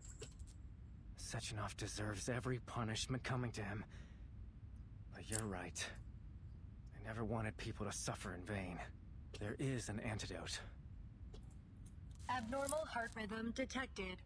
Comrade Doctor, be careful. He may be engaging in deception. It's all right. Please, Maxim, just share it with us. It's a simple antidote. Though, I'm afraid I'll be taking the first dose.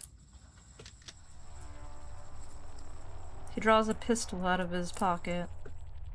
One shot of lead to end the suffering of a hopeless man in this hopeless country. Jeez. Maxim, no! What the oh my god.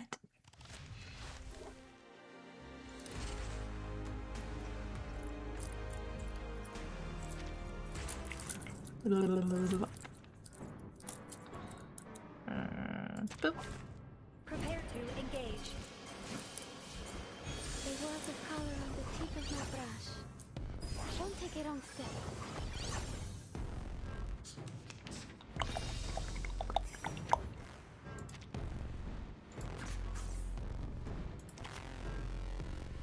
Magnetic field. Safety off. Let's the colors. Dance? Welp. Overclock restrictions lifted. En todos los momentos. La cloche sonne à nouveau. Désormais, il sonne pour la paix.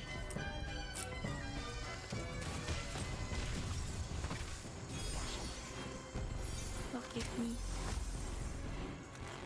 A world of color on the tip of my brush.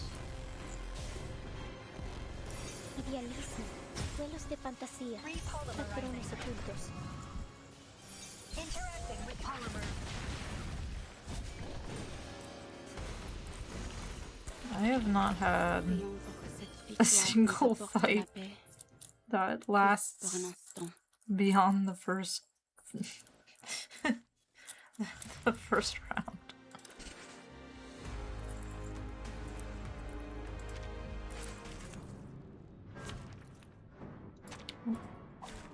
These acts of violence are for peace, not A world victory. of color on the tip of my brush. The universe could use a little more color.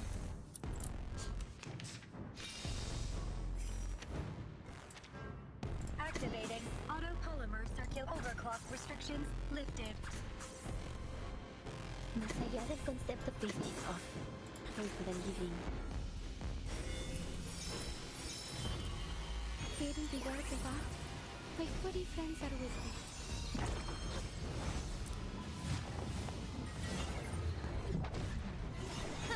a truly villainous moment. Do not mistake me. This is now. Polymer release function engaged. Interacting with polymer. Okay. I'll keep practicing until my hands are as steady as my feet on a wire. Alrighty then. Okie dokie.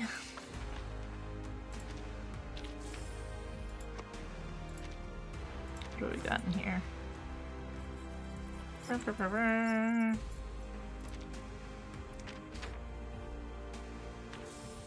Even though I'm lazy and I haven't updated my wilderness in a hot minute.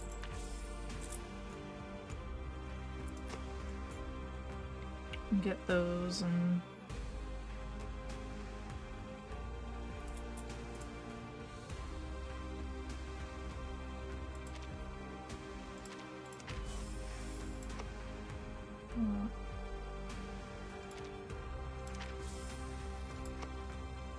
okay.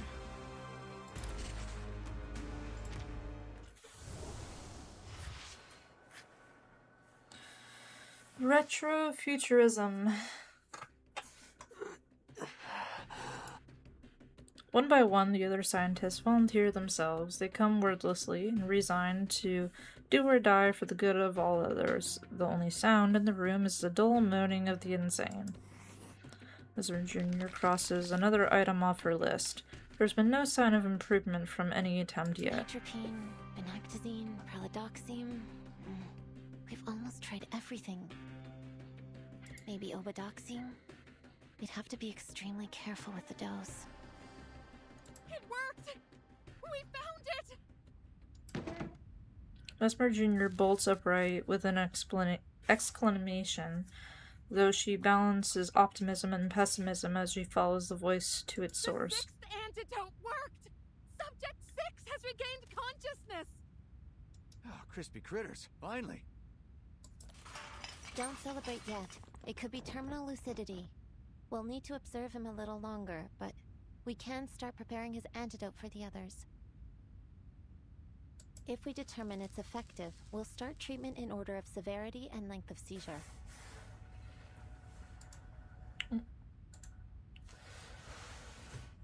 Mesmer Jr. commands are carried out immediately. Soon the first group of patients regain consciousness. Phew. That's an immediate amelioration of symptoms. I think we've found our winner. It's strange. I can almost feel the polymer reacting inside me. It's possible that you're more sensitive to the treatment, just like you predicted. I think you may have saved my life, Mesmer. Just don't ever make me have to do this for you again. No more random injections. Got it? That's asking a lot for a Laplace researcher, don't you think? This isn't Laplace. You really can be insufferable sometimes. What happened to the power? Is anyone using a respirator? Get them on a backup immediately. It's not the power. Everything's still running. Self-destruct sequence activated. Countdown. 15 minutes. Self-destruct sequence? Mesmer Jr. and Little X. Mesmer Jr. and Little X. Your parent is waiting for you at the power control room. Repeat. Your parent is waiting for you at the power control room. Little X. Huh? That has to be Vertin. She might be in trouble. I guess we'll have to go find our parent. The half-mad scientist sits up and unties the ropes around his body while his colleague rolls her eyes. Looks like I don't need to worry about your condition. Are you sure you're ready for action? Absolutely. Just as long as you don't expect me to be as dexterous as the twins. But what about the other patients? We've got things handled here. We even got the drunk back on his feet. Just go. Wow. Tereshkova has sent out a broadcast to your colleagues. A large number of Maxim's robots appear to be leaving their patrol routes. Given the circumstances, any attempt at evacuation will be a significant risk. Should we proceed? We have to do whatever we can to preserve lives. Understood. I will attempt to locate suitable vehicles within the facility. Comrade Doctor, your friends will arrive in 3, 2, 1. Left opens the door, allowing two Laplace researchers to tumble inside. They look singed and smell of burnt metal. As the doors closes, a horde of violent robots slam up against the heavy door. What's this about a self-destruct sequence, Vertin? Where's Maxim? Her eyes follow a glance down to the floor. Maxim lies in a pool of scarlet blood. A hole is pierced through his temple. His hand is still clutching the instrument of his demise. I couldn't stop him. The sequence was activated as soon as he died. It appears that Maxim programmed a tripwire into the facility's self-destruct protocols. The only way to abort the procedure is to enter the administrator password, which has been altered. Speculation. And only Maxim knows the password. Miss Bird Jr. moves her eyes from Maxim to her companion and immediately connects why she is needed here. I may be able to use artificial somnambulism to extract information from his dying brain matter, but there is a complication. She needs not state the obvious to anyone present. A bullet went through his head. Let's hope he didn't destroy his hippocampus. He's been polymerized, right? We already saw that it preserves some measure of the individual's brain activity after death. But we can't possibly predict how artificial somnambulism would interact with a technology like that. And even so, we know that the polymer doesn't preserve life. It only extends a limited imprint. Snazzy. We can't be sure of the extent or even the stability of I keep calling you Maxim's memory. Snazzy, and your name is Nessa, and I'm sorry. Snazzy's so cute, though. Hi, thank you for stopping by. You streamed today, right? Or did you have to postpone? Diving into a dead man's dreams, even if we were fully equipped, and we're not, we could still end up lost in it. People call me both. You can call me whatever. Okay. Nevertheless, what other option do we have? Yeah, I finally can tonight. Oh, you haven't actually started yet? Cool, cool, cool. Which Pokemon game are you playing? I know that you said you were gonna play Pokemon, but like which one? So, I'll play the mad scientist yet again. You're prepping Speaking now? of the pattern working with you two. Ooh, that means I could raid I'll need you. some improvised equipment. I'll make a list. Leaf Green. Oh, that one's so good. Bruh. That one's so good.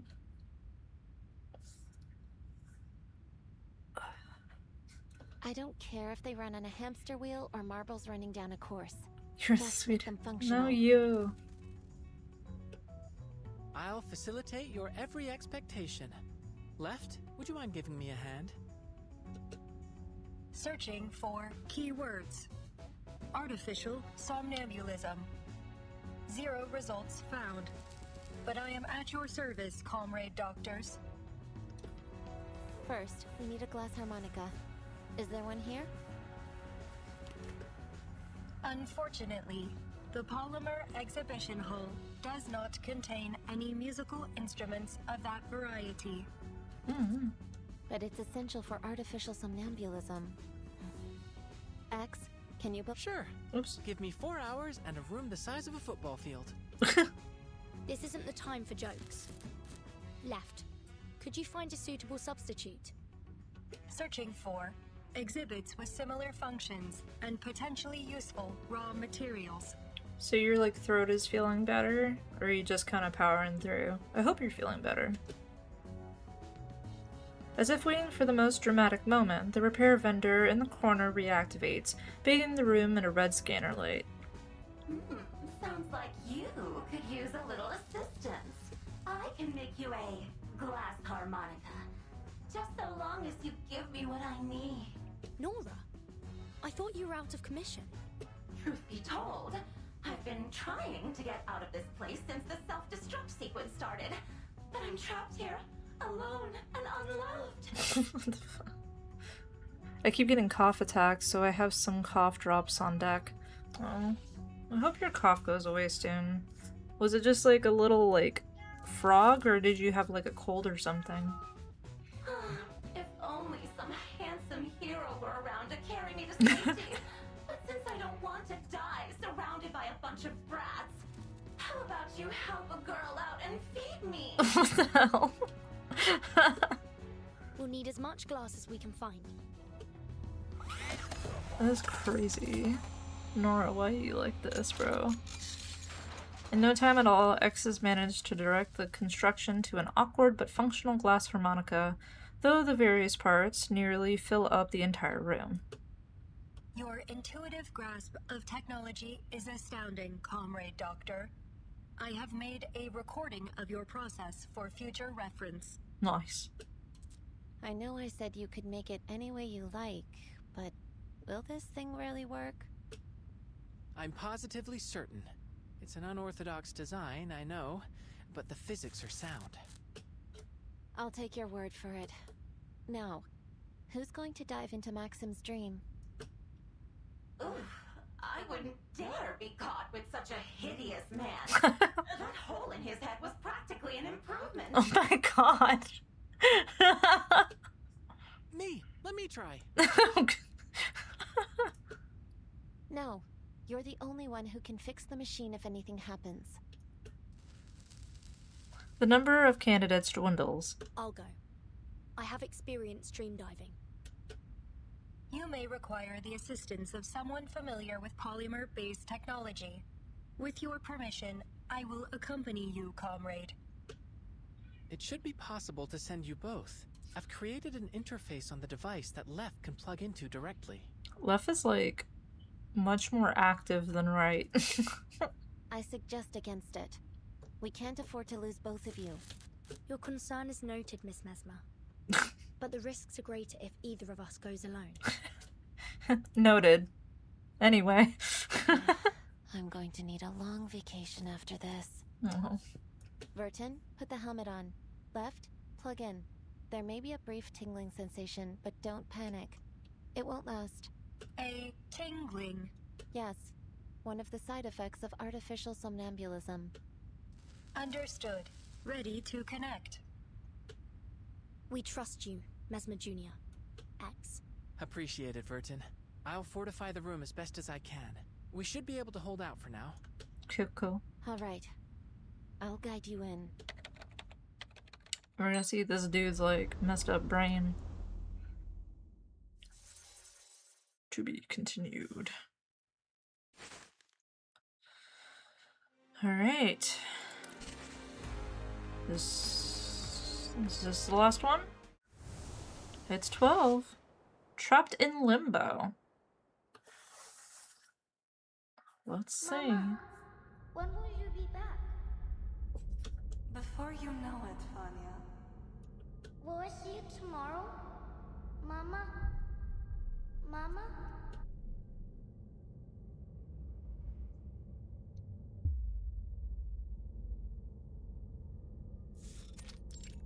Can you hear me, Vertin.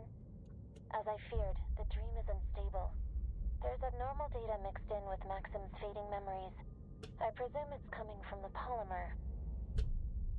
It's a strange, dilapidated room. Through the doorway, it seems to lead to another seemingly identical room, and then another, and another. As though it were a maze of mirrors. I hear you, Mesmer. I think the room I'm in must be Maxim's home. This dream is likely to be different from anything you've ever handled before. I don't know what lies ahead. I'll be ready. Just keep things running up there. A stately grandfather clock tolls in the time, and with it a woman appears by the dining table. Hurry up, Vanya. Maxim trudges through the doorway and sits down at the table, not as a child, but as a full-grown man. You'll have to head straight to school after breakfast. Remember what I told you. Wash your hands, keep your mask on, and apply disinfectant as soon as you get home. That's right. The woman holds up another finger with each reminder. It's the gentle sing-song instruction of a mother to her young child, completely oblivious to his apparent age. After that, the woman turns to the sink and goes through the motions of washing a dish, yet there's nothing in her hands. A moment later, she answers an unheard question. No. Mama probably won't be home tonight. Neither will Papa. Have you finished?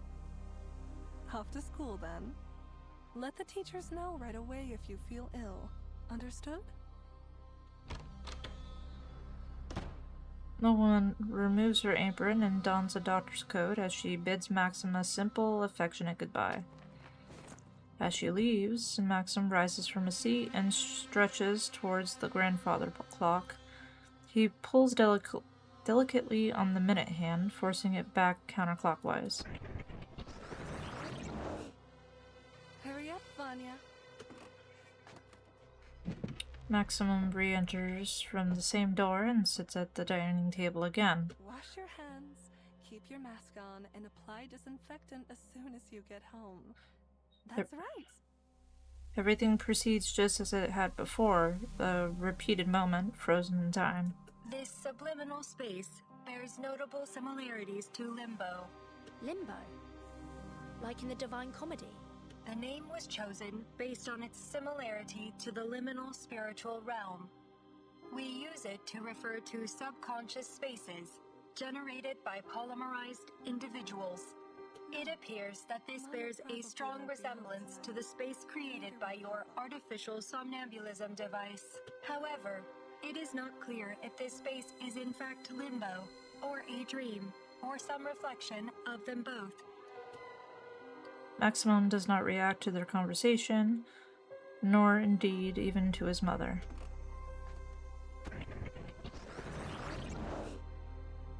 He simply returns to the clock, time after time, winding the moment back. We're on a deadline, remember? We need to induce Maxim to recall his password. But try not to push him too hard. There's no telling what additional stress might do to the dream state. We're already operating in the margins. Maybe start by collecting clues from the surroundings. This moment must be from Maxim's childhood. Do you have any idea what's going on? Speculation. This appears to be during the early months of the plague. During this time, hospitals were overloaded, and doctors were often forced to work long hours, isolated in quarantine zones. It's depressing. As they talk, the clock hands suddenly speed up, fast-forwarding the scene in the room until it chimes again. Maxim still sits at the dining table, staring out into the void. Do you hear that? They are announcing funerals, Comrade Doctor. Maxim turns towards the door, his face expressionless and hollow. Cries seem to be coming from all sides of the room. Come here, Vanya. Don't be afraid. A man resembling Maxim crouches in front of him, hugging an invisible figure. That must be Maxim's father. Your mama is fine. I got a call from her earlier. She's just too busy to come home, you know? Your mama is very brave. She is doing a great service for us all. Someone must go to the hospitals and take care of all the sick. I know you miss her. So do I. But there are others that need her more than we do now. Audrey speaks gently to the invisible figure. Now your papa has a job to do too. So you must stay here and take good care of yourself until we get back. Don't worry about me, son. I'll send our little robot round to say hi whenever I can. A man produces a small robot from his pocket. It looks identical to the one in Maxim's family photo. That sickness has hurt many people, but your papa will do something to stop it. Since robots never get sick, we'll have them keep the world spinning. That is how we will save our land and our people. Audrey passes the invisible figure the little robot, though it disappears as soon as it leaves his hand. Promise me, you'll take good care of yourself, Vanya. The number of deaths had already exceeded 20 million at this point. Soviet society was on the verge of collapse. Good grief. And the death toll continued to rise until Dr. Sechenov helped to invent the redemption vaccine using his polymer. Maxim at last seems to react to their presence, though he does not turn to face them. Audrey leaves, and the clock hands speed up once more. Maxim returns to the dining table. The door opens. Two men in protective suits enter the room. Before they say anything, the same near-visible presence rushes over to hug them, yet they seem to push it away. You're mistaken, comrade. We're not your parents. They seem to have heard something and look at each other. Listen, son, can you gather up your family's papers? Then you'll need to come with us. Your parents, they, anyway, just follow us. We'll take you to them. Quickly. Drawers open and close in rapid succession as the presence seems to follow their orders. After the last one is closed, the two men escort the invisible child outside. The clock stops ticking. I think that might be all that's left of his memories. Maxim at last turns to face them, though he gives them only a single empty glance before he staggers back towards the grandfather clock. This time, however, one of them stands in his way. Who are you people? Leave me alone! Oh dear. Maxim, you can still save lives before it's too late. It's time to let go. Why? Why? Maxim's voice booms out everywhere and all at once. What was that movie title? Anywhere, Everywhere, All at Once or something? Even the knives and forks on the table clutter with his voice. The day I left with those men, I saw my neighbor hugging her mother. She was back from the hospital. I remember they had a robot carrying their suitcases. One just like my father made. She survived. She didn't leave her child alone. Why me? Why my family? It isn't right! My mother had saved her! My father made the robots that took care of them. But they didn't get to come home. They left me alone. And all I had to remember them were the tattered medals the government gave me on their behalf. Yeah, vengeance, that's what I thought. They were buried. It could be lying in some unknown, unmarked pit. Or buried away ass! I know all too well how painful it can be to accept your loved one's sacrifice. But we have a responsibility to ensure their deaths were not in vain. The table wherein the little robot collapsed suddenly. A few memorials, a few medals, then things changed. People stopped remembering. They started saying that it was the collective that saved them. That's right. The collective.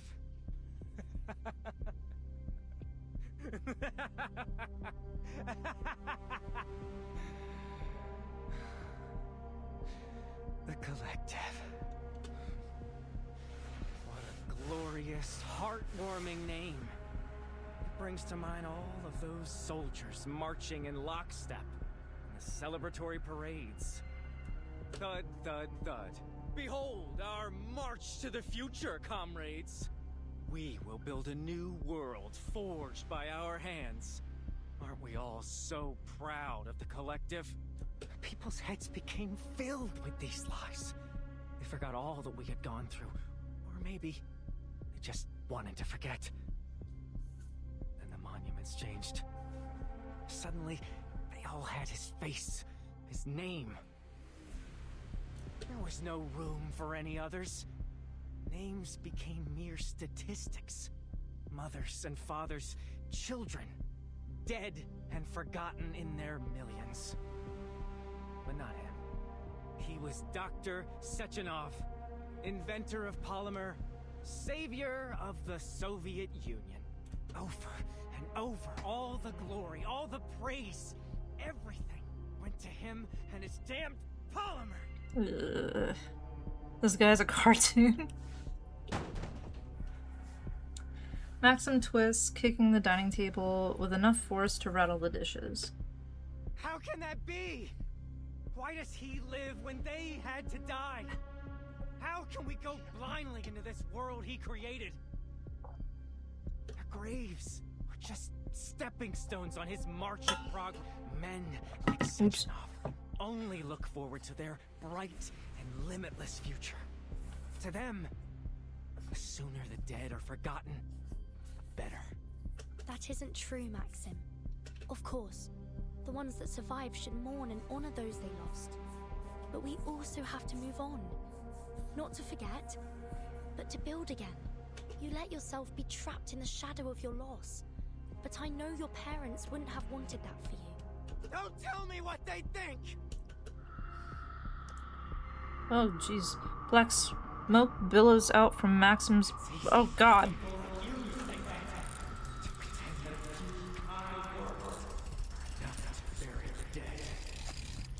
Black smoke billows out from Maxim's body as it begins to fall apart before their eyes. The inky smoke,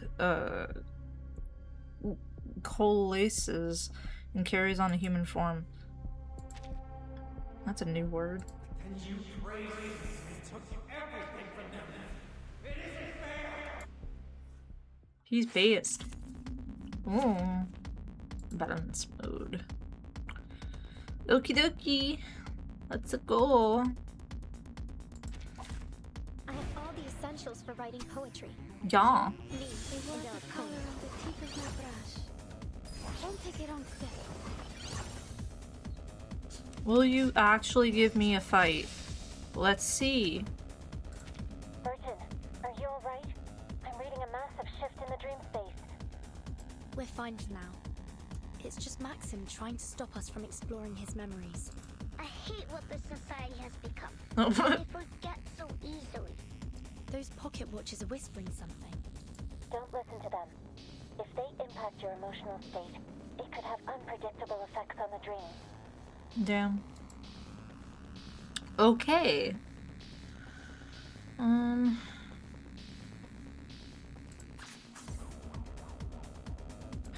Living.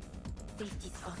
In todos los momentos. Magnetic field deployed. La cloche sonne à nouveau. Désormais, elle sonne pour la paix. This ends now. Ooh, we actually get a fight.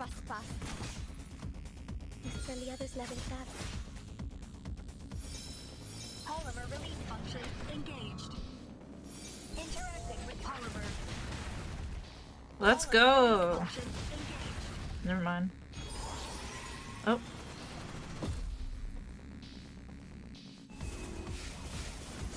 Okay. Okay. My work, I take it. Shall be stamped out. The universe could use a little more color. A world of color on the tip of my brush. Alright. For your safety, please stay close, comrade doctor. They deserve to feel all the pain they tried to bury. It's only fair. Why does his child self have an accent but his adult self doesn't? His condition appears to be deteriorating. Friendly reminder, your emotional disposition may influence the dream's stability over time. Keep steady. Yes, sir. Understood. We'll do all we can to pacify him as soon as possible. Oh, okay.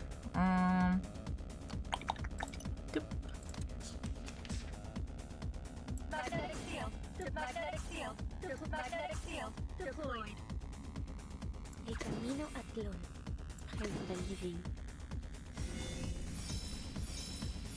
En la acumulación de laberintos, suéltalo todo una vez más.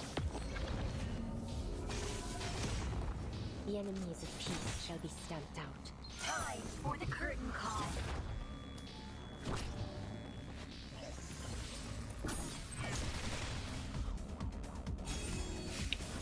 Okay. Oh, now I can hit. Or not. Patient, the enemies of peace shall be stamped out. Don't take it on step.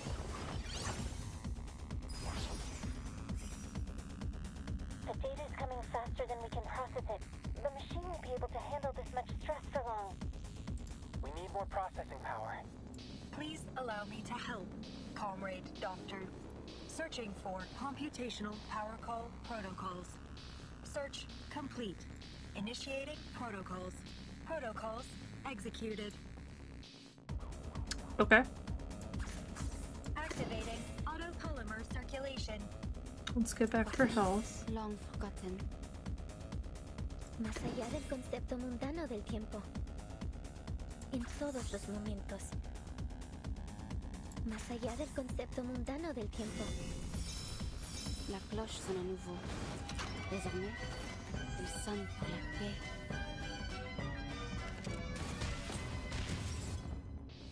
Do I have to do this? Nuestro adversario es el tiempo. Idealismo, vuelos de fantasía, patrones ocultos. Interacting with polymer. Repolymerizing. Polymer release function engaged. Interacting with polymer.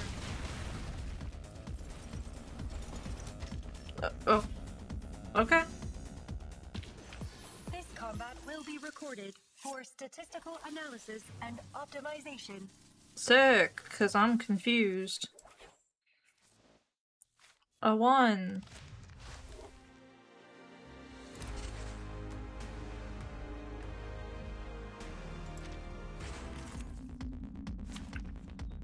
Boom. These acts of violence are for peace, not victory. The universe could use a little more power. Don't take it on step.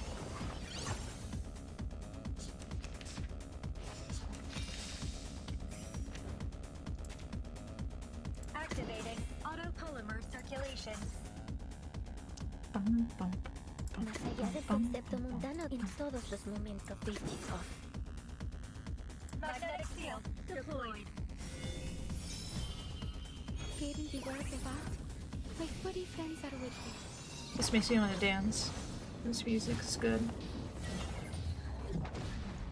Idealismo, vuelos de fantasía. Nuestro aliado es la verdad. Forgive me. Repolymerizing. Polymer release function engaged.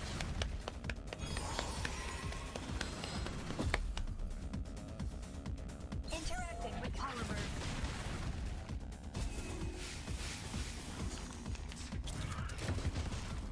On va se passe. Hold on. Until my hands are as Oh no, the steady as child my feet on the wire. become Joker JK. If you mean 1 damage. Yeah, I don't know why I was doing 1 damage, but apparently I just like 1 randomly. If I recall, this OST is from Atomic Heart. Is it? It's so good. It's so good. Alright, let's do this one. These acts of violence are for peace. I don't know. Maybe the barrier was there for story reasons.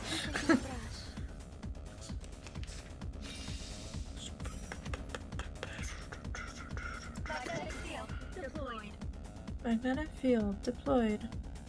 Más allá del concepto mundano del que en todos los momentos del living. Apply a thick coat of paint. Huh, a truly villainous moment. Hearing the words of art, my furry friends are with me. Whippy! Nuestro adversario es el tiempo. Me dejas en peace. Don't take it on step. Repolymerizing. Interacting with polymer. Polymer release function engaged.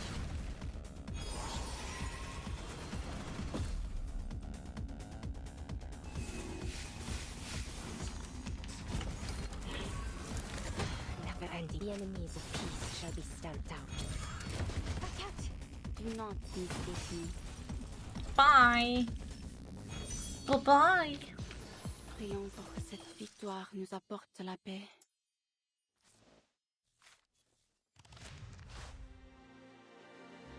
Okay.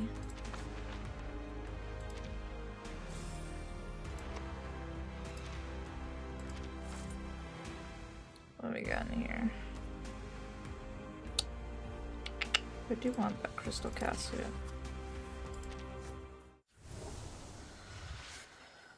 Alright. A drop in the ocean.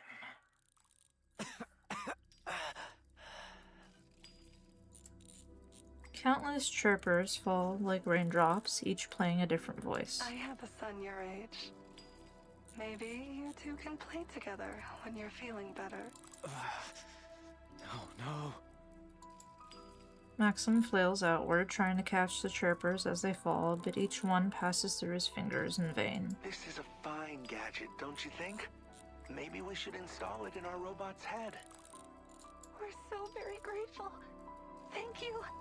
Thank you for not abandoning us. No. One of the chirpers reflects in the dark pools of his eyes. Papa? Mama? Vanya, has our country survived? Yes, Mama. People are even growing flowers again. I picked your favorites. But I couldn't bring them to your funeral. Are you taking good care of yourself? What is life like now?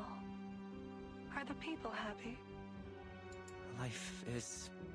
I wish I could see all the latest technology. What can robots do now? Maxim buries his head in his hands, his voice muffled. It's all so wonderful, Papa. Mama. We stopped the plague. And now we're going to explore the cosmos. And what of you, little Vanya? How have you contributed? Oh, God. Everything has gotten better. I wish you could see. We're just happy to know things are better now. Though, I admit, I am jealous of you. Shouldn't you be angry? They're enjoying this world because of you. But they don't even know your names. They don't know what you gave up for them. What I lost for them. Why should we be angry, son? All that we did was in the hopes that the future would be brighter for our people and for you. The future is yours now, Vanya. All we want is for you to make it a better place. Don't let us down. He won't. I know our little Vanya has grown into a good man. Oh, God.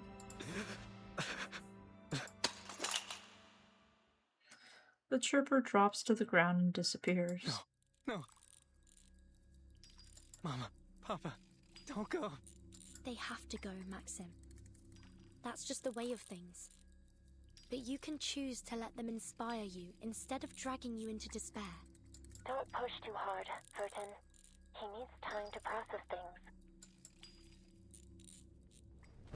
He's on the ground. Maxim bends over and cradles his head. His trembling fingers reach toward his temple.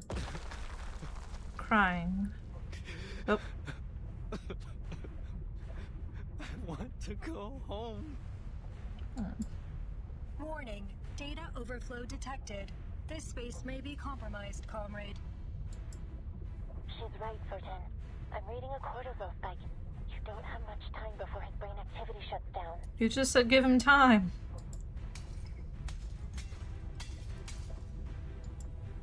Maxim's body begins to break apart.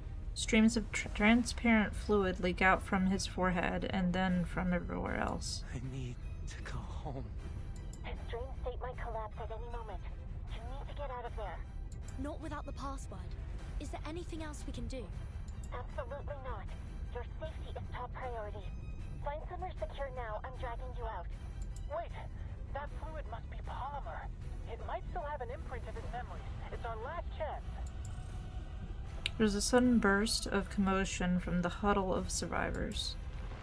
The leaking substance turns into a small flood, rising up to the ankles of the two intruders in his collapsing dream. These are his memories.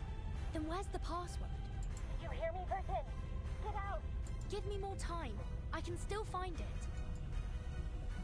The rising fluid begins to cover the chest. Comrade Doctor, you must leave. I will continue the mission. What do you mean? How?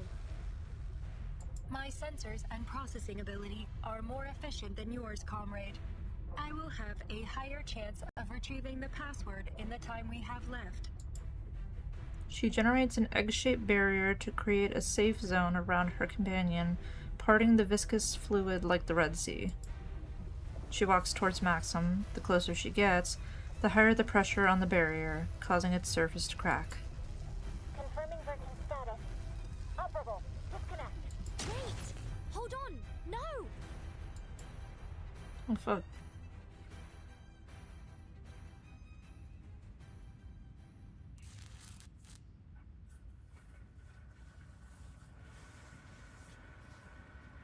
Damn, you actually made it.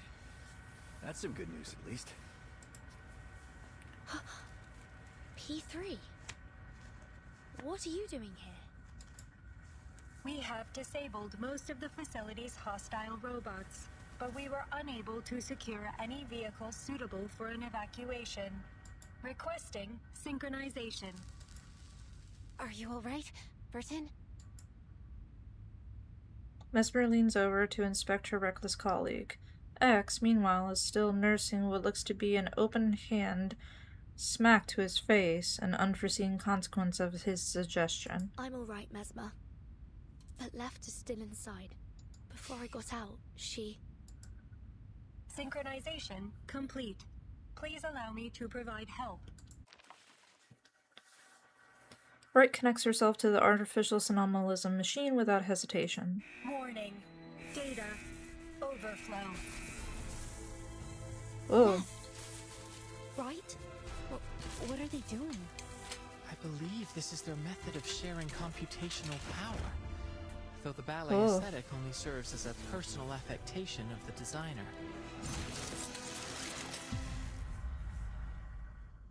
Watch out! Eh.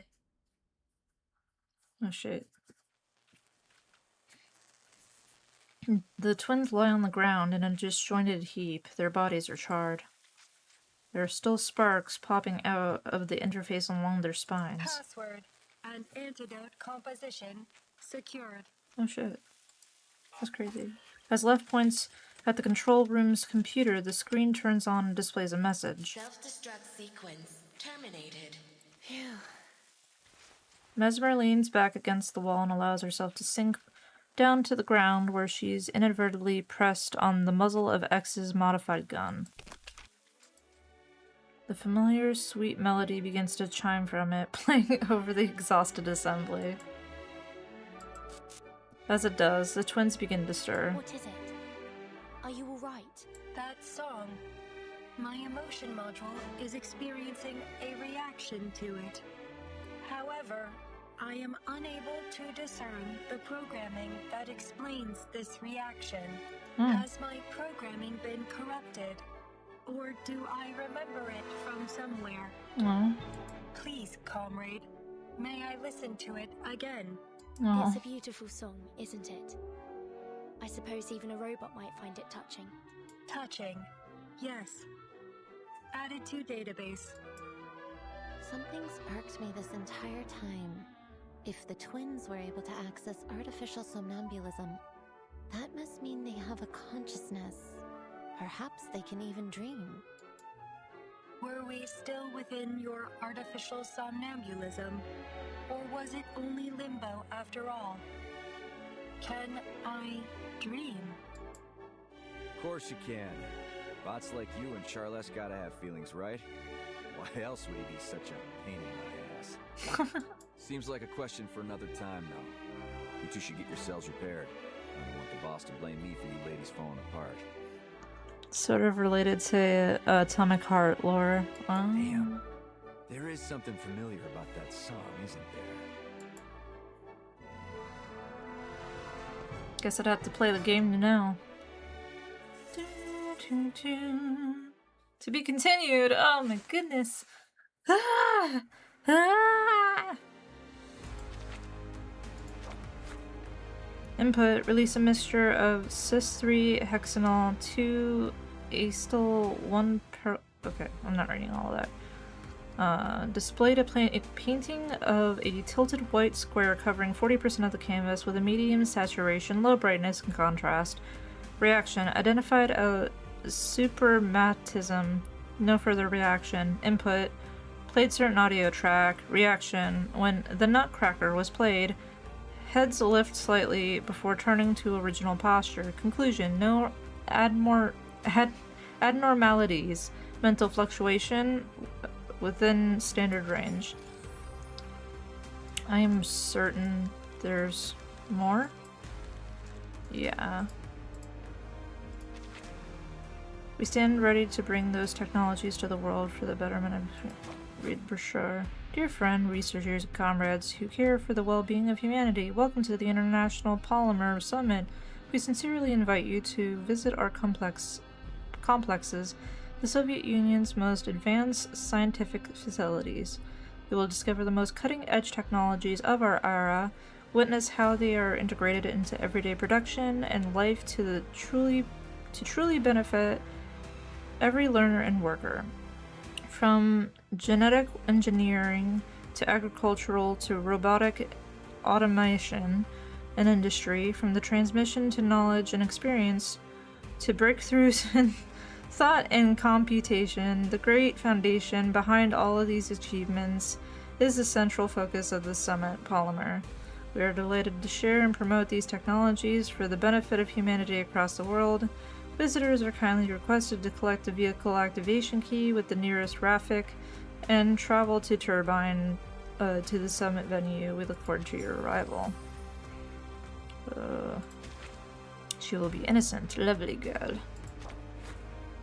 The auto weapon factory, aka the repair vendor, is complete. To increase its functions, I have added a variety of algorithms to its thinking module, making a genuine artificial intelligence. I am sure the entire Mendeleev complex will be proud of this achievement because it, or should I say she, has developed her own emotions. We have not figured out whether this is simply imitation, but to the scientists in the lab are excited about it.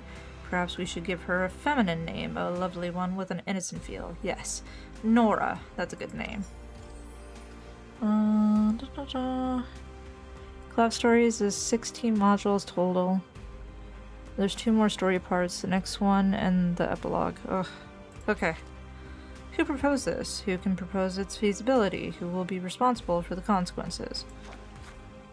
As a representative of the Politburo, I have serious concerns about the safety of Comrade Seshnov's proposal. Not all innovations are beneficial to our country and institution. We have learned from history that technologies, especially the most advanced technologies, can be an enormous disaster if left unsupervised. Do we fully understand the technologies involved in this proposal? Is there a regulatory body to provide proper oversight? Is Comrade Seshnov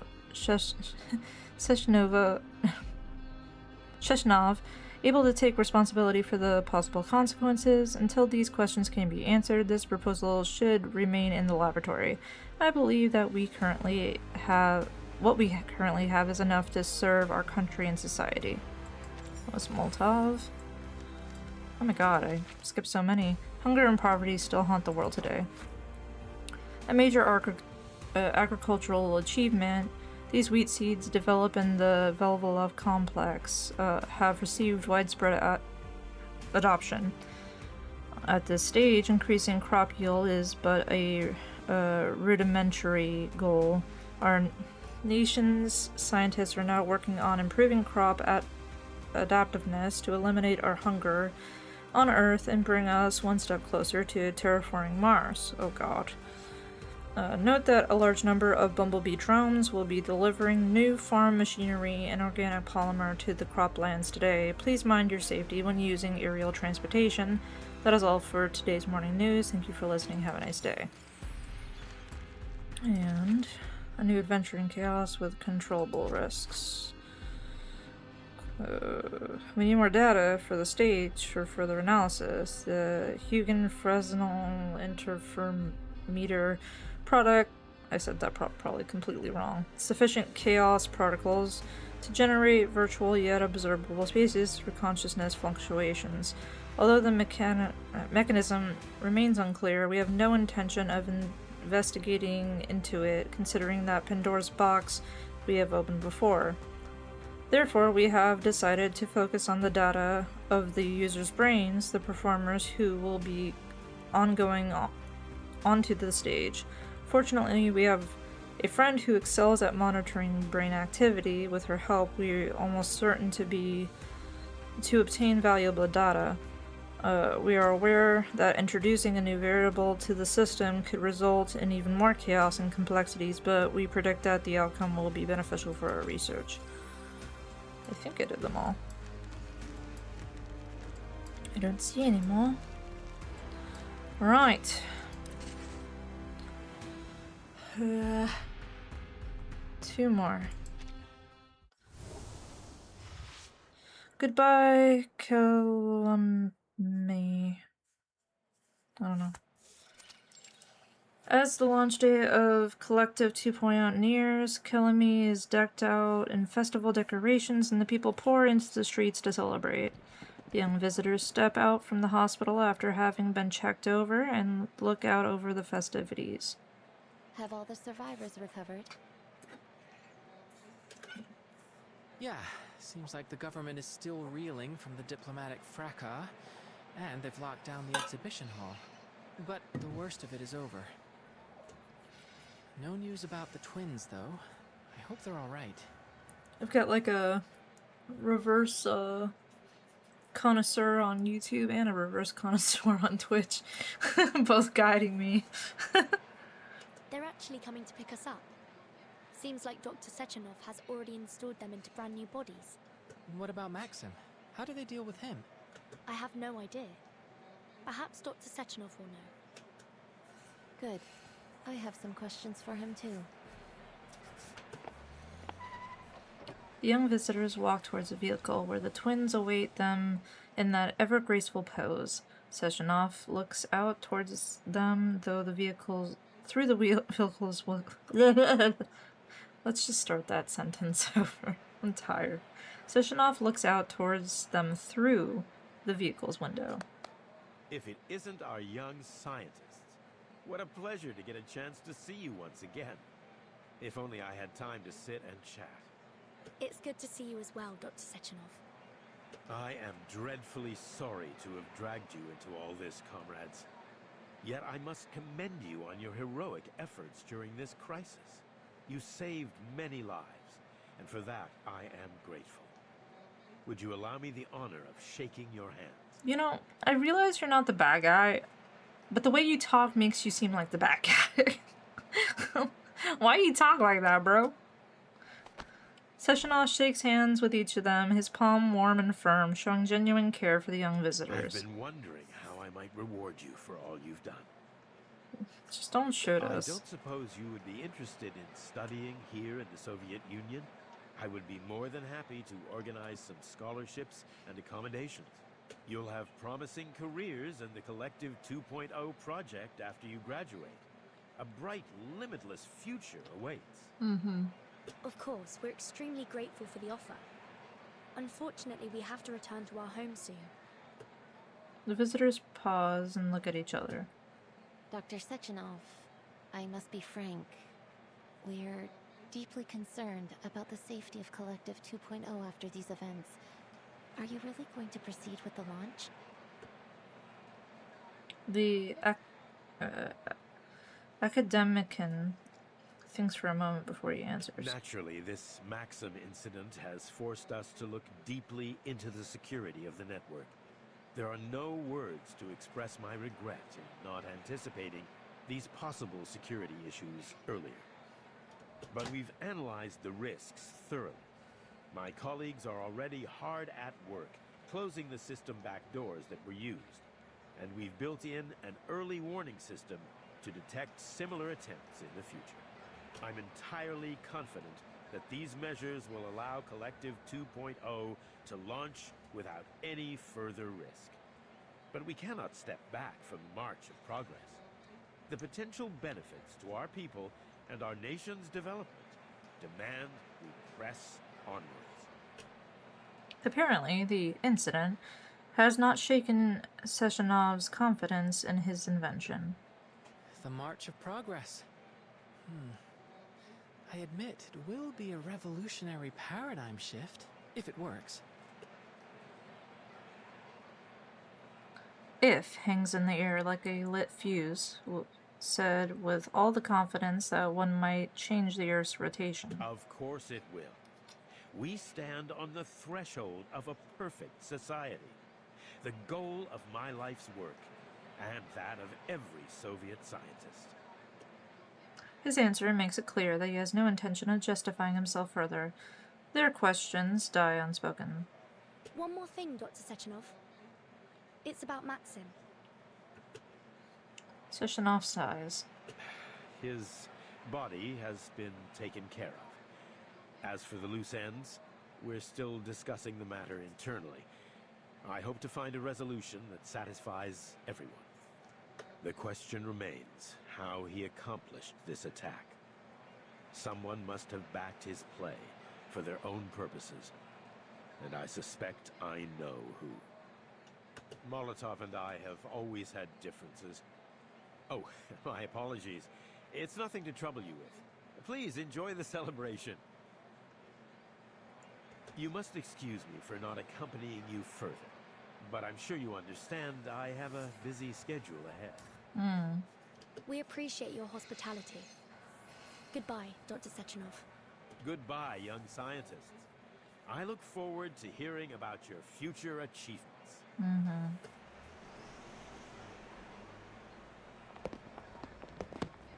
The vehicle drives away to avoid being completely surrounded. The trio is forced to dodge into an alley to get away from the frantic crowd. Hey! Over here! Huh? P3's voice booms from the riverside, where a Drofa drone is serving him a glass of soda. This celebration's not too shabby, honestly. You kids want to have some fun before you head out? Is he going to offer them alcohol? A Drofa drone stops in front of the young visitors. 2 sodas, please. Oh, okay. If I've got the memo right, the boss is going to give a big speech before the launch. Another formation consisting of young people marches beneath them in unison, their faces serious. What's that formation? Let me see. The banner says, "Families of Fallen Heroes." I found out what's sticking in the backyard. It's a freaking raccoon. Are you freaking serious? Ugh. In memory of those who sacrificed everything for the Soviet Union. Little trash panda. In memory of those who sacrificed everything for the Soviet Union. Life ends. That much is clear to everyone, but in the cheering faces of the crowd, there is a promise that those that came before pave the way for tomorrow. Sacrifices of one generation fuel the achievements of the next. Even if it takes many generations to get there, those dreams may still come true. You gotta put that on a plaque, kid. Come on, don't be so serious. Let's have a little music to lighten the mood. What do you say? I just chased it down the street and it kept trying to make sure I was leaving to follow me back. It's persistent. Sounds good to me. X points his music box gun at the sky and pulls the trigger. Bang, a burst of colorful ribbons fire from its lieu of bullets, accompanied by the soft chime of the music box. You rigged that up in the hospital? Gotta admit, that's impressive. I thought I was a firearms expert. But you managed to make a gun work better with just a music box. You gotta teach me your tricks. Well, it's kind of a patented technique. P3 puts his arm around X's neck, jokingly attempting to make him surrender his patent. They seem to be getting along well. Typical boys. I still find myself thinking about how Left reacted to this song. I wonder what it means to her. It's a real beauty. Kind of song you might play before you propose to a girl. He gives up on squeezing the secret out of X, clearly interested in the topic of the song. What's it called? That would be Waltz of the Flowers, Major. Yeah. Figures it'd be something like that. Can't shake the feeling I've heard it somewhere. No clue where, though. It is a popular song. I wouldn't be surprised if you had heard it before. Nah, it's more than that. It's sticking to me. Like it meant something to me before I lost my memory. Maybe I really did propose to someone with that song. Oh I dear. can only imagine they chose the song then. While P3 falls into a distracted conversation with Charles, X manages to escape from his grasp and sneak back to his friends. I think our experiment is coming to an end. As a gun salute sounds, countless balloons fly into the sky and a great cheer goes up from the crowd. Mama, that's my balloon. Which one? I don't know which one, but where are they going? To the future. Have you decided on a souvenir for Madame Lucy? Well...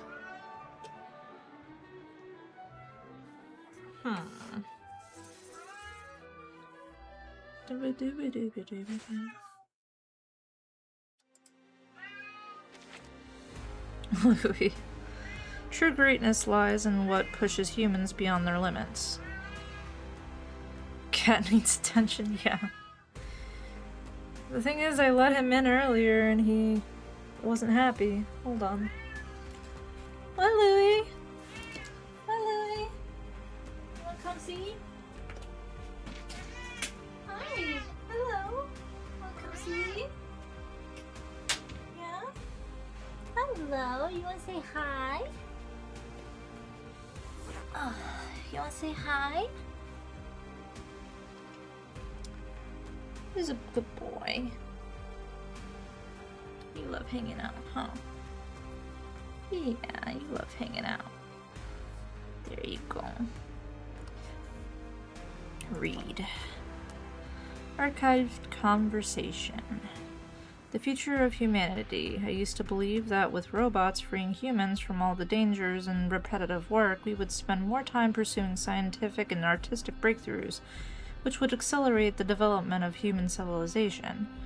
But I overlooked the fact that most humans are born sinners. Their greed and sloth are magnified by technology, hindering our advancement to a better world. Therefore, we must start a new project to change the situation, excise the negative aspect of human nature, and bring true freedom to the world.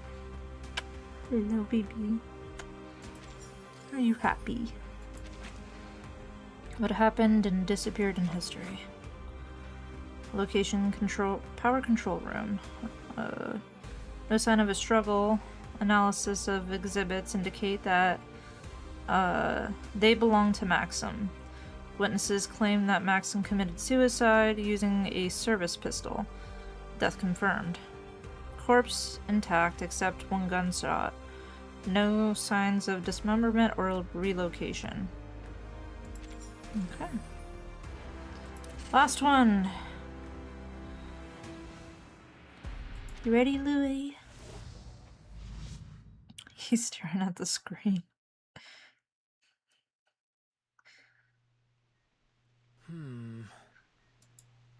That is unexpected. As the trio returns from the stage, they notice that what they intended to bring had disappeared, and in its stead is a chirper. Is this the hydrogen cell that you mentioned?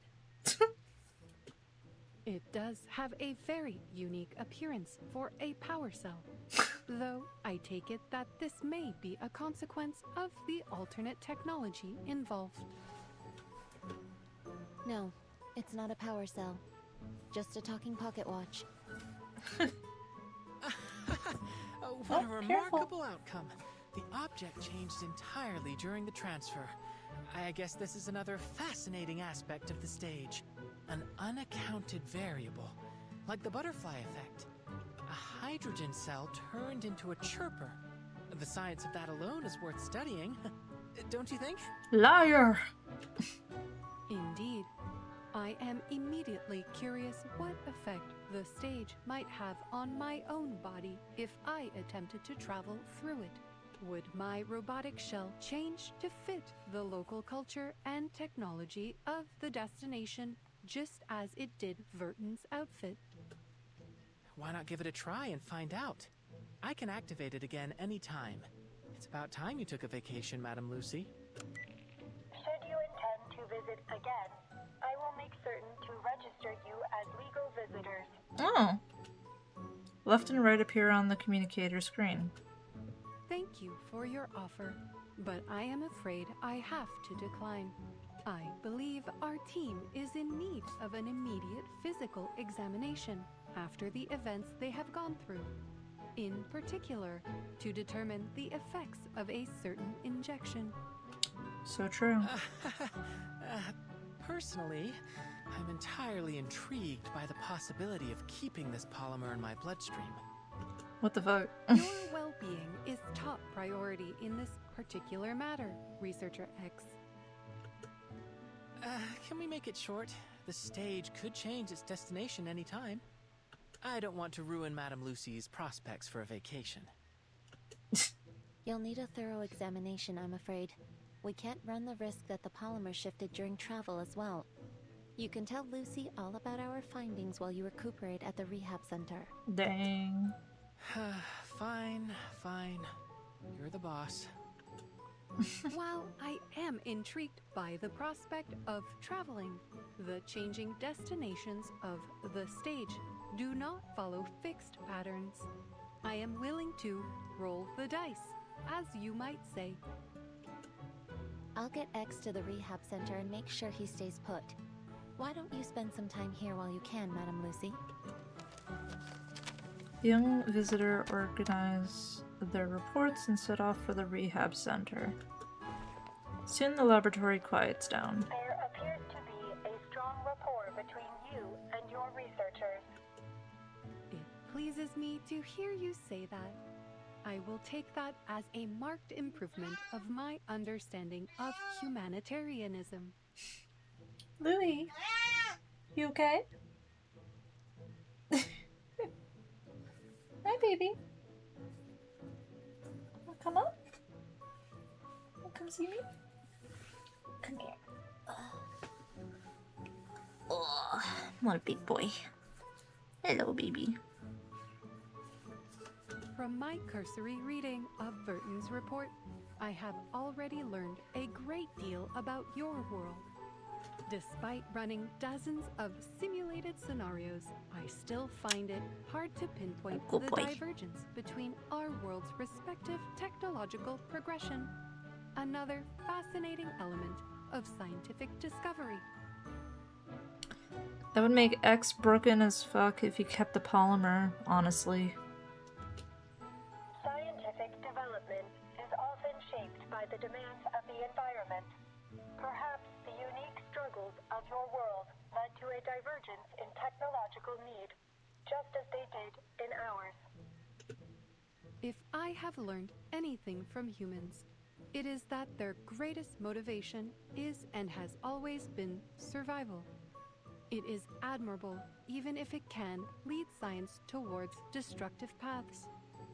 Clanker to clanker communication. The greatest danger lies in giving up and dwelling in the mistakes of the past. I have lived through many generations of human technology and observed their progress firsthand. Setbacks and disasters are inevitable, but there will always be those willing to take risks to bring about a better world. Innovation is a process that feels in many ways like laying track before a speeding train. Too often we only see the hazards ahead when it is too late to change course. But as long as humanity survives, they will learn from those harsh lessons and overcome.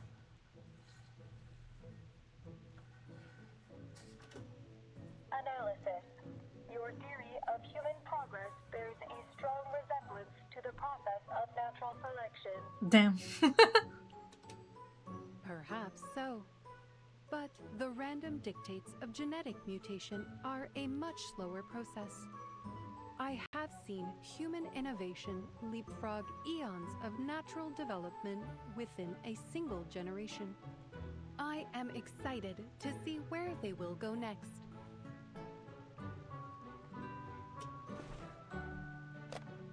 Lucy removes her human mask, revealing her expressionless, metallic face beneath. Yet the red light pulses, pondering the future. In that moment, standing on the bridge between two worlds, two forms of inorganic life discuss the very nature of being.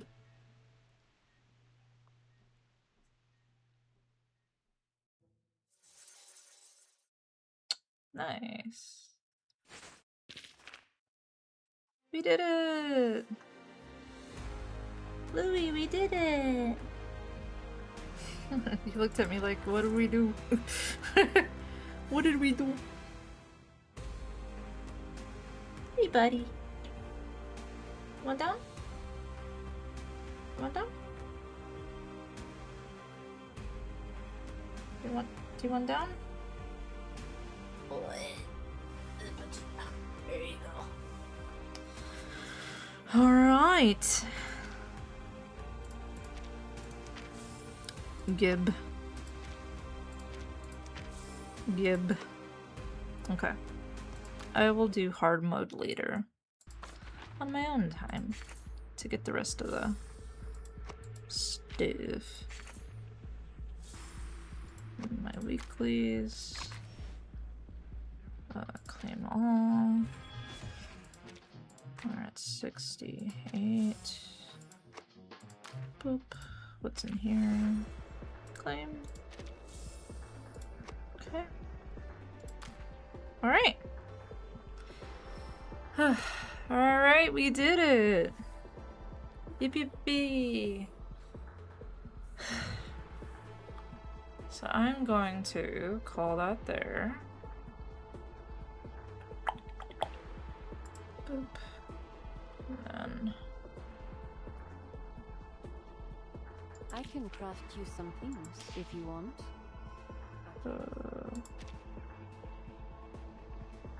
Boop. Exit game. And I will exit launcher. Close. For just a moment, I will bring back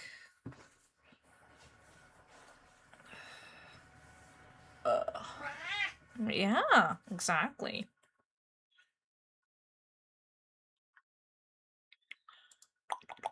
Just because I messed around with a bunch of stuff. I'll close that for now. Boop, boop, doop.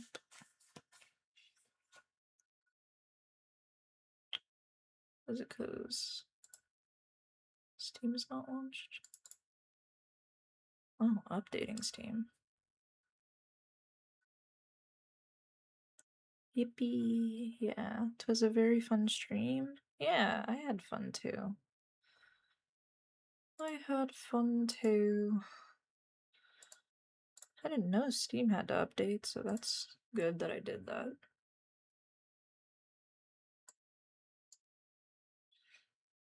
Excuse me.